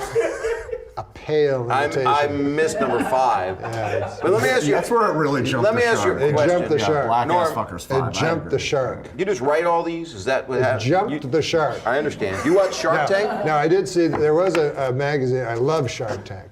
Yeah. Oh my, this is my favorite show. I did see a magazine called Black Ass Fuckers, I'll be honest with you. And I looked at I opened it, and it used to be you'd open it and pages would fall out. I don't know if you remember the old porno. No, you'd open it. Anyways. I used to get every Playboys. picture was just a black ass with cum coming out of the asshole. But should we do the last joke? Do the last. You should do it yourself. Just pick I your should do favorite. the last Pick your joke? favorite. Pick your favorite out of all those. Okay. Oh, this one's good because you guys can join me at the end of the joke. You'll see why. Remember? Just get ready. This is like the worst Passover Seder I've ever been at. You know what that is? I know what a Passover Seder is, but the worst Passover Seder is when you're there and this guy's talking about the smokestacks of Birkenau not being true. Because he Bring that doesn't up think at it's Pesach. true. There's no way I would bring that up at Pesach. This is the closest I've seen to him admitting to the Holocaust, where he said, I think people have died. He's like 6,600,000. What's the difference? I'm like, Well, there's a lot of difference. there's a Adam. huge difference. You know, I'm not Passover, arguing they that say with that you. it was the Last Supper was supposed to be the Passover dinner, I think. Oh, is that right? I don't know. I made that up because most of the other facts have been made Well, up. isn't Passover where they put the lamb blood on the lamb door? blood on the That'll door? keep anybody away. Yeah. If I put lamb blood over my door, you probably would call 911. And the Jewish children were spared. Yes, because they And wanted to. my people Which is what people is that? Yeah, what is it? The Semites that The Semites, the Semites that weren't Jews the children were slaughtered by God, by the angel of death. Oh, the Egyptian in the first Old Testament, apparently they were Deuteronomy. the Pharaoh Yeah. in the Ten Commandments movie. I don't know. I don't know about The movies. animated one that I saw on I don't know C. movies. I read the book. Did you? Yeah. Here it is. Ready? What's your favorite religious movie? I loved Passion of the Christ. Did you? Although I will say I thought it was very anti-Semitic because every Jew looked like fucking Lovitz. You know what I mean? They were all like, hook noses and stuff. So I could see the anti-Semitism. But what I liked was the incredible violence. But you know what was strange? Did they ask them, did you kill Jesus? No. But when they tore apart Jesus with that, when they flayed him with that thing, I'm sorry, I asked. and then they took him to cavalry, it seemed like almost an anticlimax when they nailed him to the cross because he had been beaten so savagely with that crazy ball with spikes in it. Have you ever seen the movie? No, it's hard for me to watch people suffer like that. Yeah. And like this. Which is more difficult to watch, this or The Passion of the Christ? No, Passion of the Christ was my favorite biblical movie. What was your favorite one? Ben-Hur? I actually liked the Last Temptation of Christ that Martin Scorsese directed. Oh, that was beautiful. Although it was a lot of New Yorkers. You are a Jew persecuting Jews. How could you do that? Harvey Keitel. And, Yeah. But I liked it because it was trying to... I heard, this is what I heard, that, what was the movie? I guess it was Ben-Hur. But at the end, Christ is up on the cross, and John Wayne is in the movie. Because John Wayne always wanted to get out of his Western thing. So whoever the director was, it was one of those big guys. John Ford, I don't think it was John Ben-Hur? Yeah, I don't know who it was. I don't remember. But anyways, they said that, important. I don't know if this is true, but they said, he came up and he had no, he was still John Wayne, so he had the last line of the movie, which was, "Surely this man is the Son of God." And everyone's like, oh, it's John Wayne saying it, So he goes, "You're doing it like John Wayne, like a cowboy, This is probably not true, but the director said, "Yeah, John Wayne has the last line of the movie." All right. So the director said, "Do it. This is the God, just as Jesus. Do it with awe, All right. Yeah. So what did John Wayne say? Yeah, I don't know what the line was. Surely this is the mess. Hey, partner. All right, this is the final joke. Chicago is now #1 in murder and sausages. That sounds like my kind of town. Chicago is my kind of town. Chicago.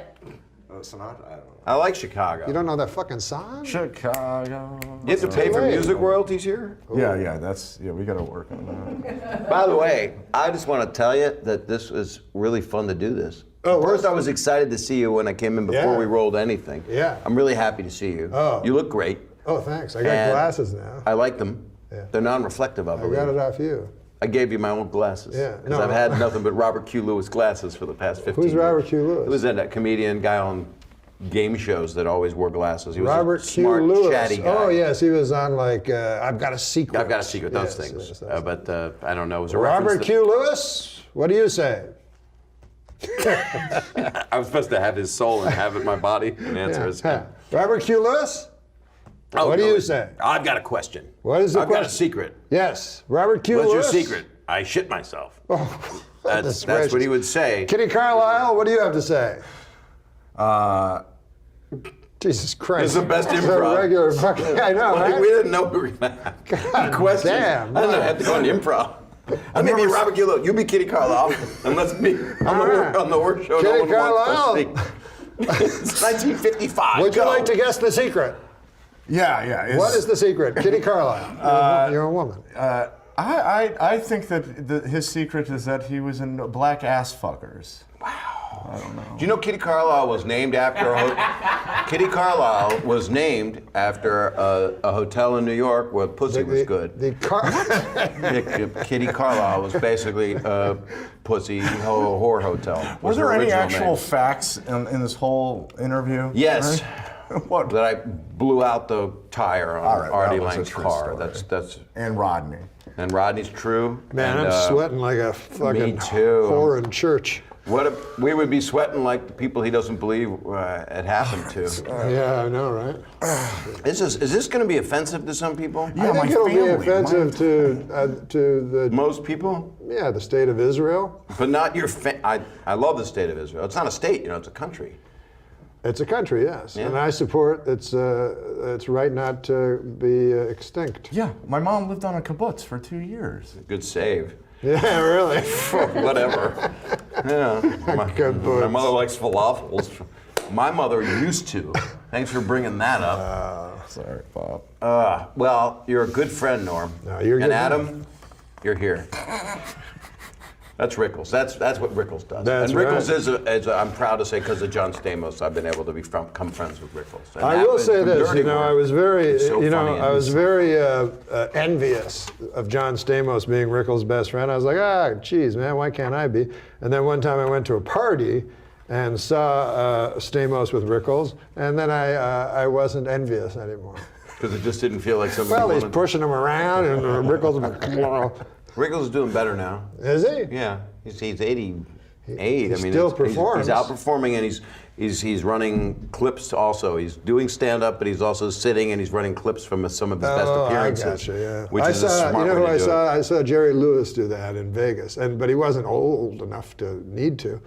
But he would talk for a little while, and then he'd show a clip from the telethon? From the telethon, yeah. And then he'd wheeze like he'd be by the because he'd sing a song, and then he'd wheeze while he's showing the clip by the piano. He'd go, this one's called Crazy Legs, and then they show a clip for 5 minutes.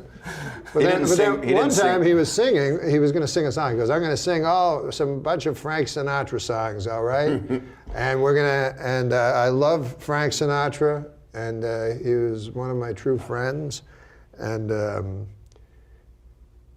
it would be a good idea, Frank, if I could hear myself, then possibly the audience could also hear me. Would that be too much to ask? Everybody's like, what the fuck's going on? Oh no! He's talking He to had some monitor guy. Problems. Yeah, he had Yeah, monitor problems. Well, he didn't sing "Walk On" because it didn't sound like he could sing that. No. He did sing he couldn't "Wheel sing. On," "Sit On." Yeah, he wasn't much of a singer. No. But he actually was. I read in Dino, he was so jealous of Dean Martin that he put out his own album of songs. Because he wanted to beat Dean and everything. You asked me who was in the presence of Dean one. Martin at Hamburger Hamlet. You know everything about That's what I me. meant. That's where I saw him. Was it Hamburger Hamlet? Yeah, I didn't That's know. where I saw him also. We must have talked about it too. I don't know. Well, he'd always be in Hamburger And I Hamlet. walked in there, and he had lost his son, and he was he was one of the guys that just did it like. That was the guy I looked at. Oh, yeah, he's a great and he was sitting there, and he was having a martini, and I just walked over, and I was 22, 23, and I just kind of stood there. I didn't want to bother him, because or maybe I was 24, and he was just sitting there, and he looked up, and he was nice, and I just went, I found your son.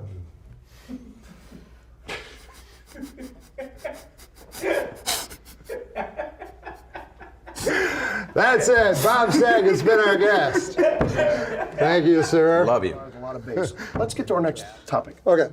They're jokes. Would you like to read one? I would be. This is a joke, honored. David Keckner, that is ripped from today's headlines, yesterday's headlines. All right. The World Cup. Yes. World Cup fever. Yes. Get some amoxicillin. Makes sense. The World Cup has arrived, so if you're wondering why your local bar smells, it's because all of the dirty foreigners. Dirty foreigners. Well, let me try that again. Hey, Norm, the World Cup's going on. Yeah. Hey, you go to the local bar there, don't you? Yeah. The local watering hole. Yeah, sure. Yeah. You ever wonder why it smells so much? Yeah. Hey, because of those dirty foreigners. Frank Jingoism Gorshin is alive and well here on NM Live. Here we go. You know Next what one. jingoism means? Yeah, I believe so. What does it mean? It's hard to put into words, but It's hard to put into words. It's like it's not like nationalism, but it's. It is very much like nationalism. It's hard It to- is nationalism. It's prejudice Now, would against you like to read this? others. I thought it was more complicated. Would you like to read that? Yeah. This week, I learned. Oh, this week I learned. I'm sorry. Have you ever heard of TYIL? This week I learned. I have not. Well, it's sweeping the nation. It's hashtagging faster than. But it's called This Week I Learned. Faster than something that moves quickly. Yeah, Yes. like faster than a freight train. This Week I Learned. It's the TWIL. So check it out sometimes. Hashtag TWIL. And people talk about what they learned that week. Let's see what I learned. So This Week I Learned by Adam Egan. Invited back to the comedy table. These are always fun. This week I learned, just because I masturbated to that picture of a guy falling to his death on 9/11 doesn't mean I have to share it.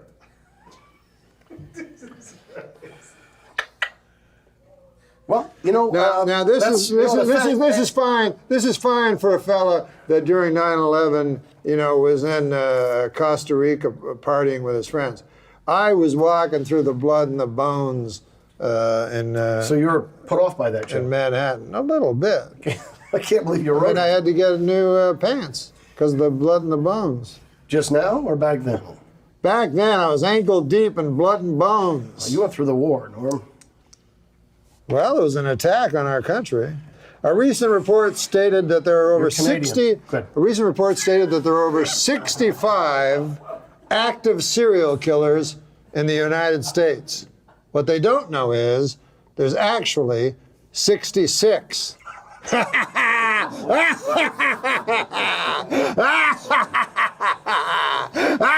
That's just between you and me. Yeah. Oh, Brides Magazine's released a list of 11 ways to, well, do you want to do this, Chuck? I'd love to be invited back to the comedy roundtable.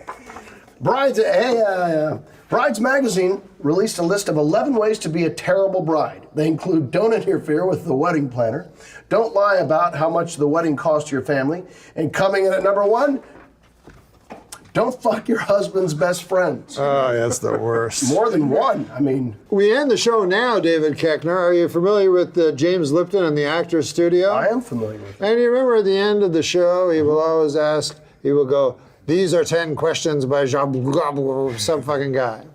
That are famous questions, I guess, for dinner parties or something like that. I don't know where they came from. Okay. But you've seen this. Sure.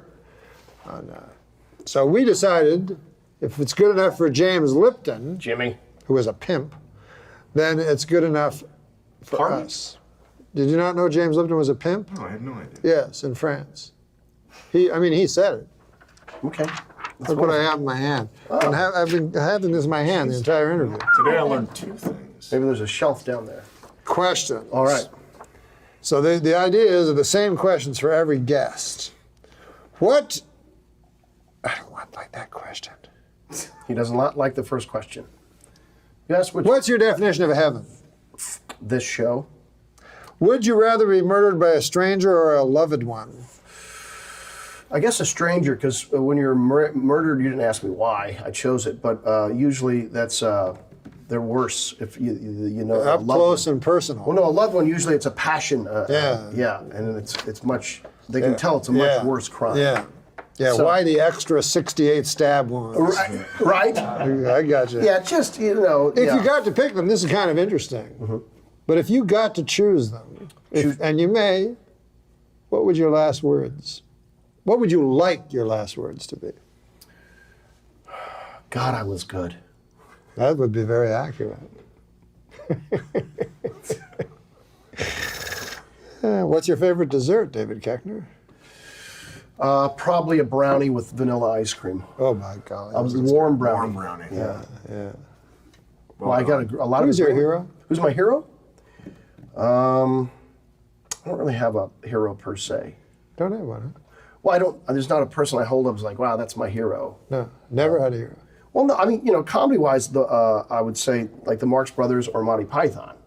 Those guys. Those Dabney guys Coleman. are Dabney Coleman. Dabney Coleman's all good choices. But I like the Troops. Would you rather? How about this? I'll say this. My wife. Your wife? Yeah. That was good after 5 minutes. We can edit This is it a very down. good question, Okay. and you don't have to say this person by name or anything like that. But who has let you down the most in your life? Seriously. You can take a moment. Not everything has to be funny, David.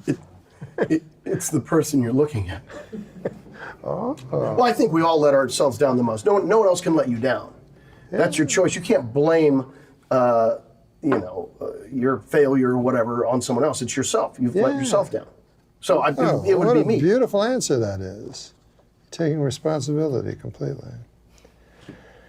Well, this is kind of I'm not going to ask you what's your most embarrassing secret. Why would you tell me? If That's the chair. My most embarrassing secret, I can't. Of course I you don't can't have any embarrassing secrets. do you eat at McDonald's? I have eaten McDonald's before, yes. Do you like McDonald's? On occasion. What about that pink stuff, the pink slime? I don't know much about it. I mean, it was reported widely in the news in the last year. Yeah. Uh-huh. Well, I don't think it's only McDonald's that. I don't think it is It's either. the huge problem is the amount Huge of process. problem is that I had a punk band named Pink Slime, and we fucking lost our recording contract after that. I like it. A larger issue is the amount of processed food we're all eating as Americans. What is going on with that? That's just a convenience. Yeah, processed food. What And is profit. that? Well, I've heard of it. It's got preservatives in it, and a lot of salt, a lot of sodium. Yeah. So oftentimes a lot of high fructose corn syrup. And what does it do to you? Causes diabetes. Well, that's terrible. And they Hardening of the amputate arteries. your leg. Mm-hmm. Not always. Sometimes you go blind. Sometimes you go blind. Yeah. Sometimes both. Mm-hmm. And then you can't. At least you can't see that you only have one leg. You know what I like about this show? It's not afraid to take on the issues. Hard hitting with Norm MacDonald. Do you eat well? I try to. You try your best. You eat whole grains. I try to increase the amount of fruits and vegetables I eat. Fruits fresh, and fresh vegetables. foods. Yeah. Yeah. Less processed food. You still slam back a few drinks. Oh yeah.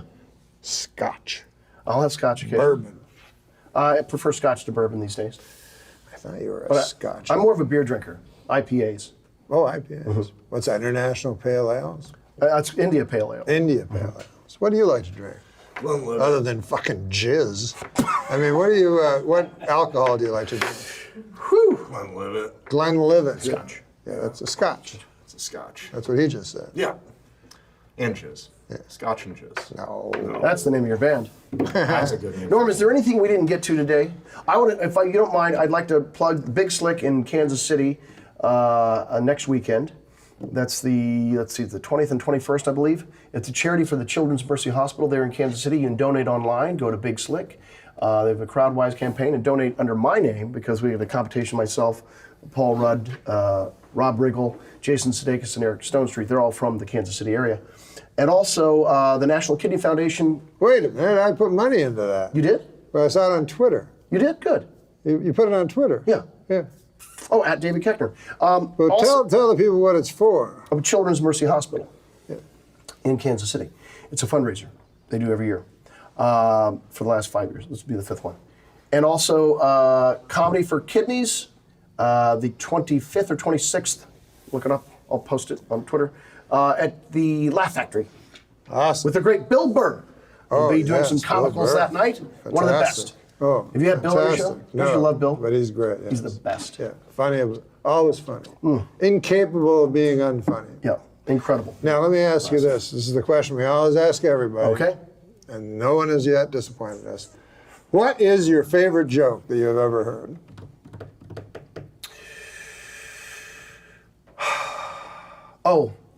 There's two of them. One is about a bear in the woods that keeps getting shot. Do you know that one? Am I supposed to tell the joke? Sure. Oh boy. Okay. All right. There's a guy, a hunter, goes out bear hunting. Got a big rifle. He's out there for a little while, and he spots a bear, and he gets in its sight. Blam! Bear goes down. Guy goes running over hill and dale. He's looking around, and there's no bear. And the bear he feels these paws on his shoulders. The bear goes, "What the fuck do you think you're doing? Coming in here, shooting at me. I'm going to teach you a lesson." Then he drops the hunter's trousers and he Rogers him rightly. Oh. Roundly. Roundly. And so the hunter was, quite embarrassed, and then he goes out and gets a bigger gun. He goes to the same area looking for that bear, and he sees him. Blam!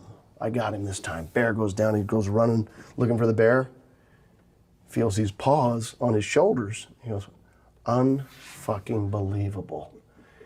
You come into my woods again and shoot at me. I'm going to teach you another lesson. So he drops the hunter's trousers and once again Rogers him rightly and roundly. Yes. Next week, hunter comes back with an elephant gun. He's like, I'm going to finish this bear once and for all. He waits. It's cold now. Sees the bear. Blam! He's sure he's got him. He's got that He's bear. got that bear. I bet he does. He's going looking for that bear. No bear around. He feels those bear paws on his shoulders. And the bear says to the hunter, you don't come here for the hunting, do you? Oh! He likes it. That was awesome. I never heard that joke. David Keckner has been with us the entire hour. What a guy. You want to do some jokes, Rosanna? I have jokes. Okay. Well, we have to take a No, we're not going to take a before- break. Oh, okay. Fuck the break. No, we're going to just do jokes. Sounds good.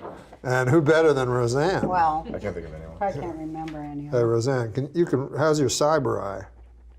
It's weird. I had to get a eye replacement, and it's like really Which eye? rare. It's this one, and if you look in, you can see that there's like a fucking $6 million man kind of Yeah, exactly. Yeah. cyborg deal in there. Looks cool. It is. I mean, I can see, but like sometimes it like starts blinking and it like just goes off on its own, has its own life. What if you put like a snow globe in there or something like that? That would be good. I'm thinking to wear a patch. Oh, that'd be like cool. a pirate patch. I thought A that'd patch be cool. would be awesome. Wouldn't it? Oh my God, I hurt my eye when I was young, and they were going to give me a patch, and I was so excited. And then it was a pink patch with a bunch of like holes in it to get the air in. Oh, that's not cool. Yeah, it was What's like. the point of that? I know. I would get the scorn of pirates in the school. So here's a joke to read. This is the only show where you actually give jokes. Okay, what am I doing? You just read it. You can read it to the camera. You can read it first and then see, and then nix it, or you can. This is a long fucking It's joke. a long joke. I'll do I it know. though. I think it might work. Harriet Thompson, 91. Yeah. Do you want me to read it to the No, camera? you can just retell me. Finished running the Rock and Roll San Diego Marathon in just over 7 hours, becoming the oldest person to complete a marathon and setting a world record for the fastest time in her age group. Goodness. Right? The previous record was set by Mildred. I already fucked Was it this up. Mildred I gotta Kendrick? start all over. The previous record was set by Mildred Kenilworth, who died during mile 1. Oh goodness. So she crushed that record. Is that true? Yeah, well, it is a real truth. Hey, what about this? Kim and Kanye celebrated their baby Northwest's his name's Northwest, his 1-year birthday by throwing a big party. What's that?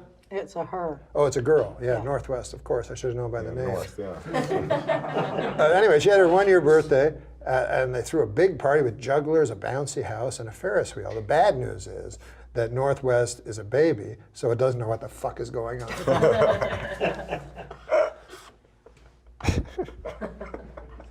This is all attitude. You have to say this with attitude. So you have to read ahead and use your acting skills. I liked you in She-Devil. Thank you. A study has found that men are just as likely as women to spread gossip. At least that's what I heard Rick tell Brad, who, by the way, has a crush on Patty. Oh, does she? Hey, Madonna, your friend, says she's planning to remake the movie Casablanca. Oh, really? Yeah, finally, somebody's going to get it right. What about this? Is she really doing that? Yeah, apparently. Here's a really easy way to figure out if you're talking too many meds. Here's a really easy way to figure out if you're taking too many meds. You refer to your medication as meds. Oh, yeah. You have 2.5 See, it does meds. say talking, though. Oh, Christ, I'm sorry. That's all right. You didn't make a mistake. The only things certain in life are death taxes, and getting caught whacking off in a Target dressing room. Are these your tips? I learned that the hard way. Here's one. It's about your friend.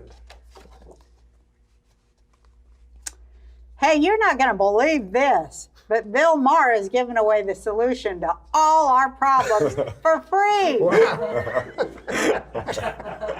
He is, isn't he? Yeah. I like Bill Maher when all his problems are just his problems. So he's like, why are there kids around all the time, and why can't we smoke? What about whores?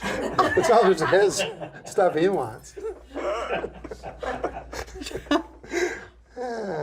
You know, cat ladies, they're so crazy, they're always thought to be crazy. You know what's even crazier? Snake ladies. Oh, yeah. They have Absolutely. Hey, let's give one to Adam Egget. This is always fun. Yeah. Watch this.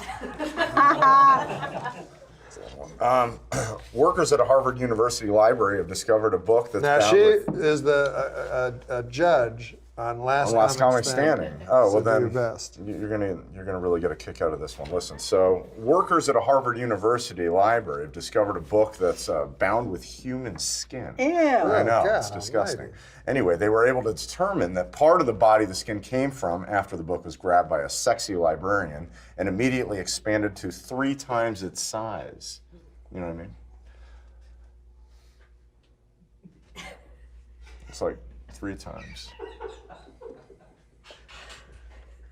3 times its size. It's like Maybe if he didn't start. Does that maybe mean it was made from a penis? Yeah. Oh. Yeah, that's the funny part. I get it. But The the premise brings up all kinds of No, it's worded. shadows of the Holocaust and Yeah. stuff.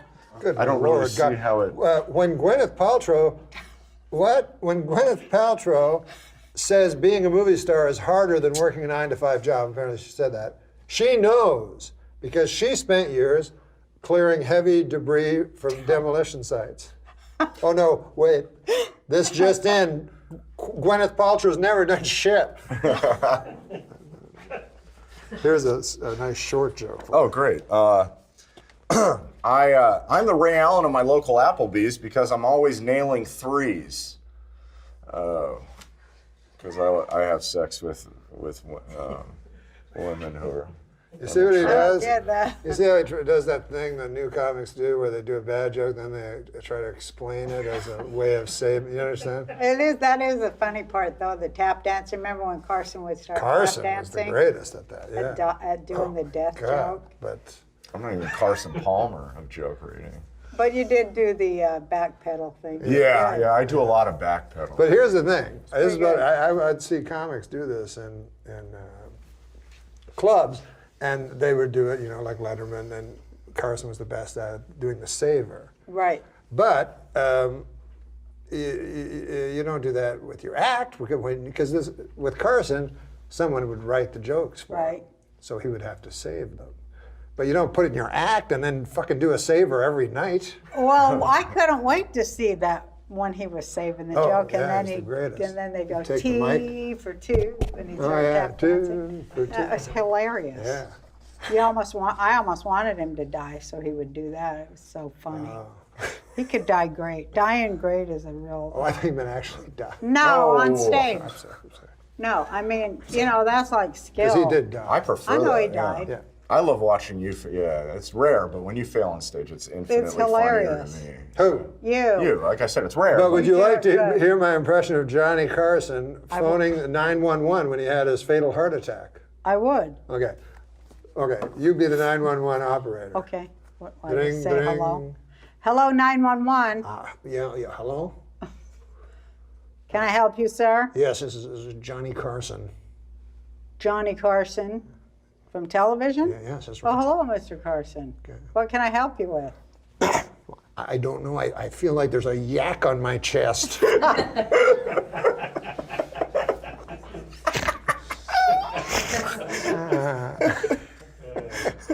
He did have a lot of yak jokes, Yeah, a lot of didn't yak he? jokes, yeah. Remember he had the jokes about Ewell Gibbons? He'd always Oh, yeah. He'd always Eating pick one guy. cardboard. Yeah, eating cardboard.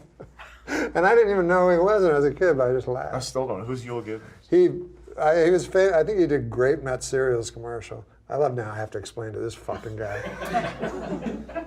He was like about roughage. Yeah. And, organic roughage Got it. kind of guy. So I didn't even know Grape Nuts had a, that's fine. I didn't know they had a commercial. Shut up. Shut up. For 1 fucking minute, trying to talk to a legend of comedy, you're talking I'm about. sorry. I'm sorry. Yeah, I'm sorry. I'm still trying to find out who Bill Boggs was from 2 episodes ago. Bill Boggs, I remember that name. Sure, Bill Boggs. Comic, right? Yeah. I don't know if I met him, but I heard of him. Yeah, he had a show in New York.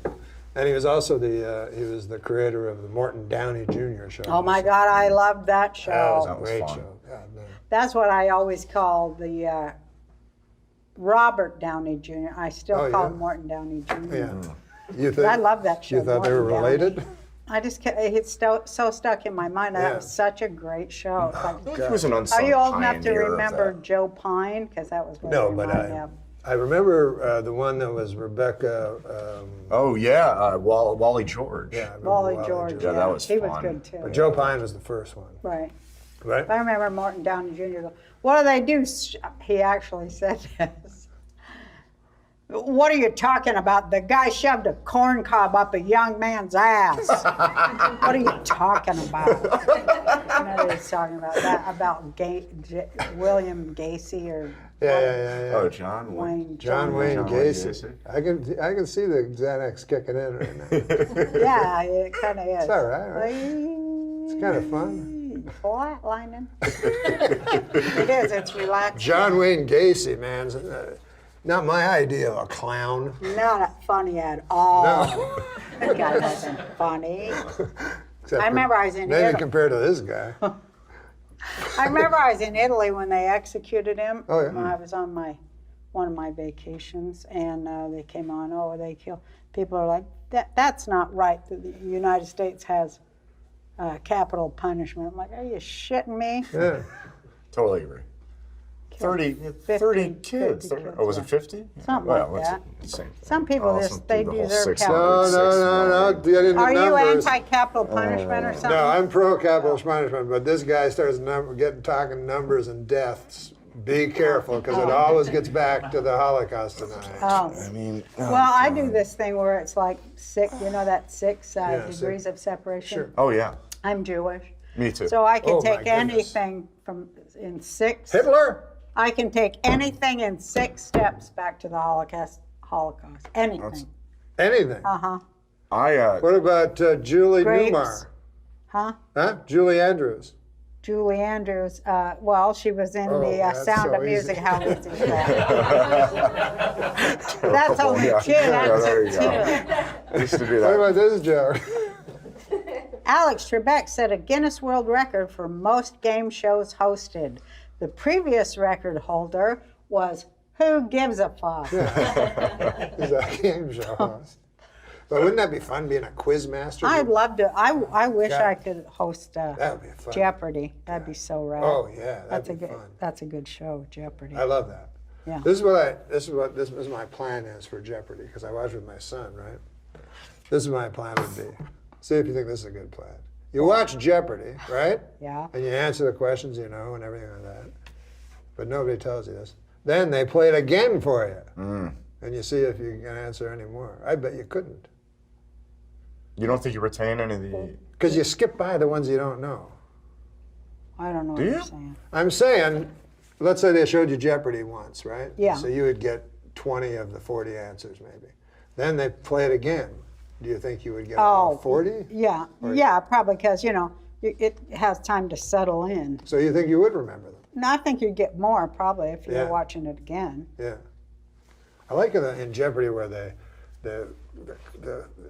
clue, the question, there's a clue within the question that helps you along. You know what I mean? Like they'll go, this guy who starred with Audrey Meadows in The Honeymooners was once a pool player or something, like the pool player has nothing to do with it. You mean they give easy cues? Yeah, I don't know what I'm saying. I think it's hard. That show's hard as hard. hell. You got to be smarter than hell to And go on when the that. categories come up, you go, oh, I have a chance at that one. Oh, and then there's operas. Opera? opera. Fucking shit. or classical music. Do you know that? No, Oh, God damn. I don't know anything except for it was about snack foods. I'd kill on that. Those are hard questions, though. Oh, yeah. And you don't have much time. And then you have to, you can see the other guys know the answers, but they're not good with their thumbs. You know, because they're all hitting their thing.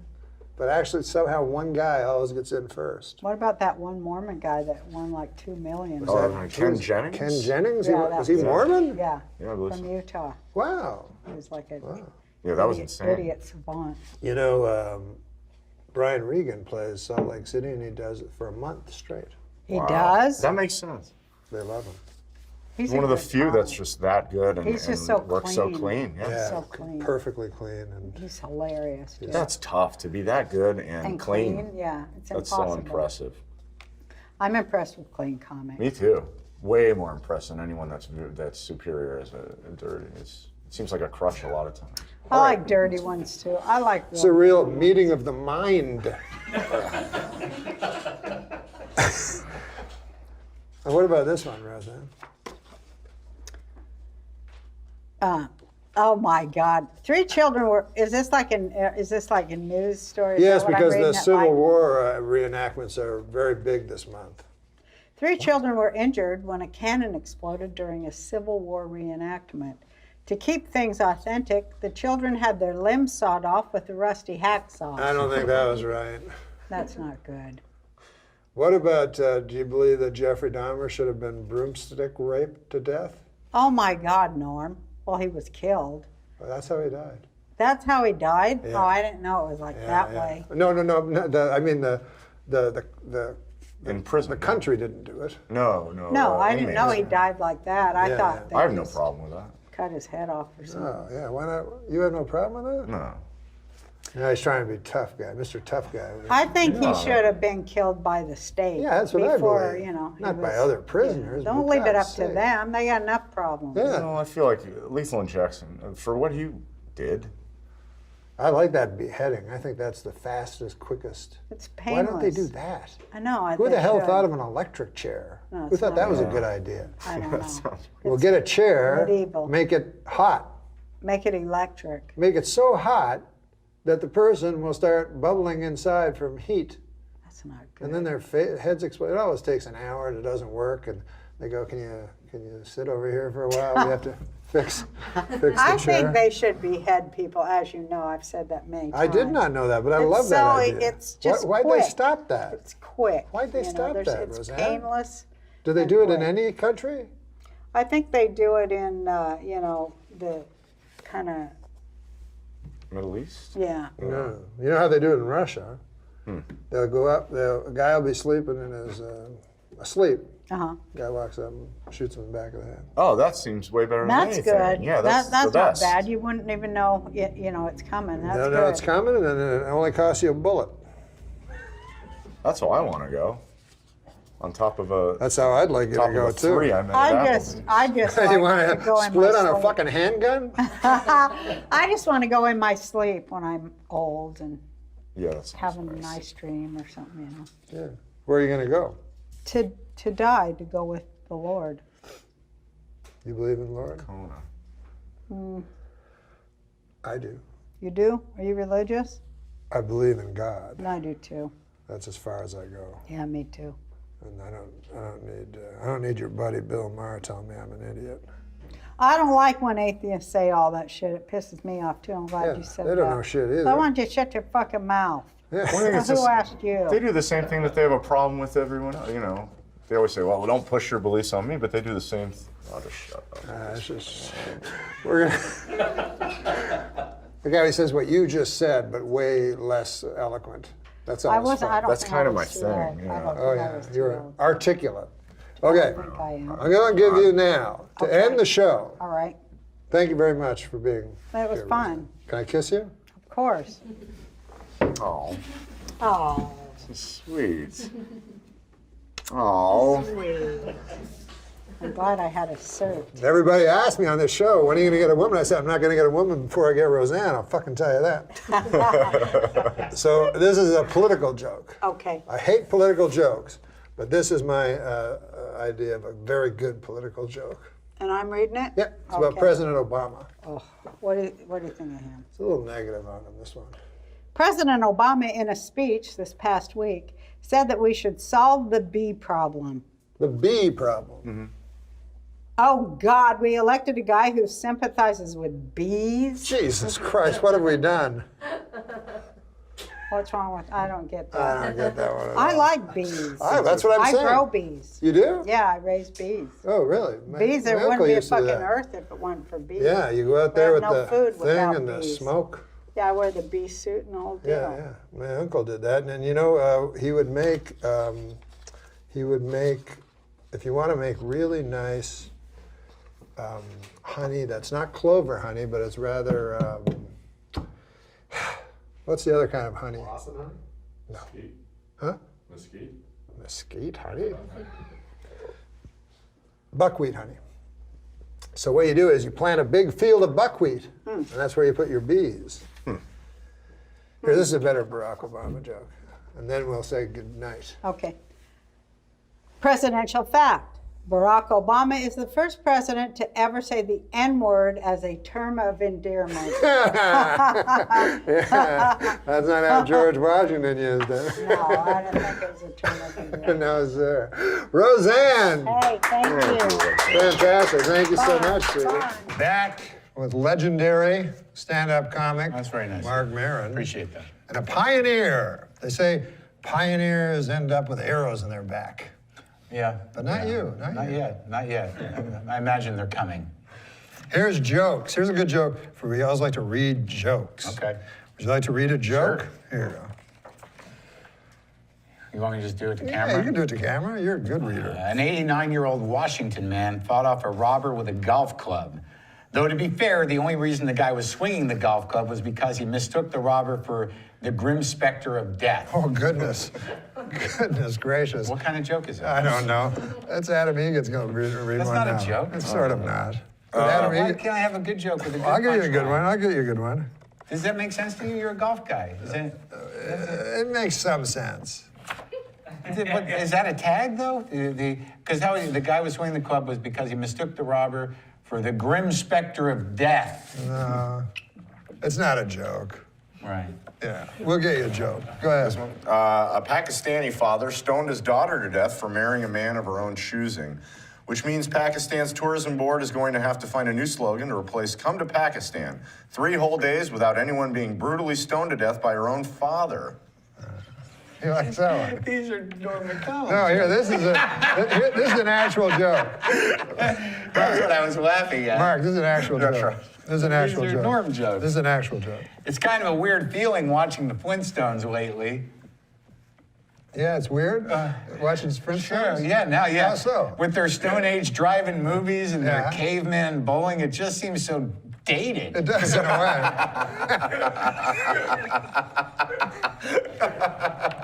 Do you know who Ives and Courier and Ives are? No. I don't either.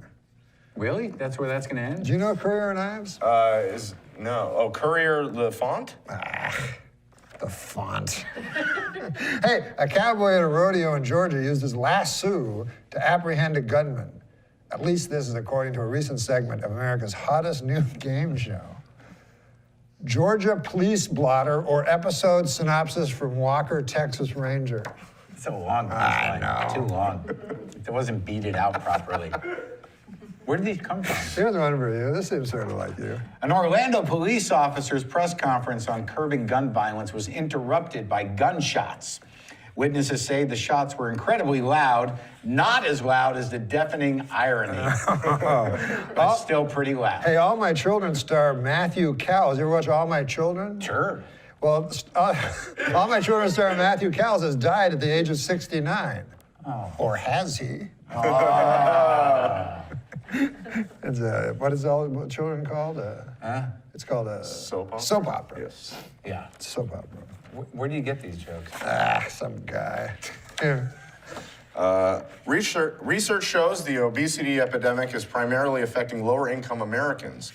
No lower-income Americans could be reached for comment because they were busy waddling around Six Flags, gnawing on a giant turkey leg, and waiting in line to buy an Airbrush Yosemite Sam tank top. Classist.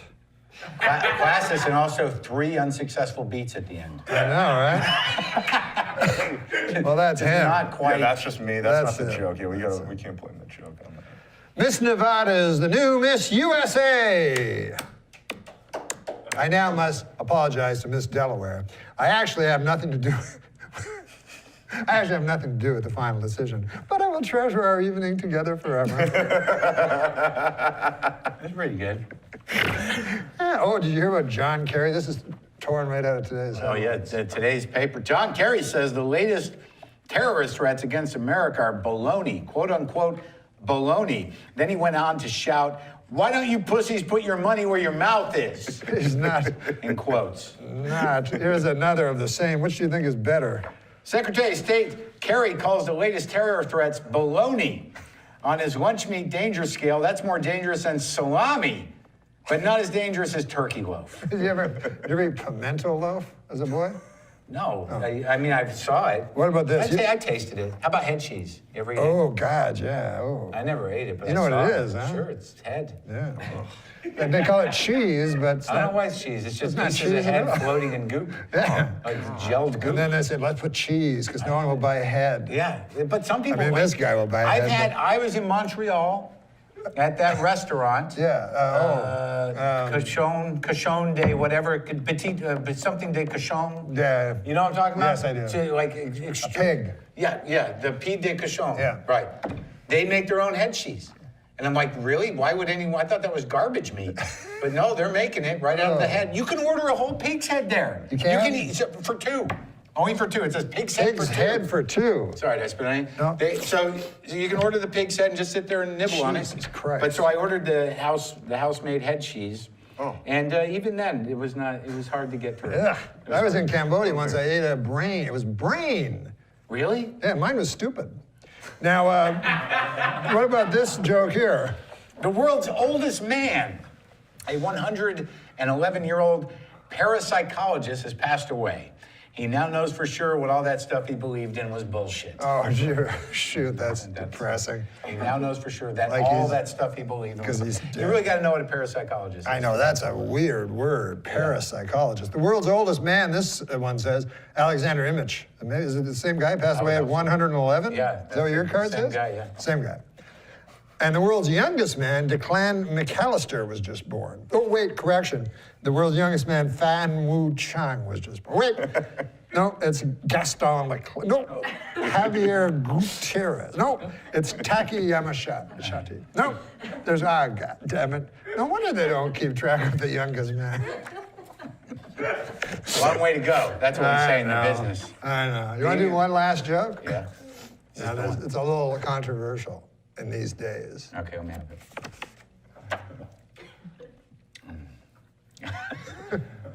A list of the world's top 25 amusement parks was released this week, with Disney's Magic Kingdom coming in at number 1.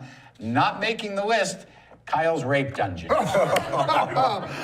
The great Mark Maron proving that rape can be in a joke and get a big laugh Nothing and to be do with funny. this. It was handed to me. You saw it. Oh, no, we know. It was handed to me. We know.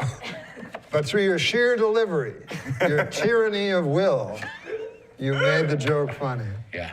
That's the day Mark's career ended. No, Mark's career just taking off. Skyrocketed. At the age of 49. 50. 50. How old are you? 50. Yeah. You're 50? Yes. But It's I'm all on right. the decline. Now, Are you? I wonder, thought you were I on the wonder bounce how, back. I wonder, yeah, probably. Wow. Mark Maron. Thanks for having me. Thanks, buddy. Yeah, Awesome. good to see you. This is a thing we do. This is a thing. He maybe- sounds mean. Oh yeah, he's a bully. There's a new thing called This Week I Learned. Oh. And it's, you don't like the computer, but it's on hashtag This Week I Learned. Everybody writes This Week I Learned. You know. Okay. It always seems to be me that learns these things every week. Yeah. Which is So odd. Adam Egan, This Week I Oh, Learned. let's see what I learned this week. This will be new. This week I learned you can pay your dentist with blowjobs. Who knew that, right? That's what I found out this week. But you won't feel it because of the Novocaine.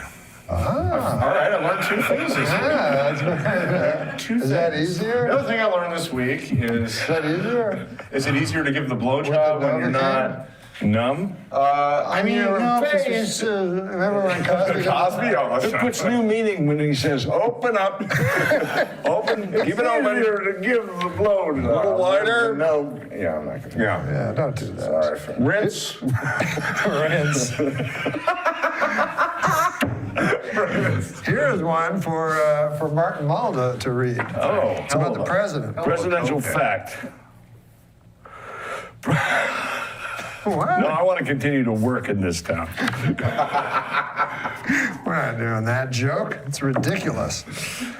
Here's one for Adam Egan. Most of them for Adam Egan for some reason. I do a terrible John Travolta impression, but I find the impression gets a lot better when my male masseuse is jerking me off. Oh, jeez. Oh, that was all alleged, I believe. I don't know about that one. Give massages. Huh? You know, they had a big black mass devil worship this week, apparently. But I skipped it because I believe you can be just as close to Satan on a golf course as in some stuffy old satanic church. It's really what's in your heart. That's exactly what. You don't want to do anything but I'm trying to get you one that doesn't hurt people. So here's one, Mr. Mull. Okay. Mr. Mull, it sounds weird. Some biblical scholars now believe that Jesus Christ was married. They also believe he had the world's worst bachelor party. Oh, that would not have been a good one. Terrible. Not a good one. What about this joke? Okay.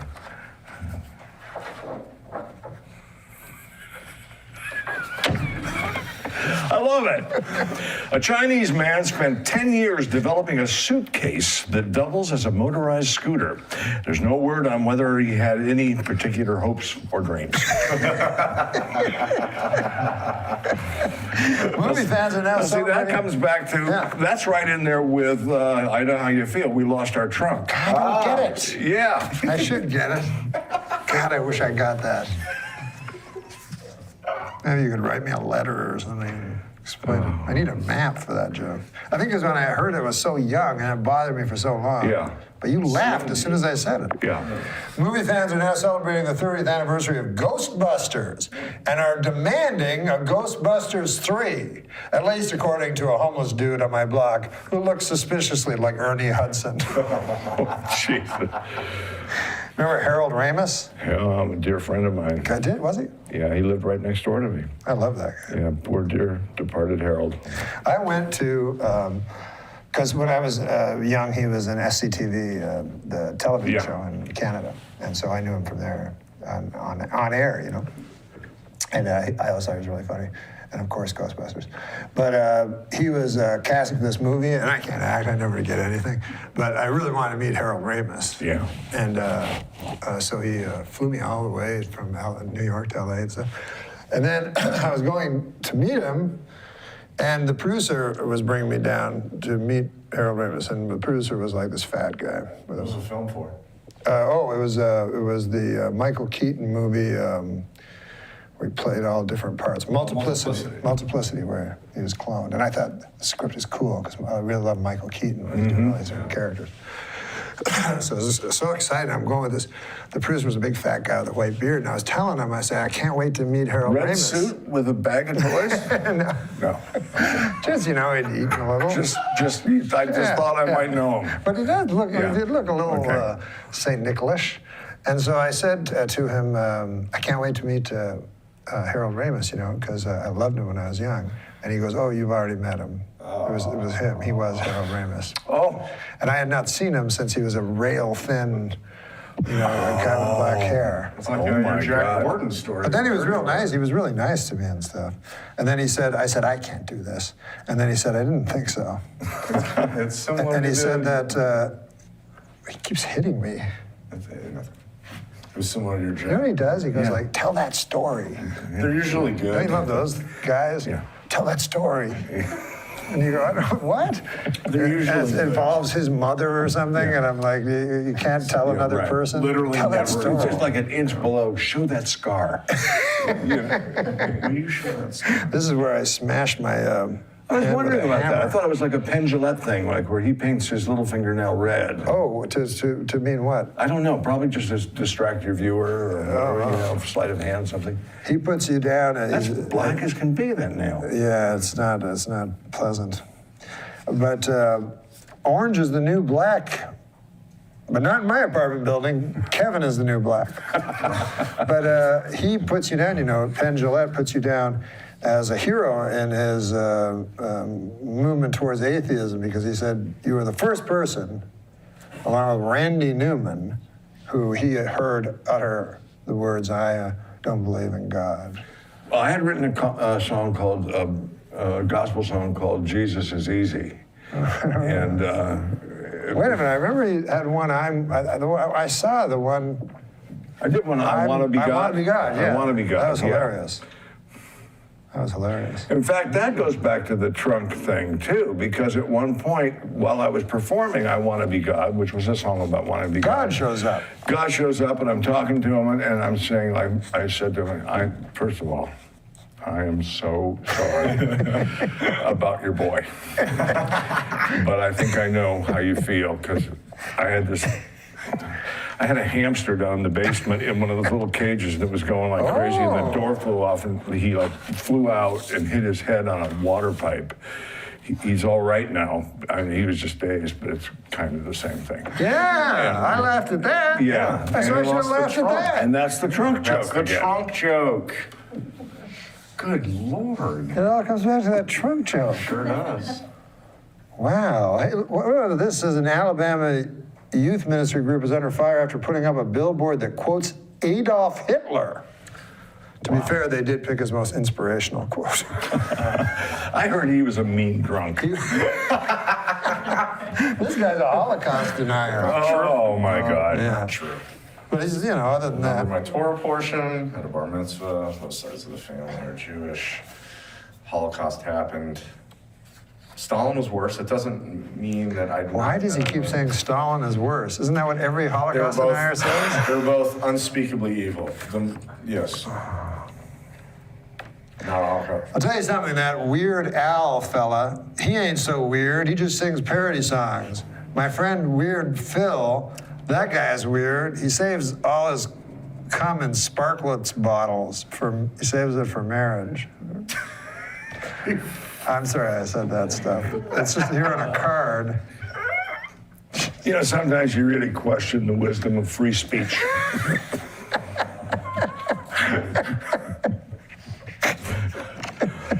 I was so trying to get away from his denial of the worst atrocity known to man. You That's know, all. that Stalin is a real conversation stopper. He could light up a room by leaving it. Yeah. You know, when he went to parties, he was probably in the room with the coats. I'm invited to. Old Joe Stalin. I'm invited to very little. That would be a bad folk song. Old Joe. Old Joe Stalin was a hell of a guy. In his big red boots. Yeah. I snored. What is that? That's just started. What'd you get? Yeah. Everything good? You mean it sounds like cocaine? No, I'm snorting when I laugh, like, you know, ladies like Joanne Worley do or something. Yeah. Yeah, that's me now. That's one of my being aging things. That'll just get worse as you get older too. Yeah. There'll probably be nothing but snorts when you're my age. What's the worst thing about your age? I remember there was this movie once by who's that guy that did Blue Velvet? David Lynch. Yeah, David Lynch did this G-rated movie called The Straight Story. Yeah. About an old guy, Richard Farnsworth. Yeah, it was great. It's a great movie. And they said, what's the worst thing about being old? And he said, remembering when you were young. Well, also having things go on you. Like, for instance, I wear these little things here. Those are awesome. Yeah, aren't they nice? My mom has I'll tell you a funny story about these. I was doing a 2.5 Men, and my character was supposed to. I was supposed to have a date with Charlie Sheen's mother. And they invite me to this party, but the story goes that when the door opens, I've actually brought my own date. And I had this like 23-year-old gorgeous young lady who was my date. And when the door opens, we're supposed to be right in the midst of a big, deep kiss and hug. And I was a little hesitant, you know, because I'm old and she's young and so forth. And she says, no, yeah, go for it, whatever, I'm game. Yeah. So these hearing aids have pre-recorded messages in them every now and then to tell you about maintenance and so forth and so on and so on. Oh. Just as our lips meet, and I'm feeling pretty good about myself. I'm thinking, yeah, I got it. I'm still here. Just right then, I hear, and it's a female voice that gives you the alerts. I hear, battery low. Oh, wow. And it was the most, it was the equivalent of the ultimate icy shower. Yeah, It was right. unbelievable. Yeah, but that's one of the worst things about being old is certain parts that don't work that well anymore. You didn't like that one? What? Yeah, you can say it. I almost think what if they get to the point where they say that like at the end of your life? Battery low? Yeah. Yeah. Like 3% left or. Yeah, or battery out. Oh. Yeah. Now we have questions. You ever watched the Actors Studio with James Lipton? Have I ever done it? No, have you ever watched it on the TV? Yes. So you know how he has the questions by Jean-Jacques No. Yeah, he has these questions that he asks all the people at the end. It's Okay. like, what's your least favorite word? okay. And people go, intolerance. Okay. And stuff like that. So we have our own questions. Ready? Mm-hmm. I don't know these questions. What? This first question says, who the hell do you think you are? That doesn't make any sense. Oh, what's the last thing you would ever do? Skydive. Ah, interesting. Just too much risk. Risk reward is not good. Yeah, I just what's the point? Yeah. Most underrated body part.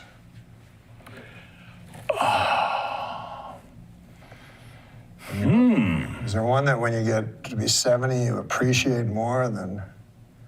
I'd say the molars, because you can make noise when you eat and drive people nuts. Ah. What's a bivalve? It's a mollusk of some it is. sort. It says if you were a bivalve, what kind of bivalve? Okay, forget that. Quahog. Where do you see yourself? Where do you see yourself in 10 minutes? Well, I have to pee. Very tough question. Oh my God, I snorted again. Oh, your favorite song of all time. That's kind of tough, but. Oh, my favorite song of all time. It's a song that Joe Tex recorded years ago called Bad Feet. Really? I love it. Bad Feet? We're gonna have to look that up. Yeah, for sure. Not necessarily my favorite song, but you love that song. I love that song. Bad Feet. Something you like that most other people don't like. That most other people don't like.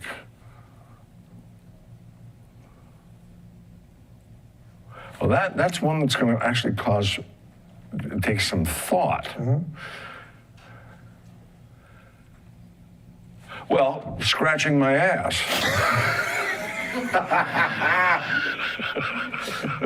That's kind of the perfect answer.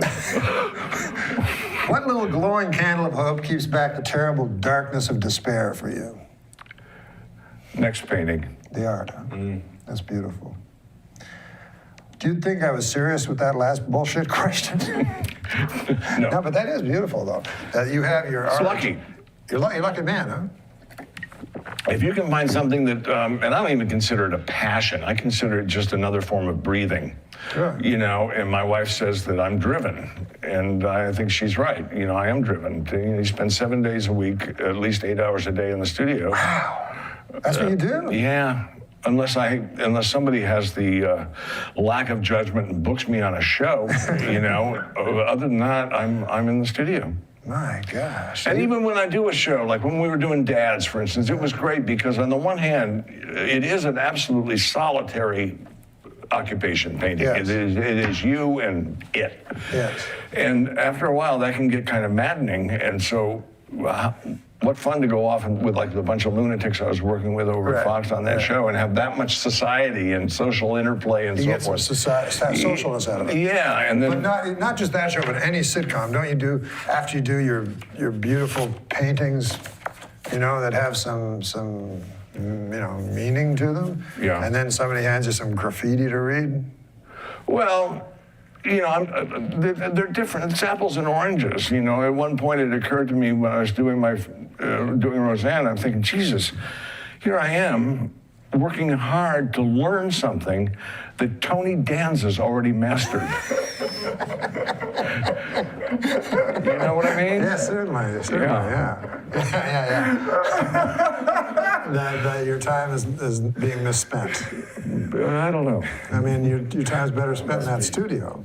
I tend to think it's well spent in the studio. Yeah, so. and you probably live a long time. I don't know. We'll see. I mean, you don't look like I've cheated the Reaper for 70. You have? 70, so. Oh, I thought you were going to say like some specific incident. No. Never had a heart attack, none of that stuff. No.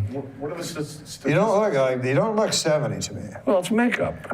No. It's the handshake. I mean, you really? Yeah, you seem like a strong. Like you work out or no? You don't. No. So this is passion that's keeping you going. I think so. That's beautiful. That's wonderful. I got to find some passion in it. Maybe I'll go to the school of hyperrealism. I think you have. I just meant overly realistic. Yeah. I didn't know there was a fucking school. You check it out. You use a computer, I bet you do. I do use it. Just type in hyperrealism and you'll see some images. But I don't want to see that. I want to see your stuff. So what? So your stuff is, what is it? Just Martin Mull, Photorealism. Martin Mull, and then just hyphen or a slash or whatever it is, art. And This is a piece of art I like that, and I didn't know what it was. God damn, I wish I knew what it was called. So do I. It was a picture of a picture. I can't explain it. Was it things? It was a guy painting. Let's say, a man, and there was the painting of the man and the painting of the man he was painting. It's so unbelievable. That is precisely a picture I am working on right now and worked on this morning. Swear, as God is my witness. Wow. And he's got a young lady sitting there admiring him. And it's called Realist Painter and Admirer. I'll probably buy that. It's about this big. That'd fit on my wall. There you go. All right, let's talk after. Pleasure to have you on the Come show, by the sir. studio. Awesome. Oh, I'd love to. That'd be awesome. What fun this is. Yeah, it's a lot of fun. Thanks so much. Okay. Bye. Oh, yeah, we should say bye. All right. Well, are you going to read one of these jokes? Why not? Well, I want to find out. Why did they give you those? No. These are just whenever we have a great comedian on. Oh. We. Not yet. Oh, of course. One of the greatest that ever walked the planet is sitting right to my immediate right. The planet. Let me see here. What about? I don't know. Here's a joke about an old guy. This is actually the premise of this is true. The world's oldest man died yesterday. Yeah. So, what do you think of this joke? Man had died. Cause of death, everybody yelled surprise. Oh, you don't read it to yourself. That's also got a Japanese ending where they yelled supplies. What does he do in the army? Supplies. He do supplies. Hey, how about this? This is a joke. Yeah. But you gotta read it out loud without reading ahead. I spent the last 2 weeks at Disneyland. It was so much fun. The next time I'm taking my wife and kids. Worst thing I've ever read. Piece of garbage. The next time, I'll take my wife and kids. It doesn't really make much that's sense. a rhythm joke. That's a young man. Yeah. I had such a good time. I got up this morning at the crack of my back, stuffed up the crack, went back to bed. Take my wife, please. That sounds like Henny Youngman, but you didn't like him. Nobody liked him. But you can do an impression. He hated me too. He hated everybody. Yeah. I remember sitting at the Friars once. I'm with him, and a lovely table of people, and he says, give up the goddamn jokes. Go back to your impressions. Do your impressions. Jeez. Don't do any jokes. Leave that for the pros. Whoa. God She damn. was so mad that I was leaving mimicry and doing. That's ridiculous. Becoming a great comedian. Not here, man. Here we want you to do the jokes. Hey, World Cup. You watch the World Cup? Oh, I'm wearing one. I'm king here. In World Cup soccer, Mexico defeated Cameroon 1-0, or as it's known in soccer, a blowout. Yeah, right? Yeah, very low-scoring games. You know? Who wrote these? The enemy? Can't find a joke we like here. Do you know who Jonah Hill is? Huh? Do you know who Jonah Hill is? Yeah, the actor, the little fat kid. Yeah. How about this for a joke? He's a friend of Tatum O'Neal. Good God, Channing. Jonah Hill says his heart is broken over the fact he was caught on camera calling a photographer a gay slur. And speaking of things that are broken, Jonah Hill's chair. A nice statement. Yeah, it's more of a comment. Yeah. A gay slur. Yeah. How do you slur a gay? Yeah, I know, right? They got enough trouble. Good God, they slur each other all the How time, about a don't gay they? goy? A gay goy. Yeah. It's like this character. He's a Holocaust denier. Queer. Not true. Yeah. Had a bar mitzvah. A query. Yeah, query. I'll ask you a query. I get it. How do you talk to a gay guy? You ask him a query. There you go. Yeah, I made up a little joke. Did you just do that?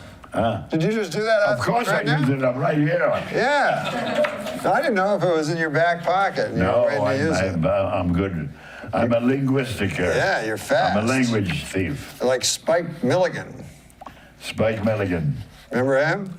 Yeah, from England, the group. Yeah. Milligan Gang. Yeah, I loved England. I loved when I was there. I loved London. You would fit in there. I did very well there. I went Yeah, to club there for 12 weeks. yeah, because they appreciate that. And they're great. They love to laugh.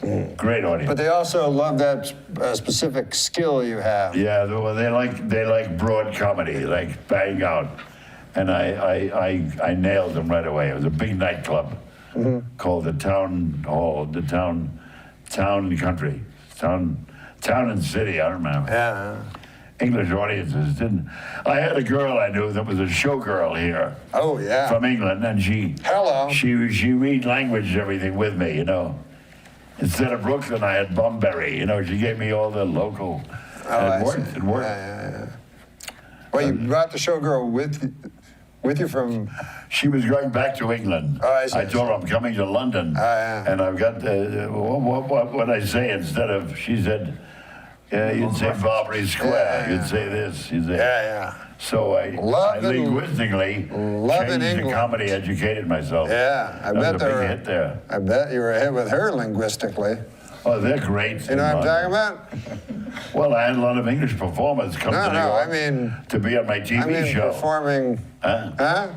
No, I meant by saying. What? I mean, here you are with a showgirl in London. Yeah. There must have been some love involved there. No, she was a showgirl in Las Vegas. Well, then. A giant. I went only with her name was Sylvia Joseph. Yeah. She was 6'4". Oh. Her breasts were 8'9". Oh. And I said, I'm going to London, and I want to anglicize my act. Yeah. So she helped me, and I never saw her again. No, you sure? No, not until I opened the club, and I was anglicized. I was also ostracized and ignorant. Oh, well. Well, what's your last question? It's too For long. Jack of a Carter. I feel like it's too long of a question. Well, you can do a short answer. Is there a comic that you were surprised by their success, or one that you felt didn't gain the success that they deserved, other than yourself? You know, at the time, those things occur to you, and now I can't think of a single name. Isn't that funny? You know, I can't think of a name because I was telling Steve O'Donnell this early. Yeah. And maybe you can think of it. But my father told me that there was a comic that was the best comic he ever saw. Yeah. And he never worked again because he supported Hitler. Supported Hitler? Yeah. Have you ever heard of this comic? Yeah. You ever heard of this story? Nazi Joe. Nazi Joe. That's the no. Supported Hitler. No, yeah, he was a comedian that was very well known. No My kidding. father said he was very funny, but then he went to Madison Square Gardens where they had a big pro-Hitler, Oh thing. my God, really? You know, I'm. You don't know that fella, huh? No, I'm glad I missed that one. Yeah, but that would hurt your career. Oh yeah, that would have been a I'm big. surprised this guy's still on the air. He's a Holocaust denier. Oh well, I'll have another one for you tonight. Soon as we leave here. Why don't you ask him one final question? Somebody's doing Why that. does Norm keep insisting Somebody's on a doing that Holocaust? joke. What? Somebody's using the word Holocaust for a joke. That's terrible. That Chelsea stupid Chelsea girl. Handler. Yeah, she's got a guy and they love Holocaust, the word. God, what is with that? With that dwarf she's got with it, a misshapen dwarf. Yeah, and he's they not love a white. Holocaust. He's not a white man either. No. And they do Holocaust humor. Yeah, and I kid you, why does she keep repeating that joke? God, even that word. Terrible thing to bring up, yeah. God Almighty. Yeah. I would agree. Otherwise, I don't like her. But she's a pretty girl. Yeah. She sure gets a lot of mileage out of the show. It's like there's already Because she been a does lot of nothing. mileage on her. She does a bad monologue. Yeah. Then sits down and does terrible interviews. And they make millions. So much. Yeah, she's pretty. Millions of dollars. And I'll she's bet that dwarf has a She's star on everywhere. the fucking Walk of Fame. He's making up T-shirts. Look at all these cards. People send you in cards just to kill you. One funny joke I'd like out of that whole stack. We'd be better off playing pinochle. So the reason did you ever have that's not funny. killer joke that if things were going wrong, you go right to that joke? That would be your signature joke. We need it now. Yeah. More than What ever. is it? Yeah, a closer. Yeah. What is that? Yeah. Do you have one? Oh, give me a minute. Sure. Two Jews got off an Arab. No, that's no good. Two guys were talking about the bar mitzvahs. One was a Chinaman. No, that's no good. Those are bad setups, you know. Yeah. A closing joke I always did was the three women. Three women. Yeah. My son, the doctor, he's the biggest surgeon in America. He's got his own hospital. He did 85 bypasses, all of the same man. He's the biggest doctor in the world. He owns his own hospital. Wow. Second woman, bullshit. My son, the lawyer, he owns a building in New Jersey, runs for 12 blocks. My lawyer, he graduated law school. He sued the law school and won back his tuition. My son is the greatest lawyer in the world, and he owns his own building. Third woman, what does your son do? She said, my son is a homosexual. Really? Where's his office? He doesn't have an office. He doesn't work. He doesn't have to. He has two wonderful friends. One is a doctor, owns his own hospital, and the other one. There you go. The great Jack Carter. Never to be forgotten. Closing joke. You'll never be forgotten. That's for certain. Thank you, sir. Thanks so much for being What? Empty? No check? Nothing? A hint? Something? Love a mug. I'll cook.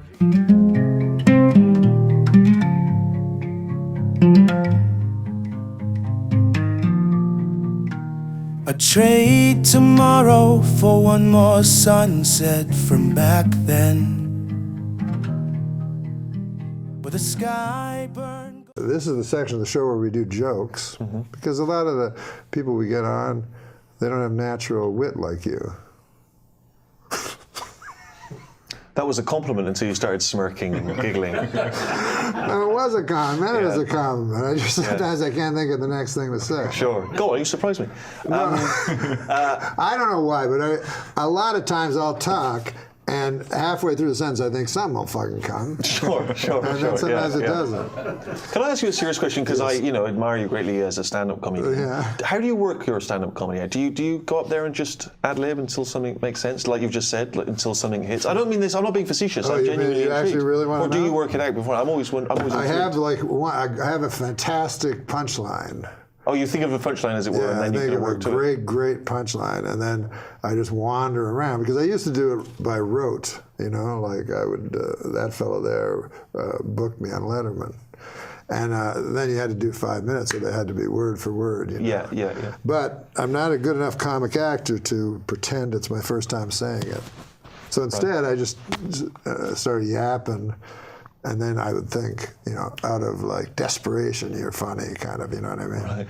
Because people are looking at you. Yeah, sure. And then you just think of little jokes, knowing the giant joke is coming. Mm-hmm. Which you've already worked out. Yeah, that's there. Okay, that's in the can. I'm just circling it like the satellite, the moon is circling this whirling cinder we call Earth. Yeah. Okay, here's a joke. Are you ready? Yeah. Okay, you can just I read it? Yeah, you can read it right into the camera. That tree right there is... I had an uncle, mean guy. He was a prize fighter. He once broke both his hands in a fight against a washer-dryer that he got on The Price is Right. What? Why The Price is Right? He was a prize fighter and he won it on The Price is Right. He won the prize. A prize fighter? Yeah, and he won the prize and then he had a fight against it, which he was washer-dryer. God damn, there's more Let me explain why that's funny. Yeah. Fucking MC Etcher, right? That? Here's one. What's that joke say? Wait, where? I like that as a put down in a club. What is he? When you come out with that, did MC Etcher come up with that? Here's the fuck is his name? It's Adam Egret. Adam Egret. It's Egret. When I was a... Don't ignore him. What happened? He's looking at you. Oh, hey, I don't know if you knew this, but when I was a child, my parents told me my uncle was sleeping with the fishes, which at the time I assumed meant he bought a waterbed. Then I found out he had been killed and his body buried at sea. God. Yeah. Oh, my God almighty. Is that in parentheses? My father, this is all about relatives. My father was recently diagnosed with shingles, which is a terrible sickness that usually only affects roofs. All right. Yeah. But I tell you what does hurt the elderly. Gypsies, black gypsies. What? Yeah, they show up, they go up on your roof, they say, we got lots of work to do on the roof. Roof's no good. Old lady says, all right, how long will it be? I don't know. They get up there and they eat their little sandwiches, the crust is cut off and it's in a triangle with a toothpick in there and yellow cellophane and red cellophane. Have you got the big punchline you're working towards, or? I think Black Gypsies was the punchline. Hotel Rwanda. You remember that? Geez, you remember that movie? Yeah. Well, there's a thing about Hotel Rwanda. I've noticed that Hotel Rwanda has a great score on Rotten Tomatoes, but their Yelp reviews are terrible.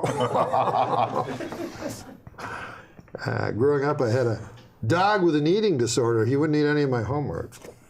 All right. I'd like to take this moment to say I endorse podiums. That's a product I can stand behind. No, but I will tell you this. I one time worked for Otis Elevator. I don't know if you know who they are. Who? Otis Elevators. They make elevators. Okay. It's a company. And they wanted me to come up with a slogan. I thought I had a great one. Otis Elevators, they never let you down. But... Wait, what's this say? I don't want to give you bad ones. Oh, this is a pretty good one. I don't know if this is a British expression or not at the end of there. You can peruse through it. Peruse means read fast. I feel like I'm going to offend someone. I don't understand this. No. Oh, you don't understand it. I don't understand the joke. It's not insulting to any minorities or anything like that. You sure? Yes, I'm absolutely certain. Who knows at this point? I don't understand why LA is struggling to provide better public transportation when my neighbor Rich offers free mustache rides every night. That's not, right? I don't understand. That's a heterosexual man. He has a mustache, Right. And he's inviting ladies To sit on his ride face. on. Okay. No, it's A why we moustache make ride? Is that what it is? Yeah. yeah, free mustache rides. Yeah. So guys will wear T-shirts. Say free mustache rides. I wonder why that bikini never made it across the pond. I wonder why that's not a thing there. It's like it got to customs and no, we're not. That's not going to work for us. God damn. You imagine how you fucking hard you could destroy with that Yeah, joke? you're right. Yeah, yeah. A young Zika mosquito. Oh God, topical. Torn from today's headlines. Went out flying for the first time in his life. When it came back, his father asked, "How was it out there? How'd you feel?" The young Zika mosquito replied, "It was great, Daddy. Everyone was clapping for me." Oh. The father replied, "No one was clapping hands for you. Why, everyone wants to kill you. The more they clapped, the more chances that you were going to die." Lesson. In life, not all the people who celebrate you are well-wishers. Oh, well, that's turned into a little philosophical lesson, didn't it? And I felt like that was an age-old mosquito parable that if someone's inserted Zika into to make it seem like this show is up to date. I agree with you. Here's an interesting one. Adam Egret, who is, by the way, I'll just remind you, he's over here. That's him. Yeah. It's a joke, an Adam Egret joke. How do you say the name? Adam Egret. Egret. Spelt differently. Like the bird. That's Egret. Do you know what Adam Egret has in common with a guitar player? Adam Egret has in common with a guitar player. No, I don't know. They both love fingering minors. Now, okay, come on now. Come on now. Come on now. Okay. Well, now, I know you're a political fellow, but you Very have much no so. dog in the hunt in this race. But you don't know, so you just know what you hear. What? Like endorsements. You'll listen to endorsements. It'll all become It's so clear. complicated, this. Hillary has the support of the Orlando terrorist Hillary has the dad. support of the Orlando terrorist dad has come out in favor of Hillary. Trump has the support of white supremacist White groups. supremacists, David Duke comes out in favor. I of can't Trump. decide who I like best until the Zika virus weighs in. What?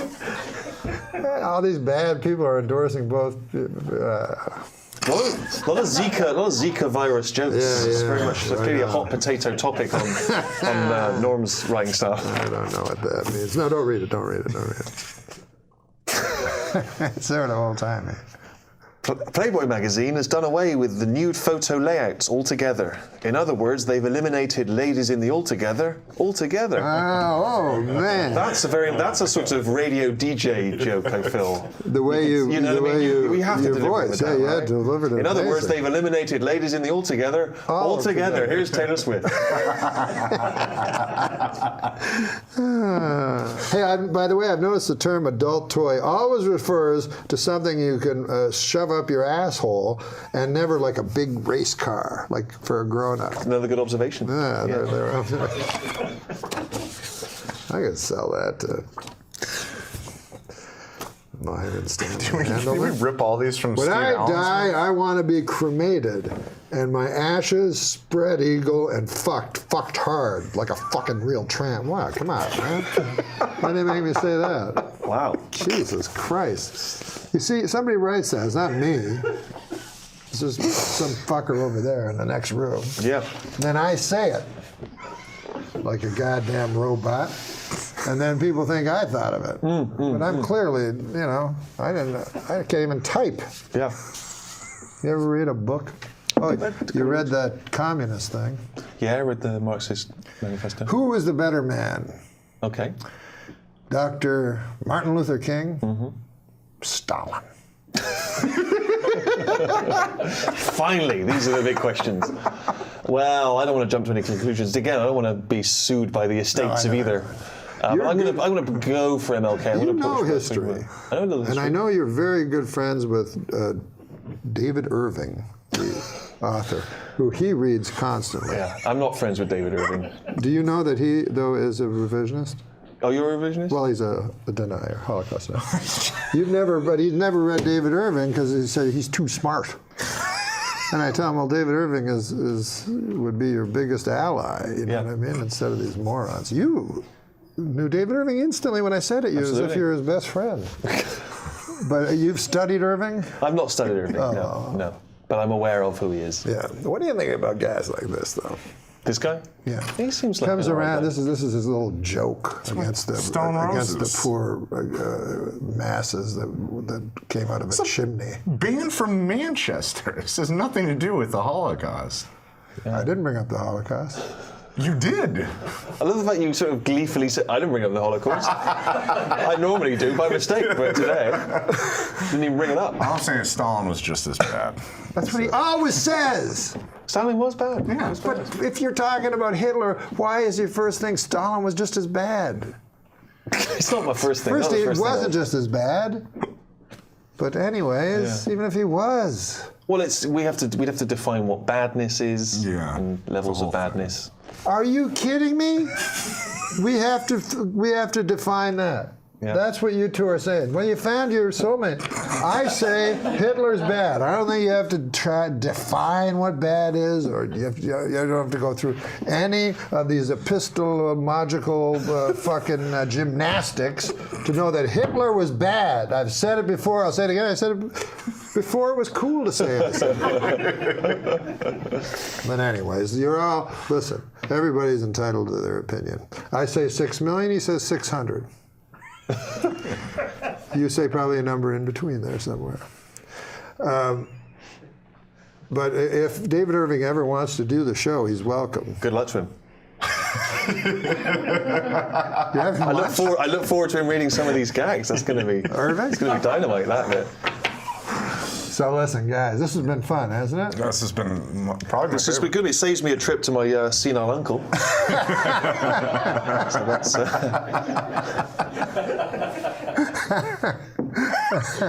I lived down the hall from a woman who had Alzheimer's, and her son just stopped visiting her, and she took the notion that I was her son. This was when I was a young man.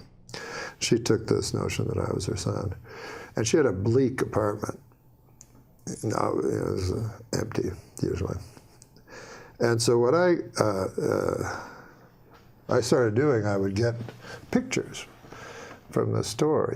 They came in the picture would come in the frame, and I would put the picture down. And then that would spark something. That woman would go, that must be my son. You see what I mean? And I would just put things all over. And I put a ring one time on her finger. Now, So was she this thought- supposed she to thought help it her, would or you were just playing with her? You were just screwing with her? Okay. Both. It was to help her and to entertain myself. And in a way, when you think about it, isn't that what we all do in life?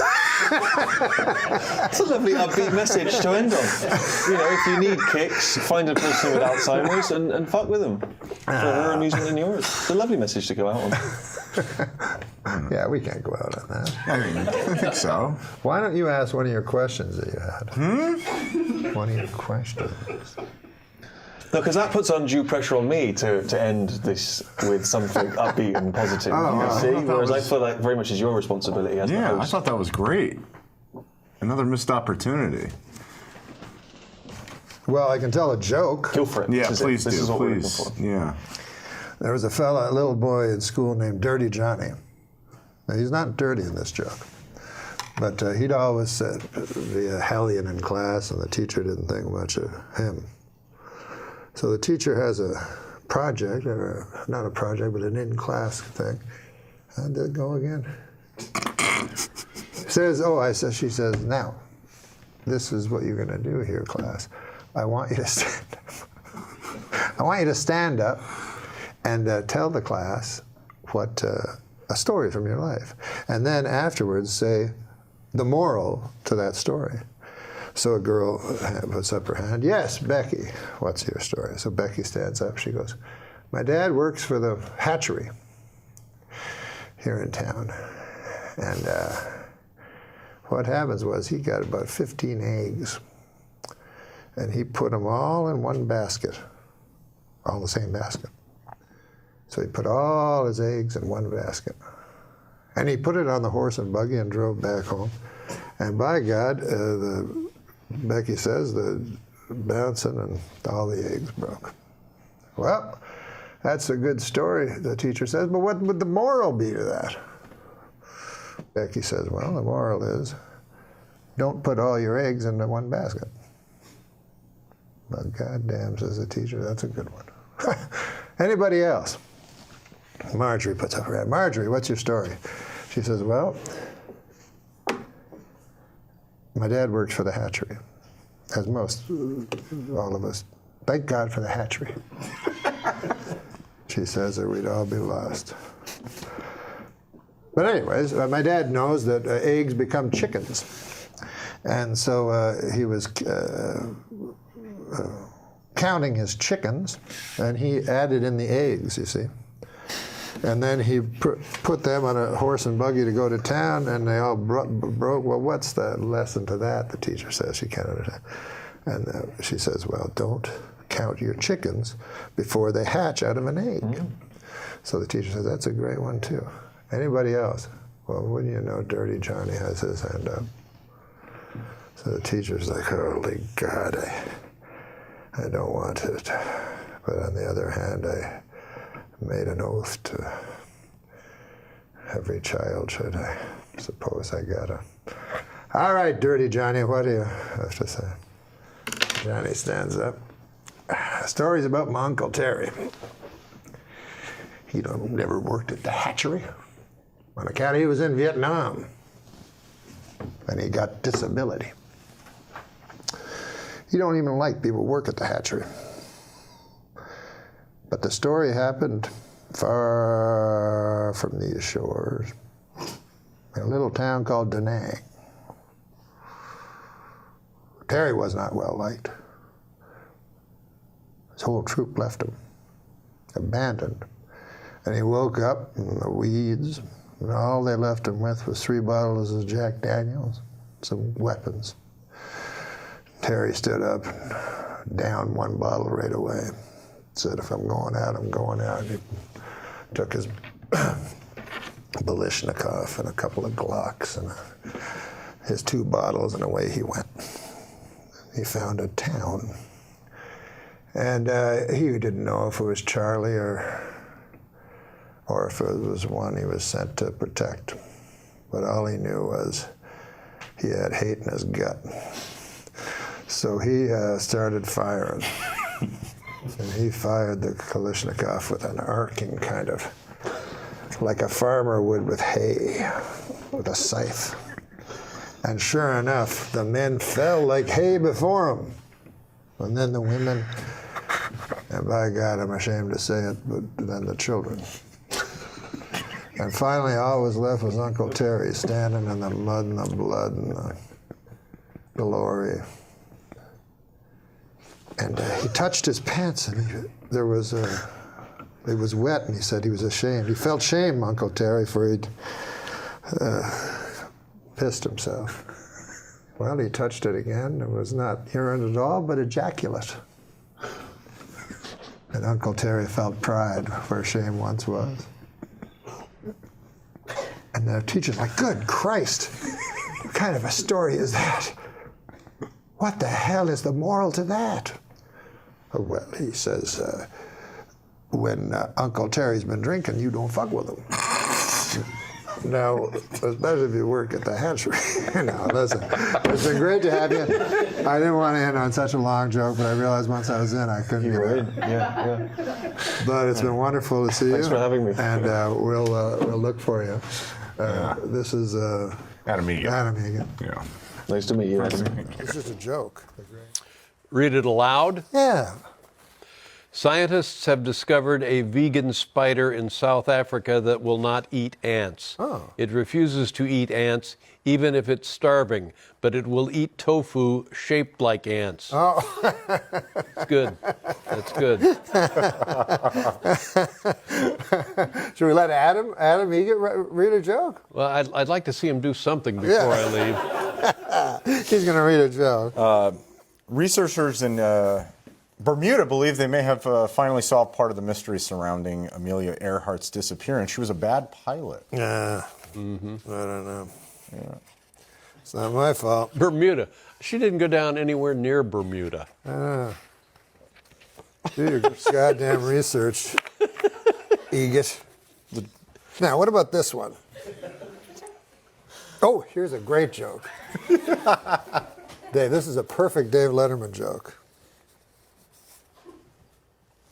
Well, you got to say it louder than that. I'm because of what just happened. I've decided to pre-read. Well, I'm a moment of silence after that joke. No, I mean, it was 150 years ago. We can look back and laugh at it now. The Deer Hunter is a terrific movie unless you shelled out $3 to see some actual deer hunting. This is reminiscent of your Weekend Update stuff. Is it? Yeah. Now, remember you had the snowstorm and you did the show without the audience? Yes. And it seemed like you really enjoyed that. Yes, it was fun. Would you ever consider doing that again? Yeah, yeah, sure. I mean, it's what we're doing here, more or less. Yeah. Now, I know you've done this show in both versions. Which do you prefer, with or without? Oh, without. Without, you like that better? Oh, yeah. Yeah. But I don't have the range of that you do. No. See, what makes it? No. There's only been two talk show hosts with this deep layer. You and Johnny Carson. No, Johnny. So you could speak to anybody. No, you can speak to anybody. No. Do you watch this show? No. But you should. No, have you seen this show? The one that we're doing. Get yourself a Charlie Rose desk. How much could they cost? And then you. Well, it all comes down to the expense of the desk. Black. But do you watch your own show? No, sir. Well, you have. I've talked to people. I've watched it, and I've talked to other people who find it compelling. You can't take your eyes off. So well, imagine if whatever you it is you're making up, whatever qualities you're fabricating here, you yourself possess them. But imagine if you were doing it. And well, imagine if you were doing it. Well, well, what's the matter? I've done it for 30 years. I don't want to do it anymore. You do it. Without an audience, though. You could do it. But you'd be a different show. I don't want to do it. You don't want to do it? No, I've done it. People always say to me, well, what do you want to do? And I said, well, I kind of did it for 30 plus years. Right. And you, we always worry a little about you because we regard you as the top of the heap, the best of the best, the funniest of the funny, the guy who has it in every fiber of his being, not conjured. It's the real thing. So you do it. I just want to write. I just want to write books. But I'd like to watch you with a big desk, and it'd be black. Hey, Dave, say what you will about Elon Musk, but with his new plan to bring people to Mars, nobody is a more creative serial killer. Hey, you know the funniest part of doing an office conga line? When you look back and realize you're doing it alone and you're not in an office, you're in a psychiatric hospital.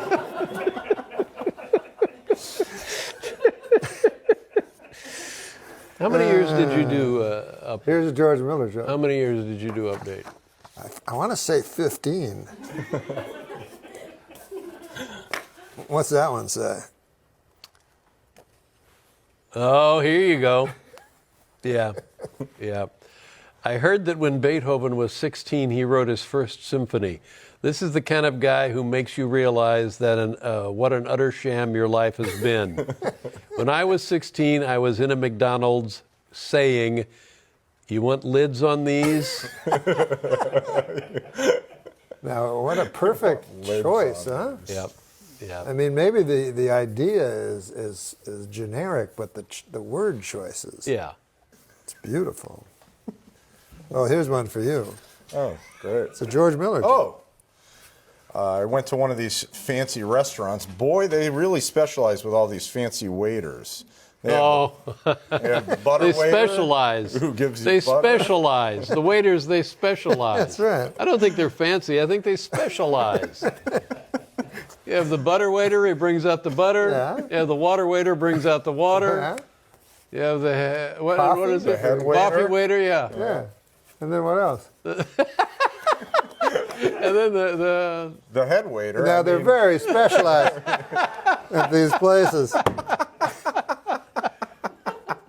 This is not a George Miller joke, but it's more of just a whimsical observation. A surname you don't hear much anymore, Flintstone. I was the George Miller joke that. I remember the first time I saw George Miller on stage, and he was talking about how he was in school. He wasn't very popular, and they would play post office. You know, the post office, and the punchline of that was, "Yeah, it didn't do much for my self-esteem. I didn't feel very popular with the girls. Do you have any idea what it feels like to be known as postage due?"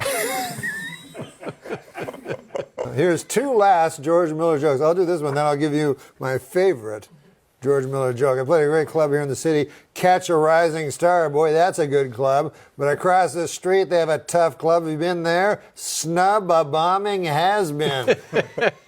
But this is my favorite one of all time. This is the favorite joke of George Miller's. His sex life. Oh, God. Here's something you should never say in bed. That ought to hold you for a while, Gertrude. All right. You want to read some jokes, Mike? We read jokes on this show off blue cards. Go for it. All right. You want me to do the first one then? Yeah. I thought I was going to be rich, Mike, but it turns out there really isn't that much of a call for radish cider. Radish cider? What's radish cider, motherfucker? That's a thing that someone made up. Now, will you read one? Okay. Researchers have discovered that the cockroaches have personalities. Not great ones, mind you. Oh, not good ones, yeah, that makes sense. How you know? Well, hey, why is taking no pleasure in things I used to enjoy a sign of depression? Maybe I'm just finally sick of crayon. Say it again? It's a long joke. Hey, why did Mike Tyson, this is a joke about you. Why did Mike Tyson break up with his girlfriend? Which one? At first, he thought she was irresistible. But then they started having irreconcilable differences. That's just whack. It's about your ear, man. What do you call a gay boxer? It's about somebody else's ear. What do you call a gay boxer? Huh? What do you call a gay boxer? NORM MACDONALD. No.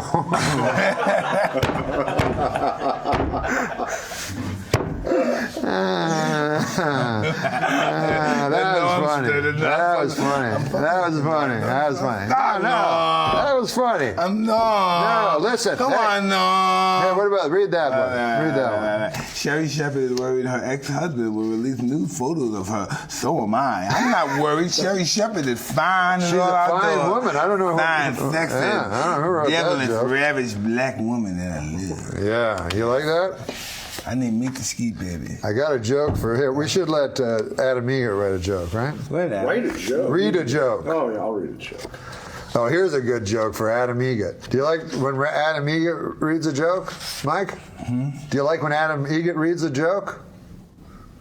Are you capable of reading that? I mean, we'll see. We're all going to find out together, right? Absolutely. Well, apparently the Samsung Galaxy Note 7 phones are spontaneously catching on fire when you run screaming. They also hit you with roaming charges.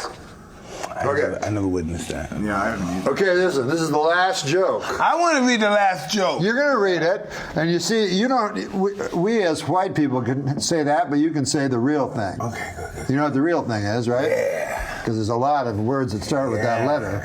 But you know what I'm talking about. Yeah. Okay, let's hear this joke. Researchers in Russia say that the dolphins have a distant spoken language of their own. You're saying that dolphins have a distinct language all their own? Yes. Huh. What's the solution? What's the solution that they use the N-word? Ooh, that they use the N-word constantly. No, what word do they use? Nigger word, N-word. Oh, yeah. What'd you call it? Dolphin. The what word? Nigger. Nigger, ninja. Word, yeah. Say it. I want to hear you say that word. I don't want to say it because then it'll be on tape forever. I say it in my private life many times. Say it, hunky. Say it, hunky. Say nigger, hunky. Fucking say it, hunky. Listen, am I wrong or am I imagining that? No, say nigger, hunky. Say it, hunky. Come on, cracker. Mike, I have to ask you a question. Say it. I can't say it. Let him make him say it. Mike, make Adam Egan say it, Mike. God damn. These crazy fists are like inches from my face. I'm sorry. It's Mike I'm just Tyson. playing, guys. I'm just playing. I know, but you're This is playing Hollywood with shit. This you're Hollywood. playing with your registered weapons of your It's fists. Hollywood. It's Hollywood. I'm playing. Tell him I'm playing, man. He's playing. This is what I think I saw on Arsenio. You tell me if I'm wrong. What? It was you.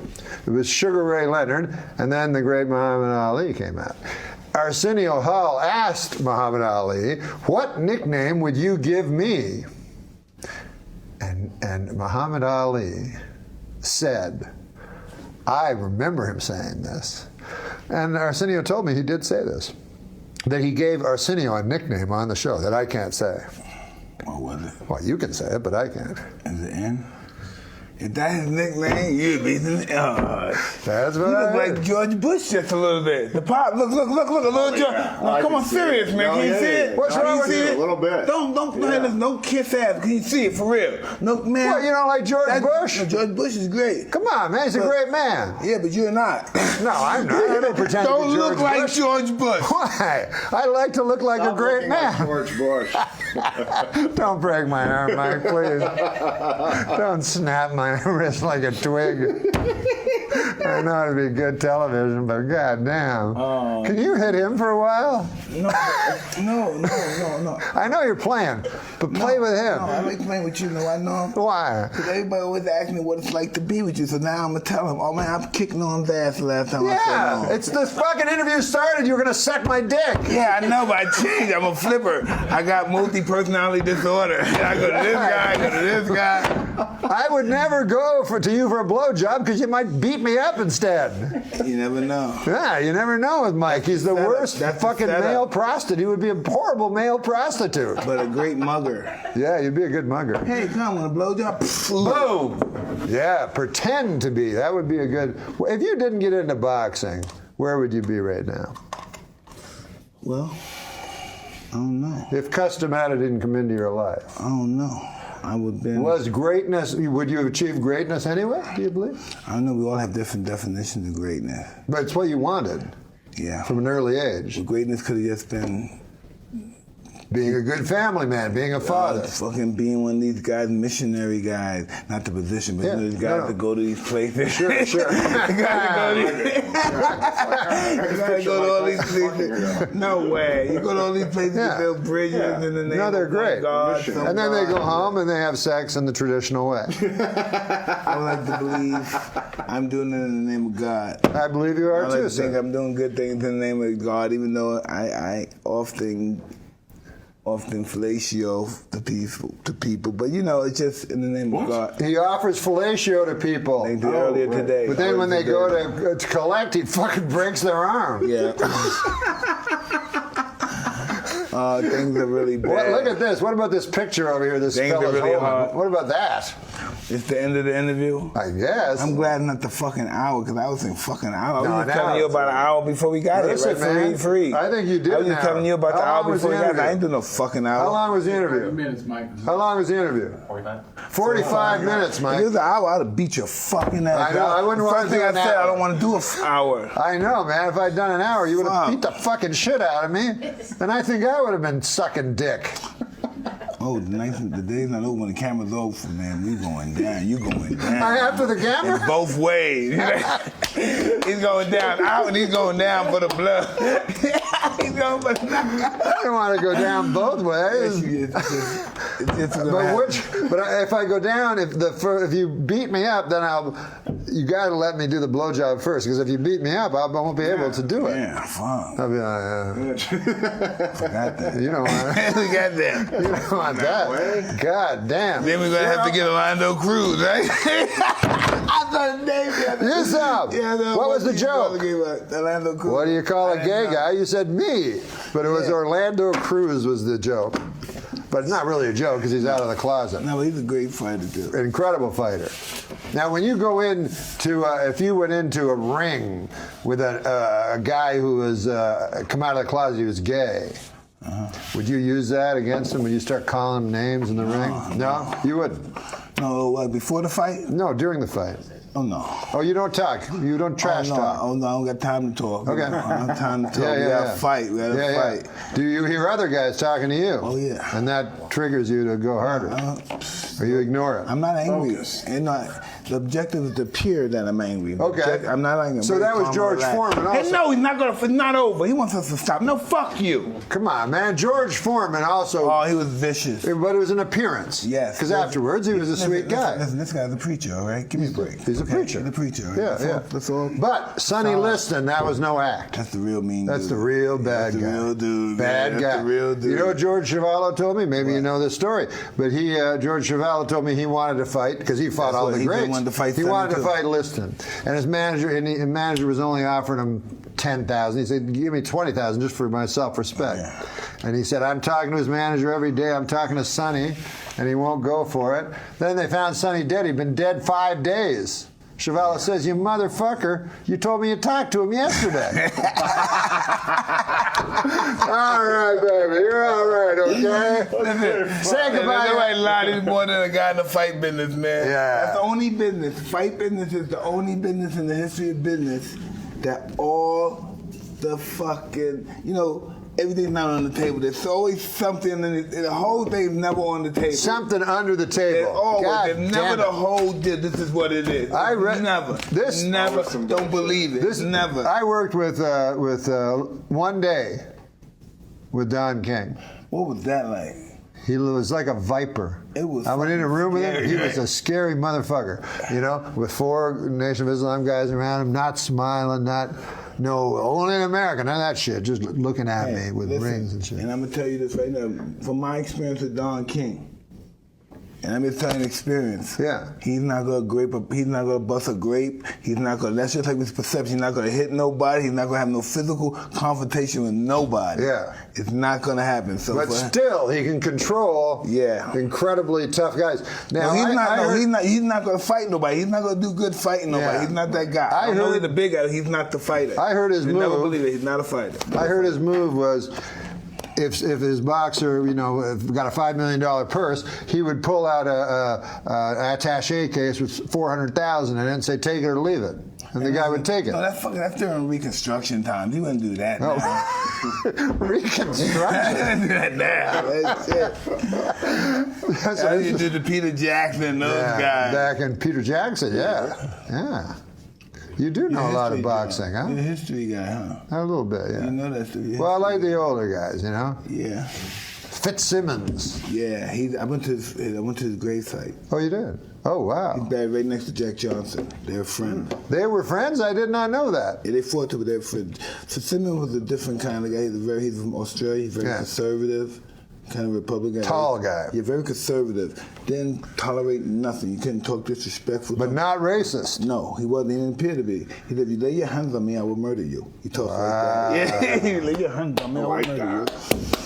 And who did they bring back? James Jeffries. That was Jeffries was he was a great fighter. Yeah, Jeffries was one of those guys that talk about the scary, it's the mean. Yeah, he was one of them mean fucking guys. Really tough. Yeah. But they brought him back to fight Johnson. He was an old man. He was old, washed up. But no, listen, he was remarkable to get into shape that quick. Right, yeah. Handball and boxing. Well, how old? He must have been 40 or no, he was 38, 39, something like that. But he got in shape. Well, 40 is pretty close. He got in shape, man. Yeah. Imagine that. Coming out of retirement to fight Jack Johnson? 5 years. Jesus Christ. 5 years of retirement, doing nothing. He got fat, gained 300 pounds. And what about Jack Johnson? That guy was a big motherfucker, right? He wasn't that big for the time he was only 6'1.5" and 198 pounds. But for the time, that wasn't big. So when he lost to Jeff Willer was 6'6", 245. That was a giant of a man. Wow. That was a giant. They used to have those big freaks like Carnera, where they'd just find a big, tall guy and figure he could box. Well, that's the Goliath symptom. You think the biggest guy is the best guy. Yeah. They're not the best guys, but if they hit you, they can hurt you. They can, but you get inside. You just get inside them and take them apart. You got to get in there first. Right. Yeah. Get in there. Who was your toughest fight ever? Everybody. Everybody was tough. Not everybody. In 8 seconds? If you knock a guy out in 8 seconds, that's not. Cuz told me if that guy was relaxed enough, he would have got me. I don't know why. 8 seconds. Cuz said you had your hands down. That guy was relaxed. You do that a lot. I heard you told you were going to lose lose the Golden Glove? No, he wouldn't say that. No. But he would just say. He always talks you down, this fucker. Adam Egan. He has never let me think that he talks you down all the fucking time. That's okay. I'm gonna be honest with you. Is that all right with you? He was always my favorite. You can forgive him? Yeah, come on. You can forgive him? Okay, listen. Y'all ready to take a picture? Picture, yeah, baby. I forget people that talk me down. Yeah. I love the fact that they talk about me good or bad, you know. Oh, that's great. Talk about me. Because the equilibrium in the universe. He talks you down, I talk you up. So I got a balance between. Yeah, baby. Okay. Yeah, you got love. Everybody. You got love for me and disdain from him, but you still shake his hand, man. Yeah, because you know forgiveness. Let's take a picture, baby. I got love for the universe. Mike Tyson. There's love for the universe, people. With your camera, I say love for the universe. We're gonna take a picture live on TV. Love for the universe. The universe of people. That's beautiful. You should be a preacher, I tell you that, man. No, it's in the blood. It's in the blood. We're taking a picture, I'm the Muslim one. I'm the Muslim preacher. The Muslim preacher. Muslim preacher. You go all over the world. And preach the Islamic gospel. That's right, baby. Ready, Mike? The great Mike Tyson. Thank you for being here, sir. I pleasure. appreciate it. Very, very nice to be here. An honor to meet you. Thank you. Yeah. Hey, we got some jokes. All right, but that's all right. But you know, are these street jokes? No. So you wrote them? They're not. Someone wrote them. Some of them wrote that you know. Yeah, some people in this room. Okay, cool. Some people in this Thank room. you. I don't want to say who because in case the joke doesn't work. Okay, all right. So that's a strong joke. You can just read it. You don't have to read ahead if you don't want. There's nothing. No, I'll just read it then. Yeah. When you're single trying to attract a partner, it's important to project the qualities you desire, which I understand, but boy, oh boy, have I had to suck a lot of dick lately. That's sort of like a Bobby Lee joke. It is a lot like a Bobby Lee. All right. What about this one? This is for you. Yesterday I had a picture framed. Now it's doing time upstate for armed robbery.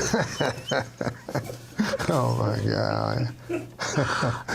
Like that one. That was a good one. Here's one for Bobby Lee. I don't want to know no more dick sucker. No, sir.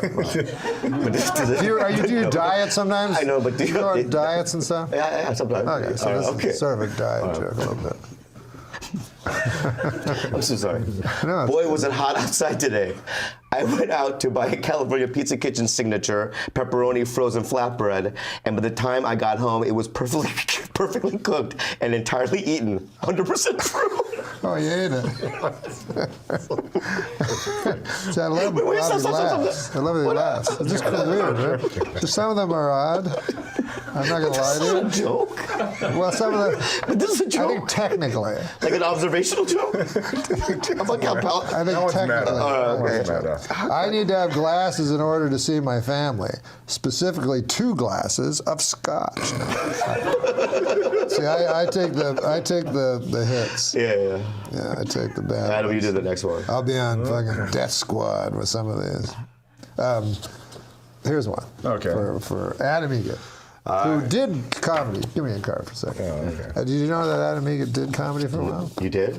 Very briefly. But you performed? Very Open briefly. mics? In LA or in Phoenix? Arizona. In Arizona, yeah. he was famous for thrusting out his cock. Like he'd stand at the mic and he'd push forward so his...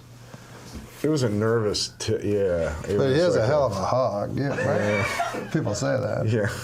You have a big dick? No, people said you have a big dick? Yeah, I guess. That's, would you say no next time? No. Read that. All right. I saw my little nephew recently, and he was bothering me with a lot of questions. One he says to me is, where do you think would be the worst place to get a bug bite? So I thought about it. I answered, maybe the eye. What's your answer? And he said, Brazil. Ah. Oh, Zika. Zika. Torn from today's headline. What about this one? This is a short one, fast one. Okay. I signed up for my company's 401k. 401k? Sorry. Yeah, no. I fucked it up. No. Well, don't give me a line reading. I give me a line reading. I didn't know what 401k was, so I thought. I mean, you give me a line reading, then you touch me. That's you're very soft. I know. People say that? Do your lovers tell you I'm fucking that? soft as fuck. How soft you are? Can you caress? Oh my God. Yeah. Is that moisturized? No, it's natural. Just natural. Yeah. He's soft. I'll read it again? Sure. I signed up for my company's 401k, but I don't think I can run that far. It is a long way.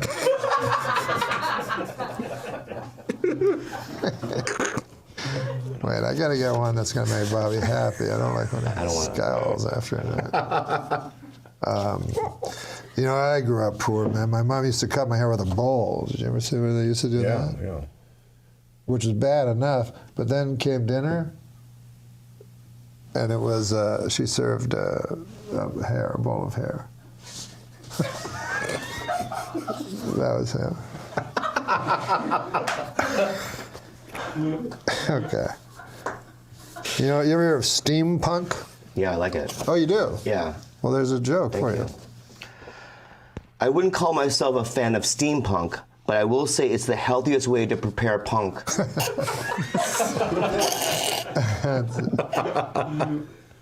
I'd like to take a moment to address all the men listening. No, oh man, I should do this in the camera. No means no. And bacalawa means cod. What? I guess it's a type of fish or something. Oh. I don't know. Oh, bacalawa. If I was grading constellations, well, will you laugh if he does one? Okay. I'm going to give you a good one. Okay. If I were grading constellations, my review and description for Orion's belt would be just 3 stars. This is a thing we get once in a while. We ask for letters from people that have problems, and it's actually called Dear Bobby. So this one says, Dear Bobby, I am in love with 2 boys and don't know which one to marry. First, there's Andy. Are you thinking about this? Yeah, that's when you say, I'm listening. I'm in love with 2 boys and don't know which one to marry. One is Andy. First, there's Andy. He's sort of blonde and sells insurance. Mama likes him, which helps a lot. He's very reliable and seems anxious to get married. Then there's Tony. He's dark and sort of gives me the creeps, but they're awfully nice creeps.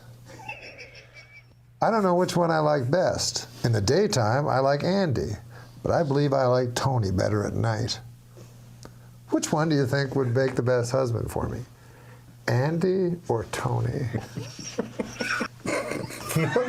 Okay, so we're just gonna have a time. Everything was going well until these jokes showed up. You know? Oh my God. How long is this? This show? Yeah. So how long I have all day. I have all day. So far? But I just kind of want to know how long it is. It's over. Yeah, we were just discussing what is it? You just said we just have these jokes, and then I try to give you the best ones. So. Oh, like we're gonna read all jokes. Of us. Yeah. We'll show you how to do Are it. they old-timey jokes? Are they classics? No, they're all written by guys in this room. But don't let that. Okay, go ahead. Where's my tree? This actually happened. Oh, do you know I asked Chris Elliott about the tree thing? Oh, yeah, what happened? He made it up. No. You know, what? Chris Elliott would go, which tree is mine? So we said something else because I thought it was an all-time. It must be like a showbiz That's so term. great. Made it up. Okay, go ahead.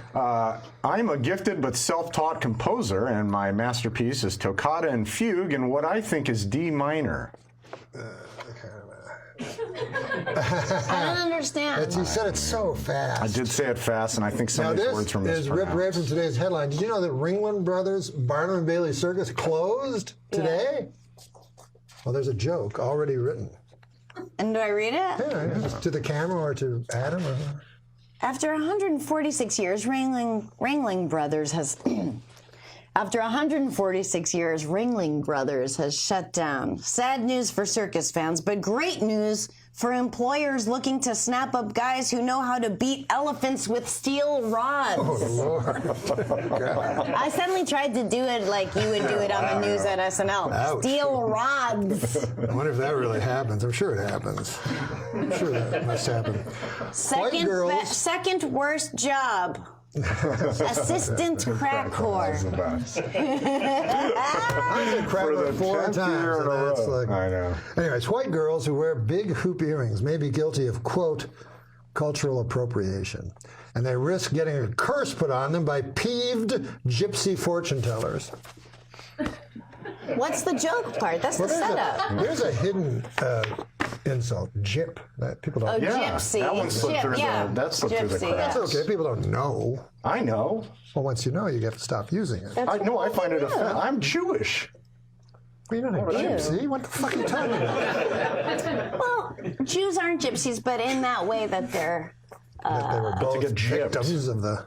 To get gypped? Yeah. Gypped, get Jewed down, get gypped. But Jude, you know. Yeah. Gyp, you But just learned. Jews are nomads or whatever, like gypsies. Right. Not by choice. Oh, a woman from Denmark I met at a party was telling me how awful she thinks Trump is. So I shot back, yeah, well, you guys have that asshole Hans Christian Andersen. That's funny. It's just my patriotism. She wanted old-timey. You can read the old-timey one. A tip for anyone about to travel on a steam locomotive, don't get on old 97. I just have a bad feeling about it. Oh, jeez. Oh, here's a funny joke. I think this is pretty funny. This is fucking. I mean, wouldn't it be fun if we just sat around like we've been doing? Or what is this? Is just a part of your show that you're like, this show needs structure. This is the segment this will be. I think a good job title for Jesus Christ would be Visiting Lecturer. I like that. That's brilliant. Very good. Very good. Whoever wrote that. Brilliant. Do you have some favorite? Do you watch a lot of stand-up still, or do you have some favorite comics? I try to. If I'm going to enjoy myself at home, I don't watch comedy because it's stressful. I love murder. I love whodunits. I like thrillers. I love that shit. Me too.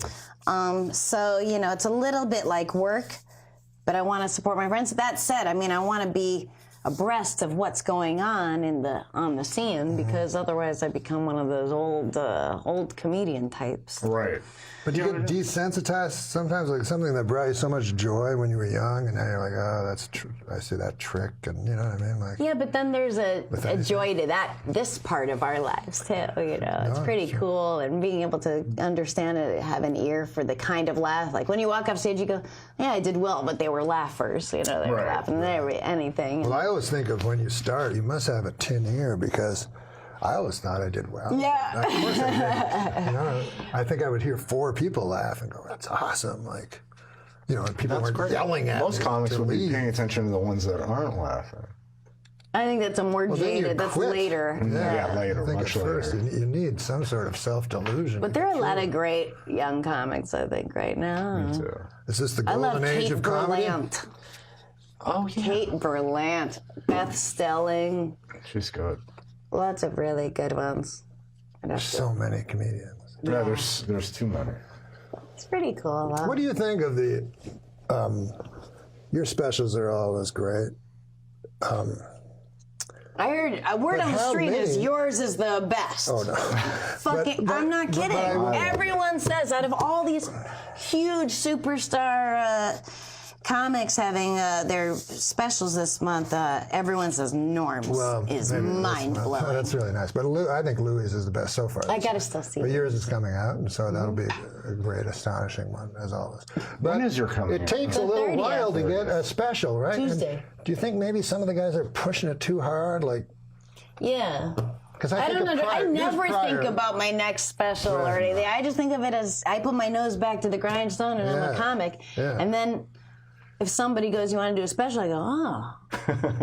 And then I go, oh, yeah, maybe I do. I mean, it's 10 years between my first 2 specials just because it didn't occur to me. Right. Well, you're doing other shows. Well, look at Pryor. He only did 3, and his 3rd one wasn't even that good, and he's the best ever. So if he doesn't have that much to say, you know what I mean? Then what do we have to say? Do you really have 25 hours of stuff? I don't have an answer for that. Remember when HBO was around, you couldn't get a special because they had deals with guys. Dennis Miller, 1 a year. Rich We had the Jane, Young 1 a Comedian year. special. Were you on a Young Comedian special? No, Really? I really wish I was. Were you on one? Mm-mm. You just missed it, I think. It was before me. Fred, they should do that again. You started so young. Daniel was just saying that. Fred Stoller he's doing a documentary on the guys that were with him on his Young Comedian special. Who was that this? Drake Sager, Yes. David Spade, Rob Schneider, Judd Apatow? Not Judd Apatow, no. Oh. 2 other. What's her name? Jan Karam? Oh, Jan Karam. Yeah. Oh, I remember watching that. She was fantastic. How do you do this? That was the funniest shit. Exercises. And then fucking Carson's getting all horny at the desk. He's great. How does she not destroy?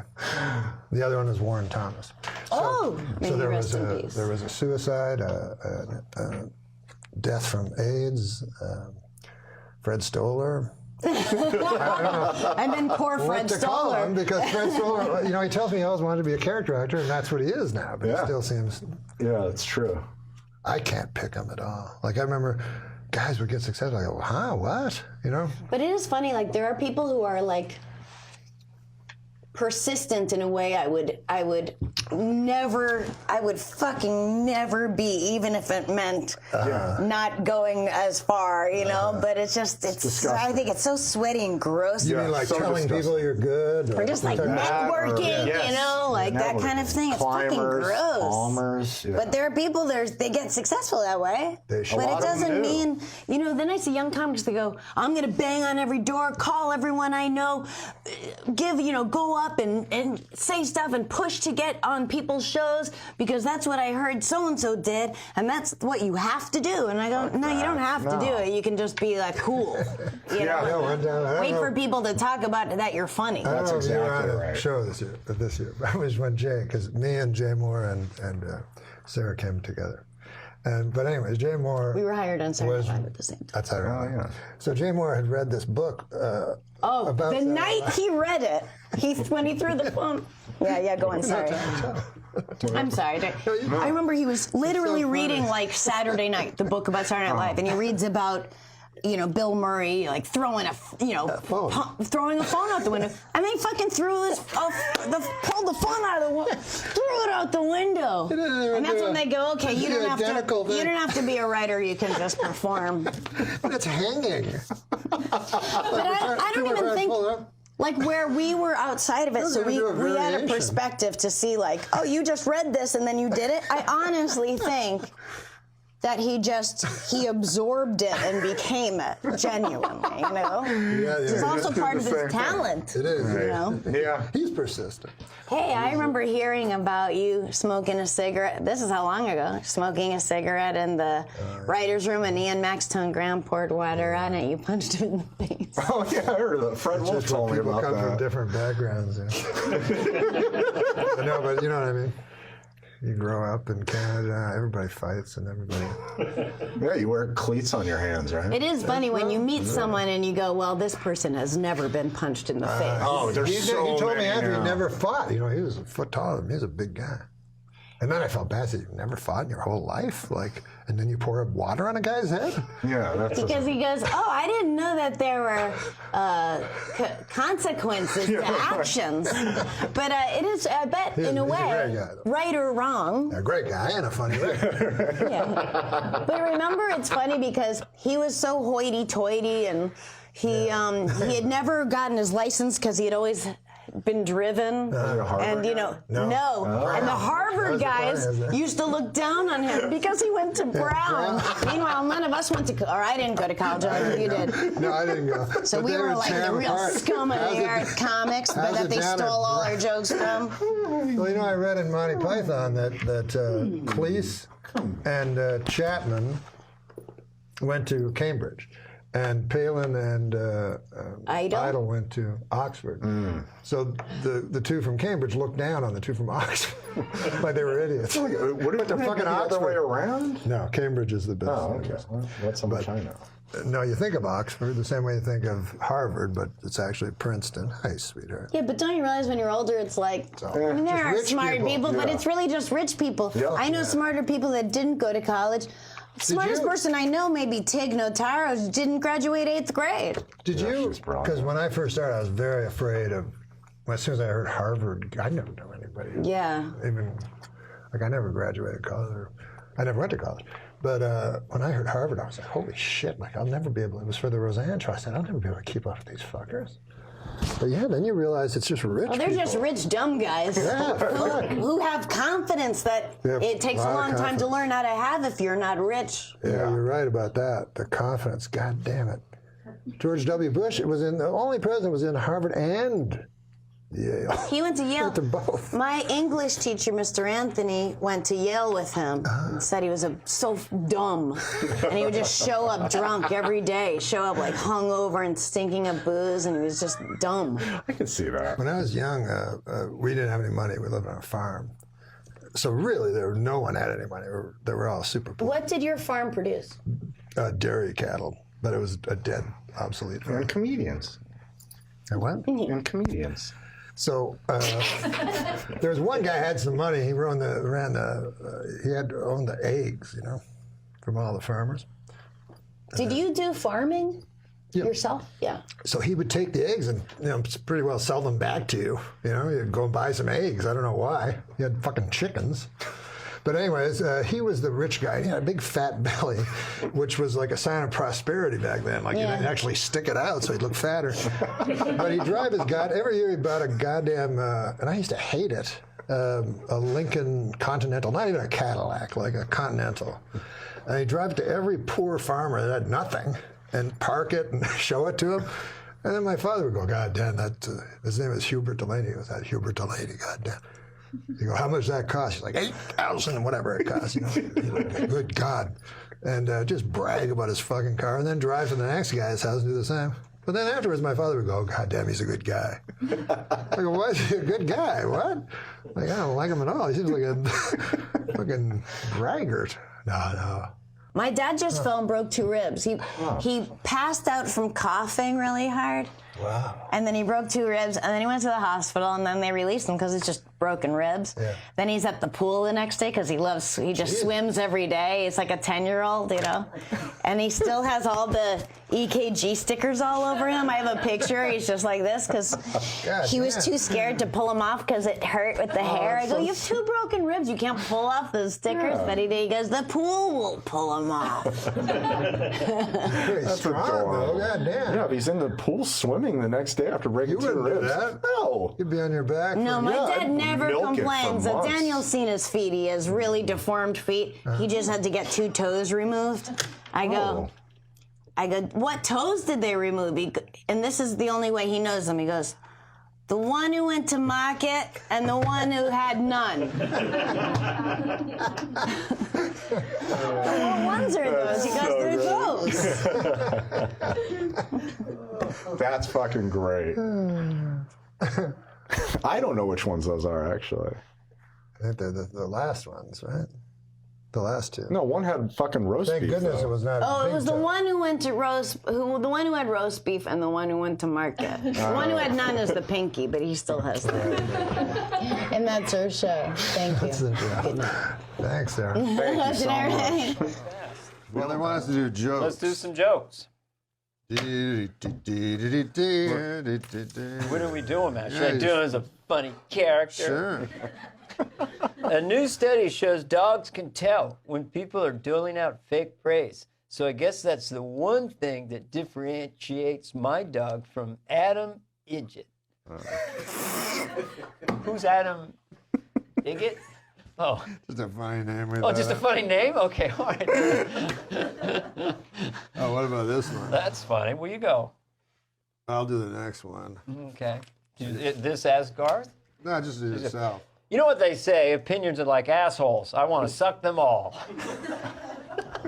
Oh, he just. You want to suck assholes? He just edited it. See, that's the writer in you. No, listen, my girlfriend's mad at me right now. Last night when we were having sex, I yelled the name of her ex-boyfriend. Nice fella. Oh, I love that. Nice fella. I always like that old joke of like, yeah, he's a little vain. When he has an orgasm, he yells out his own name. Oh, that's right. I always like that one. Or I don't fold. Yeah, the woman says, yeah, I want 10 inches. I don't fold it in half for anybody. I think First Lady what's her name? Who? I think the First Lady, Melania. Was that her name? Melania Trump. Oh, I think the First Lady, Melania Trump, puts up with a lot from her husband. But he's able to get away with it because he's president and he's rich and he has a huge cock. Come on, let's do it, baby. Let's do it, okay? You never get erection, Mr. Donald Trumpy person. Every time you try to have sex, You never have erection, Mr. Donald President. Person. Why do you say person twice? Why do you say person twice? Because that's what I call you, Mr. Donald President. Person. Come on, baby. Come on. No, Mr. Donald President. Person.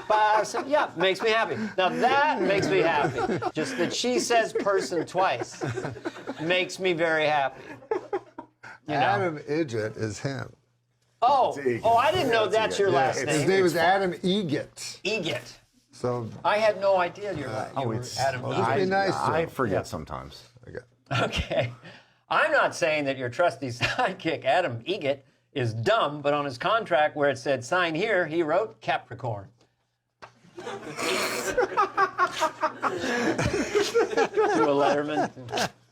That's so dumb. Good heavens. Oh, dear. Oh, one story dear. from the book of Hadith reports how the Prophet Muhammad joked with a boy called Abu Umayyah, who was playing with a small sparrow. One day, the Prophet saw the child looking sad, so asked, "Why do I see Abu Umayyah looking sad?" One of the villagers told him, "The Nugar sparrow, which he used to play with, has died." Whereupon the Prophet began to gently joke with the child to bring him out of his melancholy, saying, "Oh, Abu Umayyah, what happened to the Nugahayar?" Note, in Arabic, this is a play on words because of the rhyme between the boy's name, Abu Umayyah, and that of the bird, Nugahayar, being the diminutive of Nugar. That's not what I was wish it was expecting. keep going on. Yeah. This is it? No, that's your joke. Oh, my God. You want me to read this whole thing? All right. I will. Jesus. Okay. Okay. A man boarded an airplane and took his seat. As he settled in, he glanced up and saw the most beautiful woman boarding the plane. He soon realized she was heading straight toward his seat. As fate would have it, she took the seat right beside his. Eager to strike up a conversation, he blurted out, "Business trip or pleasure?" She turned and smiled and said, "Business. I'm going to the annual Nymphomaniacs of America convention in Boston." He swallowed hard. Here was the most gorgeous woman he had ever seen sitting next to him, and she was going to a meeting of nymphomaniacs. Struggling to maintain his composure, he calmly asked, "What's your business at this convention?" Lecture. I use the information that I've learned from my personal experiences to debunk some of the popular myths about sexuality. Really, he said, and what kind of myths are there? Well, one popular myth is that African-American men are the most well-endowed of all men. I've heard that. When in fact, it is the Native American Indian who is most likely to possess that trait. Another popular myth is that Frenchmen are the best lovers when actually it is men of Jewish descent who are the best. I have also discovered that the lover with the absolutely the best stamina is the Southern redneck. Suddenly the woman became a little uncomfortable and blushed. "I'm sorry," she said. "I shouldn't really be discussing all this with you. I don't even know your name." "Tonto," the man said. "Tonto Goldstein, but my friends called me Bubba." Whoa! David Therapy, everybody. Ladies and gentlemen, I'll clap for myself. Not even different in Well, I America. can't say my friend's name, but he said his biggest fear is that ISIS or some terrorist group like that would get a hold of a dirty bomb and explode it over a major city within the United States and kill tens of millions of people. Because then the blowback against innocent Muslims would be absolutely terrible. Yeah, that's right. That's true. All right, let's do some jokes. That went well, Josh. Now, this is a great joke. This is, I think, just a classic joke. This may have been written by, who's this new boy that I've taken quite an unhealthy interest with? Black. Huh? Scott Black. Scott Black. Black. Anyways, I really like this Black. See what you think of this joke. If you could just speak this joke out loud into that camera. Okay. You don't have to read ahead, or you can if you like. I'm taking a fascinating class. Try to, use your comic timing and delivery. Okay. I'm taking a fascinating class all about the Hollywood freeway. Oh. It's called 101 101. 101, 101. 101, 101. Good joke. That's good. That's pretty good, right? That's good. That's pretty good. Here's what Mrs. Donald J. Trump, fresh from a plagiarism scandal, is facing a different kind of heat. A racy photo spread from 95 has emerged with photos of Melania Trump lying nude in a bed as another naked model embraces her from behind, just below her breasts, which are fully exposed. Another photo shows the other naked model in sheer stockings, a low-cut bustier, and high heels, raising a whip as if preparing to spank Melania, who pretends to recoil. Geez, who does Melania think she is, Mamie Eisenhower?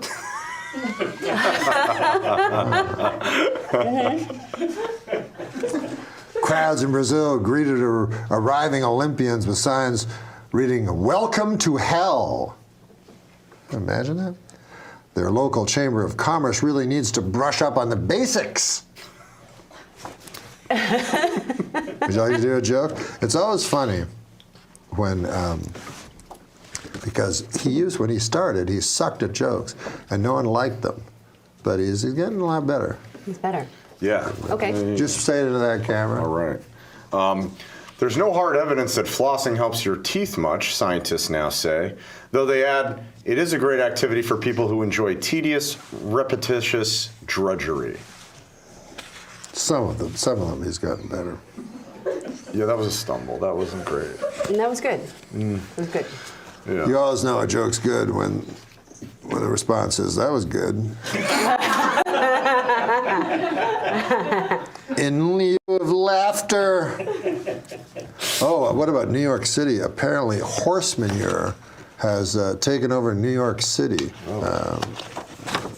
How about that? Oh. Isn't that terrible? Yeah. Anyways, there's a joke for the great Margaret Cho. The heat wave striking New York City this week has led to piles of horse manure to spontaneously combust. So for the first time in history, you can explain why New York City smells like a flaming pile of horse shit. Oh, jeez.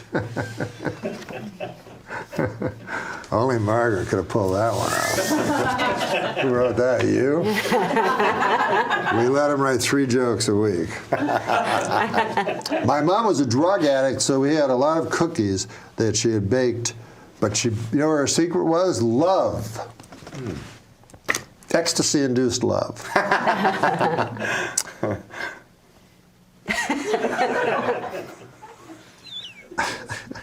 Now, you should read ahead on this one. But I think this would be a good joke for you. TBS. Well, you're not reading ahead. Oh. TBS is developing a Notorious B.I.G. inspired comedy series, which I guess explains their new slogan, TBS fucking dog shit. I don't know. Sometimes you don't want to say that because then TBS will phone you and say, we're interested in what's that, you know.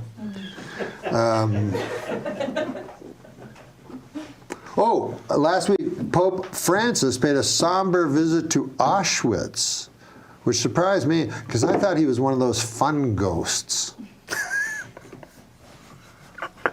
Is he dead? I don't know. In my time, they died. They didn't retire. You know what I mean? Go back to their first love. Jesus. August 4th is the birthday of the great poet Percy Shelley. You like Shelley? I do. Yeah. Jazz great Louis Armstrong. Who doesn't like Louis Armstrong? Huh? Well, not you, but it's not personal. It's the entire. No. And the day in 1882 that Lizzie Borden grabbed the axe and did her best Paul Bunyan impression, cleaving her father and stepmother's heads like hot grapefruits, because their skulls were split with such precision. It is believed her parents were asleep and therefore didn't suffer. So they say.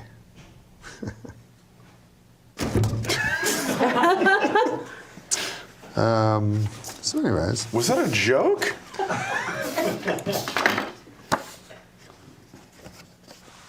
Hey, what about this? This is an actual joke. Okay. Technically be proven to be a joke.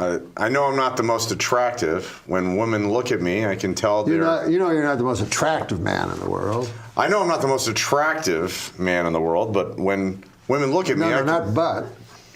As evidence. Oh, right. This is to support it. Yeah, this... I know I'm not the most attractive I know I'm not the most attractive man in the world. As a matter of fact... When women look at me, I can tell they're overdressing me with their eyes. That's very good. Good one. That's good. I don't like doing homeless guy jokes. Okay. Fuck those. You know what I mean? They really need to be made fun of, you know.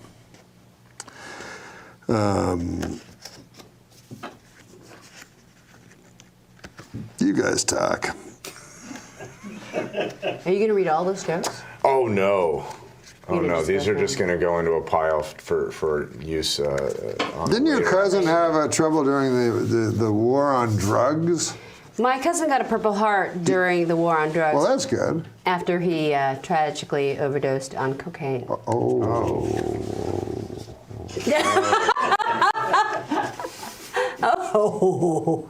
Well, I had a wild night last night, boy. I was in an orgy. It was me, my iPad, my laptop, and TV while my phone watched. It's more of a comment, really. Yeah, that's more commentary. Comment. You know, I was raised Catholic, and when people find out, they always assume there was some creepy priest involved, you know. But they never suspect the deacon.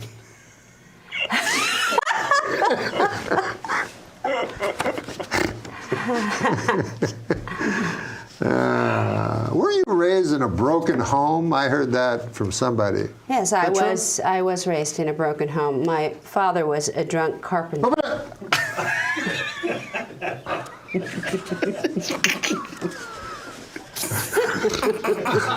That's why we get into the business, right? Jokes.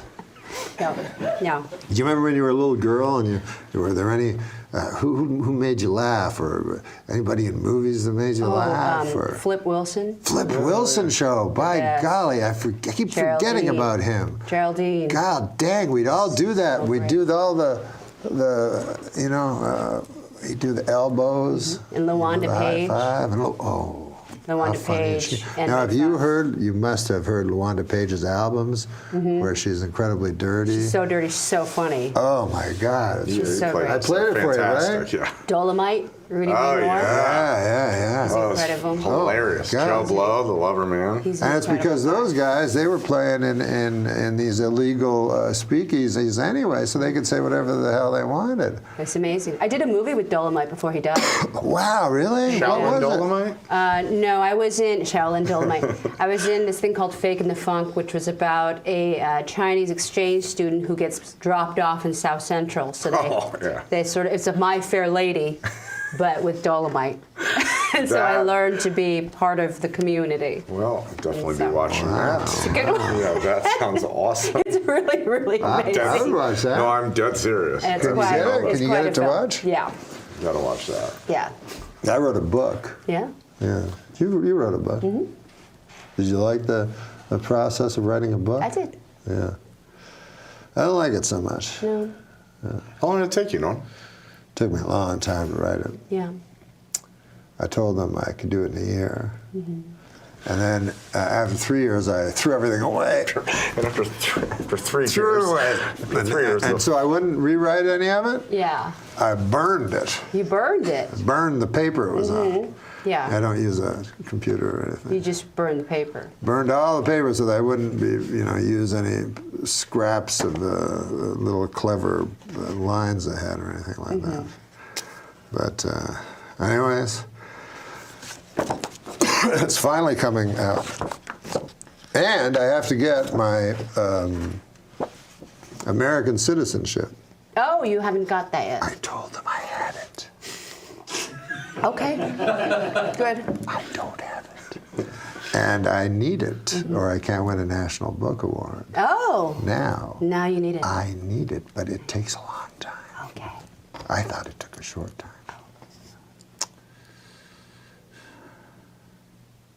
I've never been on top of trends, I guess. You know, when everybody was burning CDs, I was still burning books.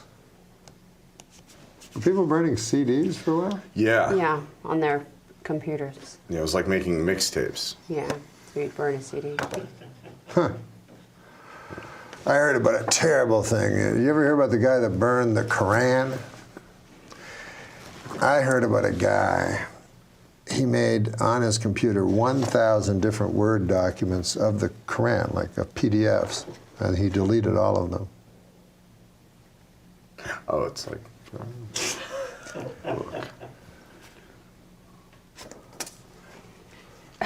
Anyways, we better take a break, but you were telling me before the show a story about a sad pizza that you knew, that you were friends with a sad pizza. How did you know that pizza was so sad? I mean, have you heard of the sad pizza? No. It cuts itself. Oh. Oh. That is sad. Thank you for making us laugh for so long. Jesus Christ! I'm trying to. This is just going south. God damn. Feather number 2. Well, this is a Tim Allen question from Steve O'Donnell. How much can you tell us about Toy Story 4 due out in another year or so? Please tell me that Buzz Lightyear finally gets to fuck Jessie the cowgirl. Let me put that in a way that Disney would understand. Technically not a question, more of a demand. Well, if you understand Buzz, I have no genitalia. If you've seen the picture, he's smooth in that area. Like G.I. Joe. Yes, very much like G.I. Joe. And if I was like my buddy Hanks, he just says anything. I'm not allowed, nor do I really know much. It's Jesse's story. I know that much about it. That's all I got. Wait, Hanks can say anything. Hanks will just, they don't touch him because he's really, he landed a plane on the Hudson for the love of God. And then a week later, he's looking for stuff in Paris. I mean, this guy does into everything. Are you saying Buzz Lightyear is going through a transition? Might be a female. Ah, interesting. Could be Buzzer Lightyear. No, he's not a transition. Oh, okay. Kids are not getting it. Why do we got to go there now? Right away. Now you have all the jokes. This is where we do the jokes. Got it. This is a joke section where you just have to read a joke off a blue card. You don't have to think of a joke. Good. Like those other shows. I'm not Jay. No, it's automatic. So what joke would you like? Tim to do? This one seems like it might cover it. Some of the I subject see. matter, they're like the little people. Yes, I got you. I got you. All right. Blue Man Group. It's a long-running off-Broadway show in New York. Men dressed in blue. If you haven't seen it, very annoying. They beat on drums forever. The Blue Man Group has been forced by the federal government to hire an orange man and a purple woman. Oh my God! Dear. Purple woman. Sign of the times. Orange. Huh? Orange man and a purple woman. How about this? A new Orange report, man and a purple a woman. new report from the CDC states that only 1/3 of Americans use condoms, while 2/3 of Americans are still pretty cool. Get out! Why do you get a good one? That was good. What? Whose joke was I just? What, was that a Steal good one? somebody's joke. He says that's a good one. You can tell.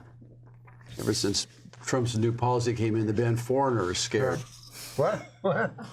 Because of Donald Trump, the band Foreigner is scared. Oh. The what? I'm sorry. I don't Because of Trump's immigration policy, the band Foreigner is scared. Oh, the band. I stole that. I stole that. It's some young guy said that at the Laugh Factory. I think I stole that. But I didn't steal it really because I just admitted that I stole it. Yeah, so and you did it better. It's confusing because you could hear the phrase banned foreigners, like with foreigners have been banned. Yeah, me and him both thought banned. They say curiosity killed the cat, but I don't think we should rule out that shifty-looking kid next door. I was raised in a broken home. My father was a drunk carpenter. Oh, man, this shit is just going south. Oh, something tells me a cock and bull story has a very different meaning in a gay rodeo. Well, this goes along with this stuff I've been doing. Slogans that you say that you don't understand where they came from. Right. Colder than a witch's tit. Yeah. Whoever measured, whoever actually got a witch down on the ground and said, "Paul, give me that thermometer." Let's see. Yeah, it's like the phrase "enough coke to kill a horse." Right. What? Well, the one I got, I did a benefit for veterinarians, vets, and Clint Eastwood was in the audience, and I did one old one that he liked. I said, when they used to say, "Yeah, fuck you and the horse you rode in on," you know that horse is going, "Let's just calm down." Keep me out of this. I just met this dude at the livery stable. Let's try to work it out before we get into any of that stuff. But to get Eastwood laughing, that's good. Then he pulled a gun on me. I like that cock and bull story. I like Happy as a clam. Or let the cat out of the bag. For God's sakes, do it. God, you've got a cat. You know you paid too much when it actually cost you an arm and a leg. Where did that even come from? What about this? Were you ever, when you served time in prison, didn't you? Good, bring that up. Wow, almost got out of here. Yes, I did. What about it? For something about 650 grams of cocaine you were found with or something? Jesus, yes. That sounds like enough to kill a horse. Wow. Did you ever hear, I was wondering about this, like in prison, did you ever hear somebody's, like, I don't know, maybe you just heard somebody at some point go, "Hey there, Mr. Candyman." What the fuck? That was a long way to go for that. Mr. Candyman. No, how about I have some of that cocaine? Like, were you expected, in other words, to get cocaine? No, I was not. I was not expected to do that. And I'm really happy that you brought that up. Oh, I'm sorry. No, it was good. It was really good. Hey, Mr. Candyman. Hey, Mr. Candyman. It never actually. But did they call you Candy, Mr. Candyman? No. You just learned to pick soap up with your feet. That's all that I learned. Why don't you bring me a big rock candy mountain? Yeah. You got friends. You got friends. Yeah. You got friends on the outside come in. Woo! Well, you do feel better. We weren't supposed to mention that. We're not. We're not. Of course not. We're not mentioning it. Has anyone explained why I'm sitting here? No, it's yeah. We did. It was a top 10. He didn't want to bring it up. Hey, Mr. Candyman, my nose is empty. Was that really your nickname? Yeah, Candyman. That was it. No, it wasn't Candyman. Oh, it is, man. Give me another joke. You know, I'm happy to help out a friend, but the next time my roommate asks for help putting sunscreen, he better be talking about his back. Fool me once. Oh, no. That was for Adam Egan.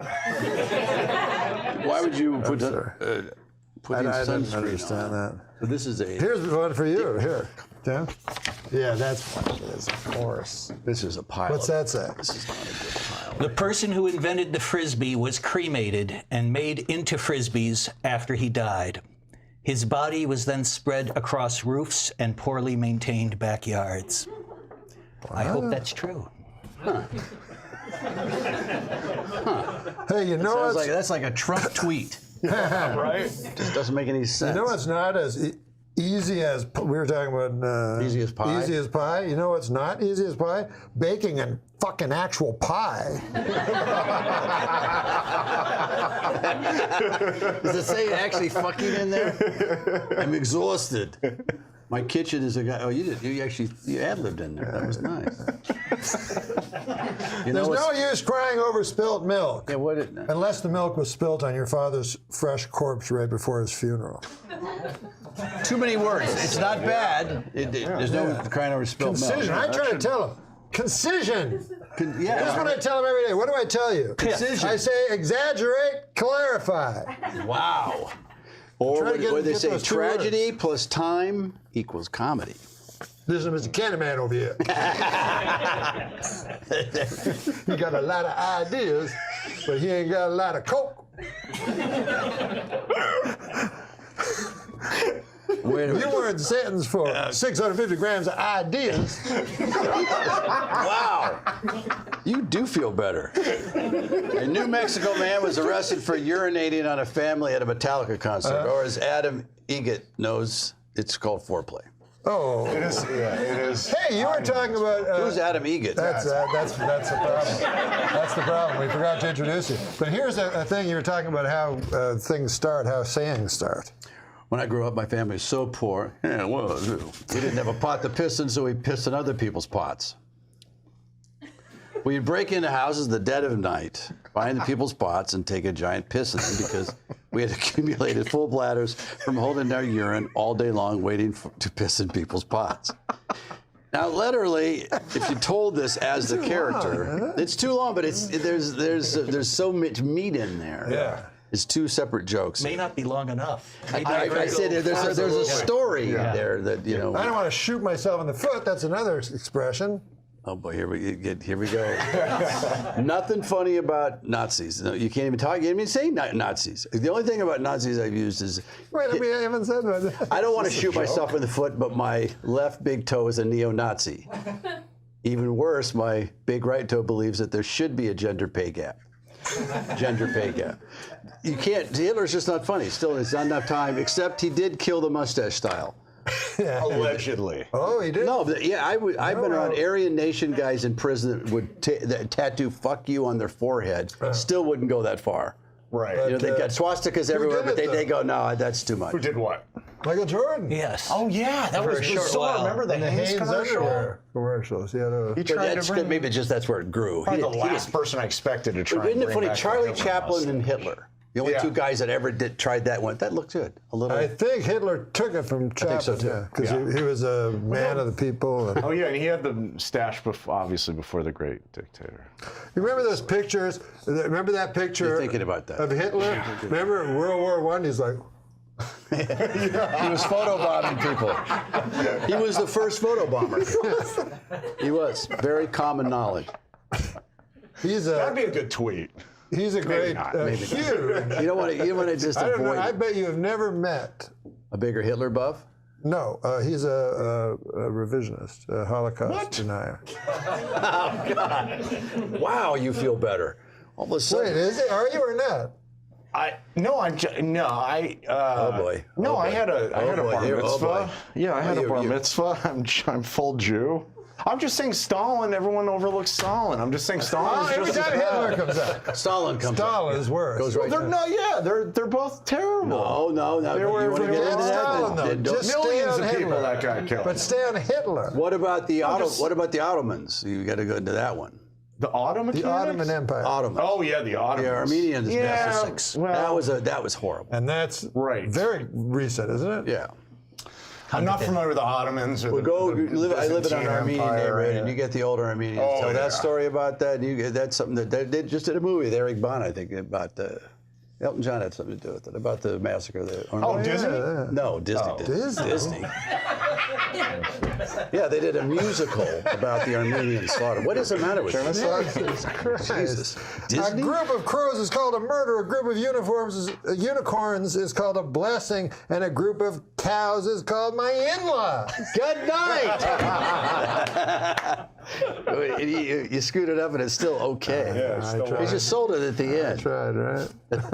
I need one. Well, you don't like children, so this might be. I didn't say that. I said I don't like you. Do you have children? You said you don't like children. Did I? Oh, many times. So many times. Did I say that? I exaggerate to clarify. When did you not say A that? hippo's mouth is wide enough to fit in a 4-foot tall child. Really? Huh. I like hippos. Unfortunately, after measuring the hippo's mouth, almost all the children were eaten. What? A hippo's mouth is wide enough to fit a 4-foot tall child. Okay. Unfortunately, after measuring the hippo's mouth, almost all the children were eaten.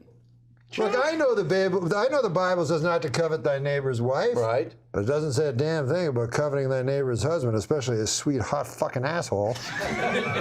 This is sweet hot. Is that in there? You just toss all that stuff in there. But it is true. It doesn't think about coveting thy neighbor's husband. Huh? You make a good point, Norm. Well, what about women, young women? Show's going, young women? The Statue of Liberty is setting a bad example for young women. When times get tough, you just can't stand motionless for centuries holding a torch. It's true. You got a point. What about this, Pally? Or wear a dress and have people walk around. Steve O'Donnell, The man behind the cameras, now on camera. Steve won't do it. I'm really more of a booster.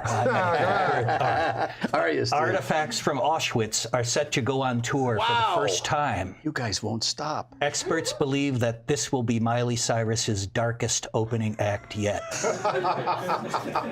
Wow. Oh, this is almost perfect. I might open with that in Vegas. That'll get the crowd walking out.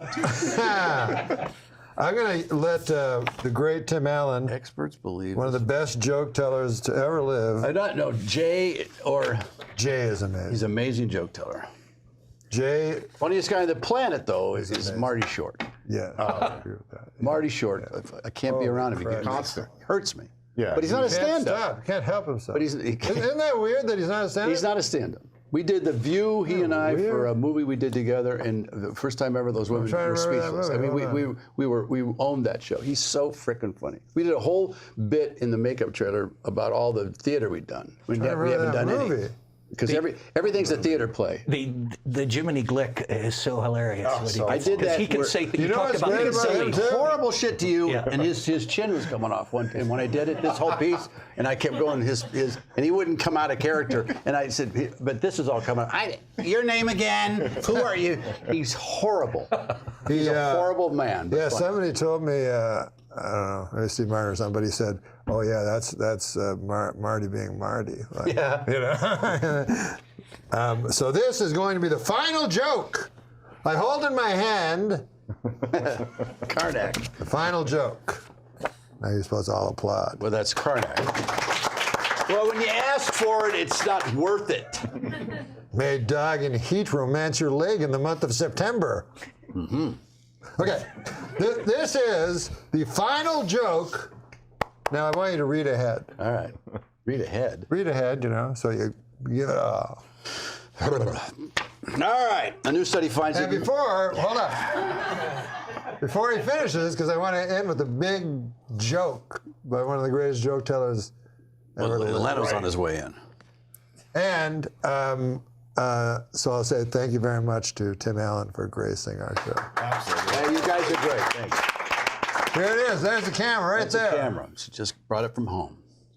These are the smallest cameras I've ever seen. Listen, a new study finds that men are more likely to blame stress from work as a contributor to their poor mental health, while women are more likely to jabber on about something or other. Why do you give me that one all of a sudden?